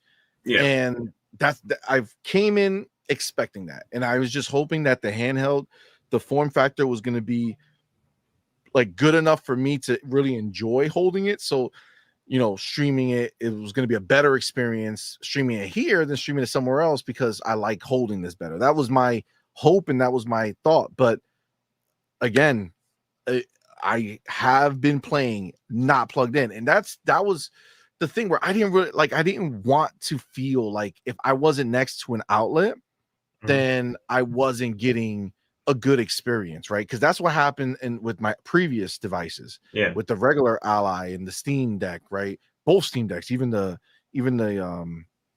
OLED, it was a little bit better than the other one, but still, it just wasn't enough. So that's why I did everything streaming. But with this, I could genuinely say you could bring it with you in the car, if you're going somewhere, and you could just grab it and play. And in that way, I feel like it's closer to a Switch in the sense that, you know, it's the device is the device. Like, yes, can technically, if I plug it in, go into turbo mode, and I can maybe crank up some settings more to, I don't know, get like something that looks a little bit better. I don't know. It looks great to me. And I personally, again, I'm super into graphics. You guys all know this. Yeah. So for me, if I didn't think that the graphics were good, then I would be streaming it. Yeah. But if you're an I haven't done it. enthusiast, you can definitely get more performance out of the device. If that is something that you would like to do, if you want a higher frame rate or something like that, you can push the device to do that. But from an out of the box perspective, you get to jump in and play basically any game that you currently would like to play, and you have a very smooth experience to where you don't even have to think about something like that if you haven't thought about it before. 100%. Okay, so that's the handheld itself and the game, the games that we've played and the experience with that, right? Which is great. Now, then there's the software, I would say, right? So the Xbox full screen experience, Yes. and what it's like using. So I would say a person who's buying this handheld to use it only in the Xbox experience without touching any outside stores is going to have, from my experience, an almost perfect experience. Like, it works playing everything on Xbox. It didn't give me any issues. Like, everything was just worked well for me. Mm-hmm. And I think they worked really hard to get Steam integrated completely into the system as well. So if you do download Steam and you start playing games there, your stuff populates and it's on your main screen. It did not populate with other stores so far for me. So, for instance, Battlefield 6, I have that via the EA Play app, and it works perfectly. And when you open up the app, it opens up, and you're in that kind of space, but it does not transfer over to the Xbox experience, meaning I'm in the EA app, it's taking up my screen, that's what I'm seeing, that's where my game is. If I don't go to that app, I don't see Battlefield 6. Now, I don't know if that's like a toggle or something I'm supposed to find. I looked through the settings, I couldn't really see anything, but it does not populate the game that I'm playing like it does on Steam. On Steam, whatever you play ends up in your library and in your thing. I did not see that for the EA Play.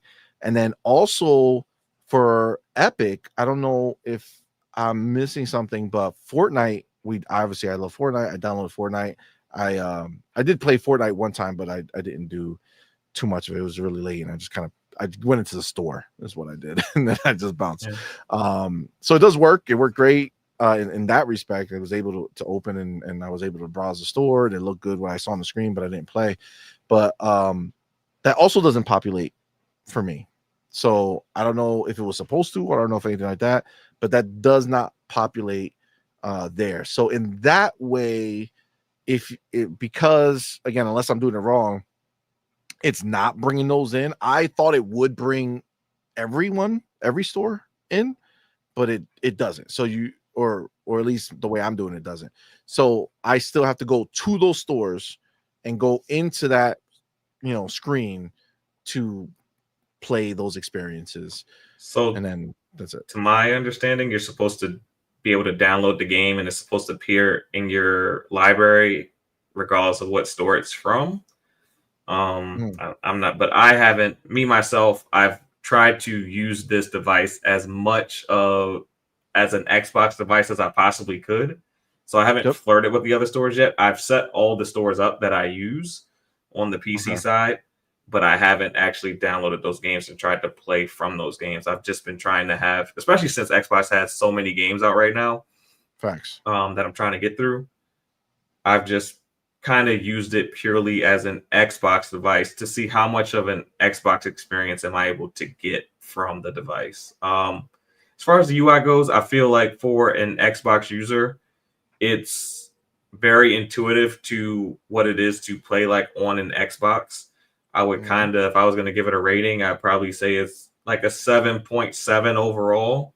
I think that there's a couple little things that they can fine tune and fix it to make it feel more like the console experience. Like when you capture clips, like it doesn't take you to the file explorer. On like when it comes to things like setting up your Bluetooth headphones, it doesn't take you to the full settings menu.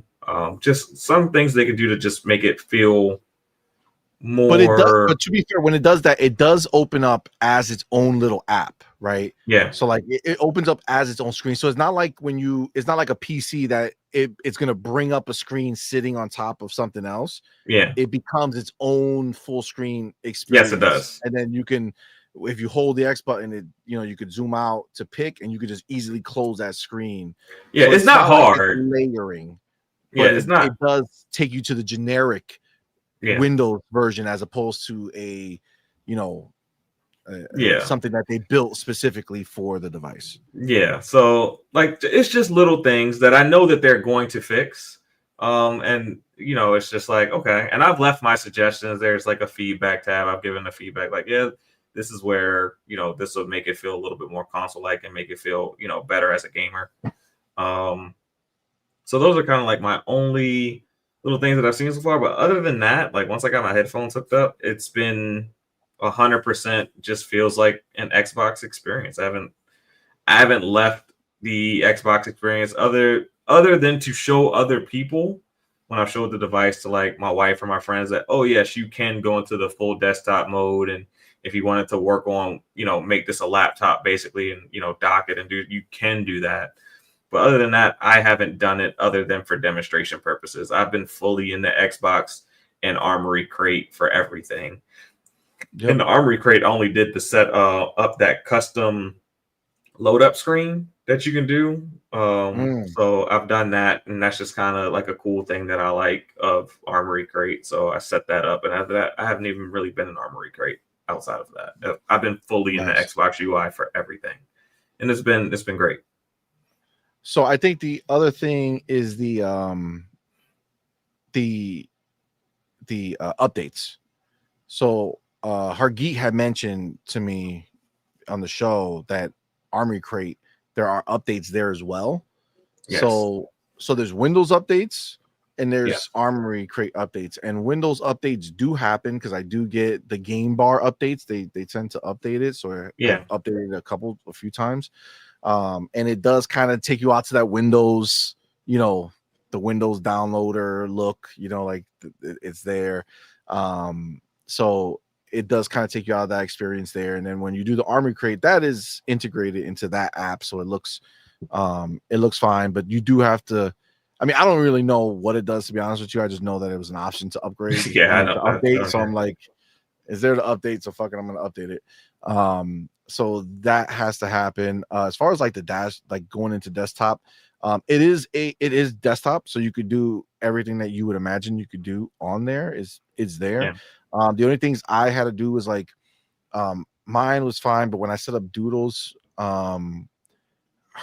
we did the fingerprint thing in the beginning when she was setting it up, but then it like wasn't working. Yeah. So I went back into like the Windows dashboard, got into the fingerprint thing, redid her fingerprint, and all of a sudden now it works perfect for her. So she has no problem getting in with the fingerprint. So that was cool. That was fine. And I downloaded some, like a picture to put as my, the lock screen or whatever. So I have like an Xbox lock screen instead of the Windows lock screen, because it does come standard with the Windows lock screen, which does kind of,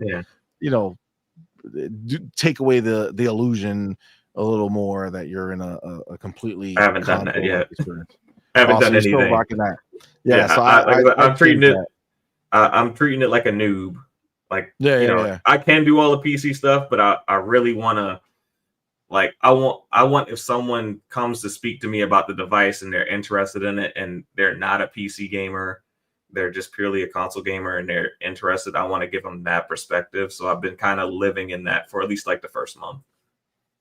Yeah, agreed.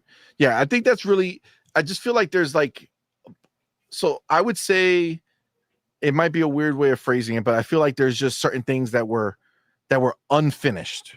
You know what I'm saying? So Yeah. like, and when I say unfinished, I mean like the settings is not a native settings app for the console. It's Yeah. Windows settings, right? Yeah. Like basically every touch point that is Windows, I would consider that to be unfinished. That's the way Yes. that's the way I see it. It does work, and if you're familiar with it, it works. And navigating with the touchscreen is fine. It all works fine. I haven't had any problem using it. It's just the feeling that you get when you go there is I'm leaving the shell of Xbox and going into Windows and then coming back once I did what I had to do.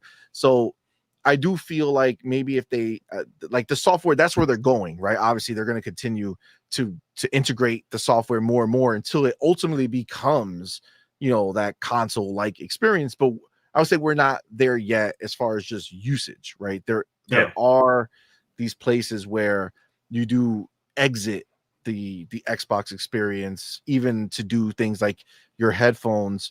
I know it's in the if you go into that little menu, like when you tab over, there is sound and stuff there. And I guess if you already have it connected, you can choose it there, but you have to connect it. When you connect it, it takes you out, right? Is that what it is? Yeah, When you connect that's what it was for me. Yeah, maybe unless I did it wrong, but yeah, I mean, I get it how I knew how to do it. So So that's the only thing I was saying. I don't look at it like this huge negative because I do feel like it's still the purpose of what I'm having it for is there, but it's clear that they were like, okay, we got the basics down, like the experience of playing games and getting into your games on Xbox or the Xbox app works perfectly. No jumping through hoops or anything. It just works. And the power profile is perfect. So all that stuff works. And I think it's just all those other, loose ends they have where I do appreciate that they do go into, and no matter what you pick, goes into its own tab that is a closable tab that's easy to maneuver once you hold that Xbox button and you pull out and you can just swipe through all the tabs. Everything you do goes in its own tab. So if you were looking at your Bluetooth settings and you pulled out and went back to Xbox, that tab will stay there. You could just close it or leave it open, but it's not like a PC situation where things are just layering on top of each other. Like if you were on a Windows dashboard or something. So I feel like they did the best they could without finishing it, so it's like, it's just that one last step, fully integrate, create its own place where I don't have to leave this and stay contained in the Xbox experience. It's like peeking behind the curtain every time. I don't want to do that. It's like if you're at a haunted house and then you walk to the wrong way and you see behind the curtain. It's like, oh, that's not cool. I didn't want to see that. Yeah. So sure. So I would say that is the thing. Go ahead. Yeah. I don't think I've had any negative experience with the device, but they're just things that I understand that as a person who's coming on from a console perspective, they may not want to see those things. So exactly. I'm like, okay, this is something where you can improve to make it feel more like the console experience. But everything feels very good with the device. I haven't had anything where I've gotten stuck or frustrated or confused.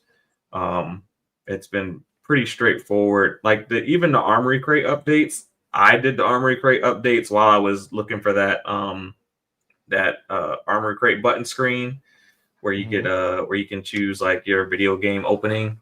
I did the update then, but I'm not checking every week for Armory Crate updates. Whatever updates Windows sends me, I'll hit the OK button and let it do that. But it's been pick up and play. That's my experience. Now, one other thing that is I was excited to see play out is that I did go ahead and get a 2 terabyte micro SD card. Okay. So obviously they're selling one from that's like official for Xbox or whatever. And I couldn't find that, and it was way more money anyway. So what I did is I just looked at like the specs, and it tells you like the read write speed. And I actually got one that was a little bit better actually than the speeds of that. I figured if they were using that, then that's the one that is going to run it the best. So I got one that was a little bit better than that, and it was still cheaper than the official one. Yeah. So because they both got to make money on the official one. Exactly. Only one of them got to make money on the. So I got that one and I put it in, and I have downloaded games on both, on the internal and on that external. I also keep all my clips there. I did everything necessary to make it there. And it works great. At first, it didn't work, and I was like, what the is going on? But the card didn't come formatted as NT whatever the fuck. Like whatever it is, that NTST or some shit. I don't know. There's a specific way that it's supposed to be formatted. So in my mind, I was like, oh my God, now I gotta go find a micro SD card reader to plug it into my computer to go ahead and do that. And then I said, hold on, this is a computer. So I went into Windows desktop mode and I found the drive and formatted it right there and then into the correct format, and then done. And once that happened, I was able to go ahead and use it. But that being said, it wasn't plug and play, right? If I was a new person who didn't like think about that or didn't know to look at that, I might have thought it wasn't working or it was broken. So they need an auto formatter. Yeah, that would be nice. It should automatically format as soon as I put it in. But either way, but that has worked great, and I have seen no difference in quality. So like whatever the internal specs are as far as the hard drive is concerned, that the SD card, the micro SD card that I put in there, works just as well. I do plan on hitching. I do plan on updating, upgrading the SSD at some point. I want to put a 4 terabyte in the Ally at some point, but as of right now, it works. It works great. So, and that's just because I want to put some emulators in at some point. Yeah, I get it. Yeah, emulators would be dope on this machine.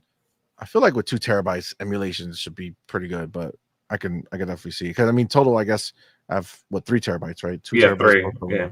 Yeah. 3. Now there is one part that I would be remiss to mention that's not actually the console per se, or maybe it is. I don't know. And it is the docking and playing on the screen. So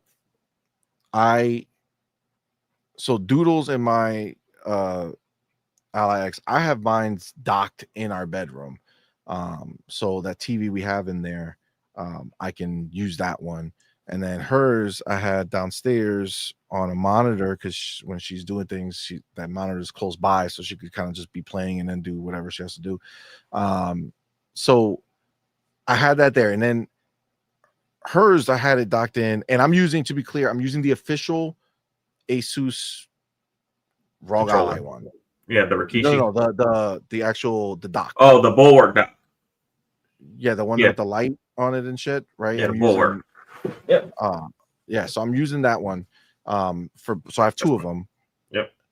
Yes, that guy that it flips up. Yep. Yep. So I'm using that, and I don't know what's going on. I don't know if it's something I'm doing wrong. I don't know if there's a setting. I don't know what. It worked great. Like literally last night, I was playing on mine upstairs, docked. I played some ball pit. I played all those other games that were there, and it was fine. Doodles, we just recently did that change with the fingerprint, and I went and did it, and then I went to plug it in, and it would not, like, for what, it just won't recognize. My monitor won't pick it up. Did you I put switched it in the right port? Because I already had it. So I already in this monitor, I've already done it where it worked. Not all for the Ally. Yeah, it's the left port, one, right? It's the right port. It's the furthest one away. It's the Thunderbolt 4, I think. The one closest to the triggers. Is it the one closest to the triggers? Yeah. I think that's a Thunderbolt 4 dock. I think that's a Thunderbolt 4. Okay, I have to check. One's I was Thunderbolt using 3, it. one's Thunderbolt 4, I believe. Okay, maybe depending on what you're trying to do. I don't know. I gotta recheck that then. Maybe I'm just doing an error. Because I had it and it was working, and then when I went to put it back, it wasn't working. And then I took hers and I said, hold it, because I tried multiple HDMIs and nothing changed. So I was like, oh shit. So I said, all right, well, I know I was playing last night on the upstairs one. So I took hers, brought it upstairs to put it in the dock, and it didn't work there. And then when I went to plug mine back in, it also didn't work anymore there. Yeah. So I don't know if I don't know if I did something wrong or whatever it is, but regardless, I would say it shouldn't be that difficult. Something, so I have 8K like HDMI cables, you know what I'm saying? Like Yeah. I buy high quality ones. It should work. It did work, and then it didn't. So if I get it to work again, great. If not, like it is what it is, but it's like kind of a bitch that it was even a thing. Have you docked yours at all? I have docked mine. I docked it when I did my my first initial impressions of the device, and I used it with my Elgato. Okay. And I didn't have any issues. It worked just fine. No, it just worked. So is the one so just to be clear, is the one closest to the triggers, I believe, is trigger. And then what about the port on the base? The port on the base is the one closest to the left, or is it the second one? I use the one that has the monitor button, the one that's furthest. Yeah, that's the one all the way to the left. Yeah, right. Yes. Yeah, that's the one that I used to.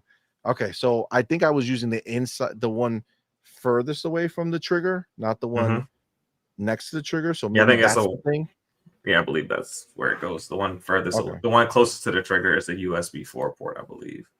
Okay, so I'm gonna try that, but it is something to note that it was kind of a pain in the ass, and the fact that I have to figure out which port, like it should be clearly labeled or something. I don't know.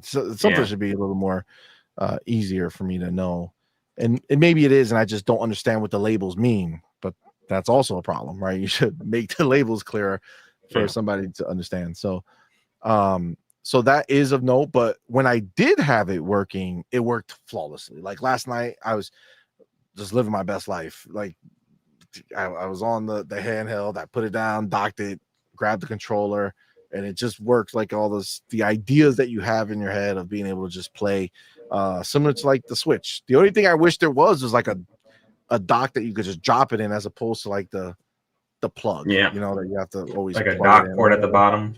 Yeah, like there should just be a dock like port at the bottom, man. Like just do it, make it nice and easy. But aside from that, that was the only thing that kind of annoyed me, and it just kind of happened. But I would say that's outside of the handheld itself and more probably my user error. But still, it's a feature, and I think there's going to be a lot of people who want to use it that way. So I think it should be easier. But yeah, I mean, overall, like I really love it as a handheld experience in my hand. I'm so happy for it. Like happy using it. I'm happy it was released. I'm happy that I'm glad they didn't wait till they had it all perfected, because it is good enough right now to have a fantastic experience. Like you, Farrell, I do find myself just preferring to play on that versus going to the TV or whatever. Not because I don't enjoy the TV, but because it's just easier. I feel, one of the things that I feel like is if I get on the TV, I feel like there's a bigger commitment being made. Where when I'm on the handheld, I feel a little more free. Like if I want to get up and go sit at the table because I just feel like sitting at the table, I can go do that. If I want to go lay down on the couch or whatever, there's like this cool freedom that maybe I didn't have it when I didn't do handhelds when I was a kid. I didn't have like a Game Boy or anything like that. So I was a Game Boy kid for sure. Yeah, I didn't have. No, I played it from like my cousins and stuff, but I didn't have it, so it wasn't like part of me. And I feel like with this handheld, I'm kind of getting that itch, that it's my experience. It's not like people are not walking around and seeing what I'm playing or whatever. And not that it's a problem, but it's like it's a very personal experience. And I think I think having a handheld is really giving me that, scratching that itch for me. I'm really, really loving that. So overall, I really do love it. If I were going to score it, I feel like the number that I would give it is overall, it would have to be like an 8. I feel like as an experience holding the thing and I'm playing games, like if that's what I'm there for, like that's what it is, I'm at a 9. So I think as an overall, with some of the rough ends of, how it takes you out of those experiences and putting the dock, if the dock worked perfectly, I think I would be at a 9 across the board. But I think with the dock not working the way I wanted to, for me, my experience, I'd say an 8 overall. But as a game, with a handheld, like if you're just doing handheld and you're just playing the games that are right there on your Xbox or streaming through the Xbox cloud, I think that's a 9 all day. It would be a 10 experience if all the other stuff was Xbox focused. Like if they got your settings into the console instead of pushing you into Windows, all the upgrades, right? You haven't looked for upgrades, but you shouldn't have to. It should be that one time that it pushes a notice, say, hey, there's an update. It should be across the board, and it's going to update everything in one shot, as opposed to, you finding out that you didn't update, the arbitrary crate for a couple of weeks. What about you? Where are you kind of sitting with the whole thing? I must leave it at about an 8.5, 9, leaning more towards a 9 though. I think from a gameplay perspective, from a user experience perspective, I feel like it's very smooth for someone who doesn't necessarily have any experience with PC gaming. I feel like you just jump right in and kind of do what you want to do. And you get to, as an Xbox gamer, it feels very much like an Xbox experience. So I'll give it a 9 on that perspective. I think some of the areas that they can improve as far as the user interface and making it more like a complete console experience is where it doesn't get that full point and a half for me. So I think that's like where right there, right? Yeah, it's like right. Yeah, Bring that in. It's very small. It's very small things, but very small things that I think will make a big difference. Like if they are able to get the capture thing down to where you go into your capture folder, it doesn't look like File Explorer, even if it is File Explorer, if it just doesn't look like it. Paint a picture for me, baby. Yeah, you know what I'm saying? Like like little things like that. If they nail those little things, then right there, I think it's a 10 out of 10 device for sure. Yeah, I feel that. Yeah, and I want them to be able, and I don't know if it's just a glitch or if I didn't see it, but I want it to be able to pull in every game I download. Yeah, no matter what store it is. I want it to all be on my Xbox experience app, and maybe it's supposed to, and it's whatever, but I want it there. And my favorite feature of it being a Windows device is that default keyboard they give you and everything, that default screen experience. You can go to the little personalized section when you go to the full Windows menu, and you can like choose the colors that you like. Because I hate bright screens, so I got a black keyboard and I got green keys, and it looks lovely, especially at night. That bright screen is tough on your eyes at night. Yep. So I like that. You just go to the personalized section, so you open up the full Windows menu, like when you're setting up a Bluetooth device, and you go to personalize.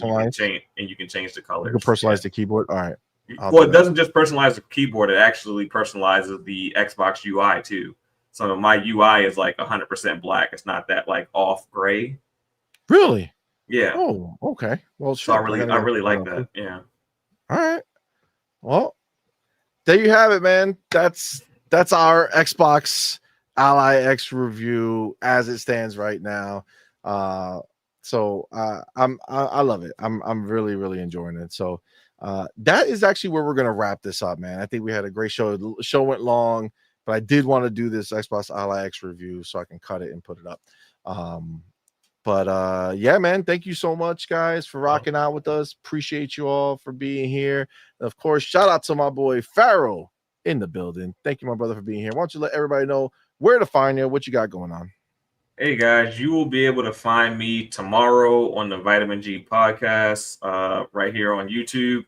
I'll drop that link right here, right now. You can go ahead and subscribe to that, hit the notification bell so you know what time I go live. We typically go live around 9 p.m. Eastern Standard Time on Wednesdays. And then also I have my personal channel that you guys can go and follow, where we'll be making daily content.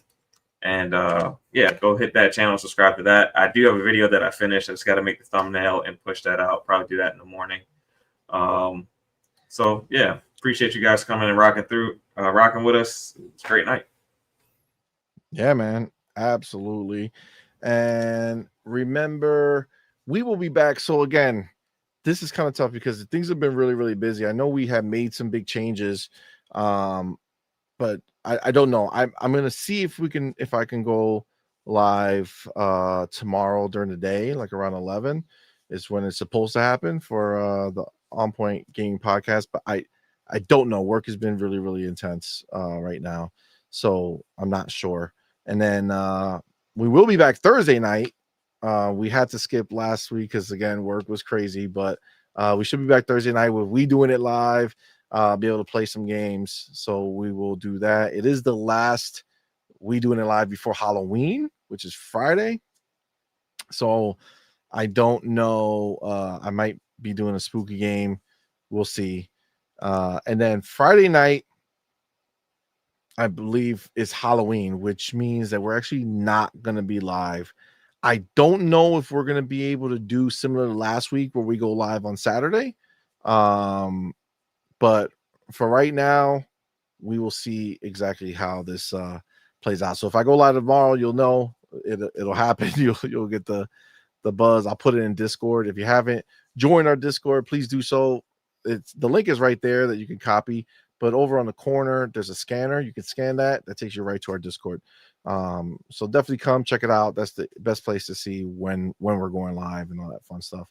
But yeah, with that, if I don't see, I mean, I'll be going live. We doing it live on Thursday. But if I don't see you guys, have a happy Halloween. Have a safe Halloween. Have some fun with the kids and such. And that's it, man. We're going to wrap it up. So with that, we're going to end the show the way we end every single show. I know my Doodle is probably sleeping right now. So until next time, You're intruding. you're intruding.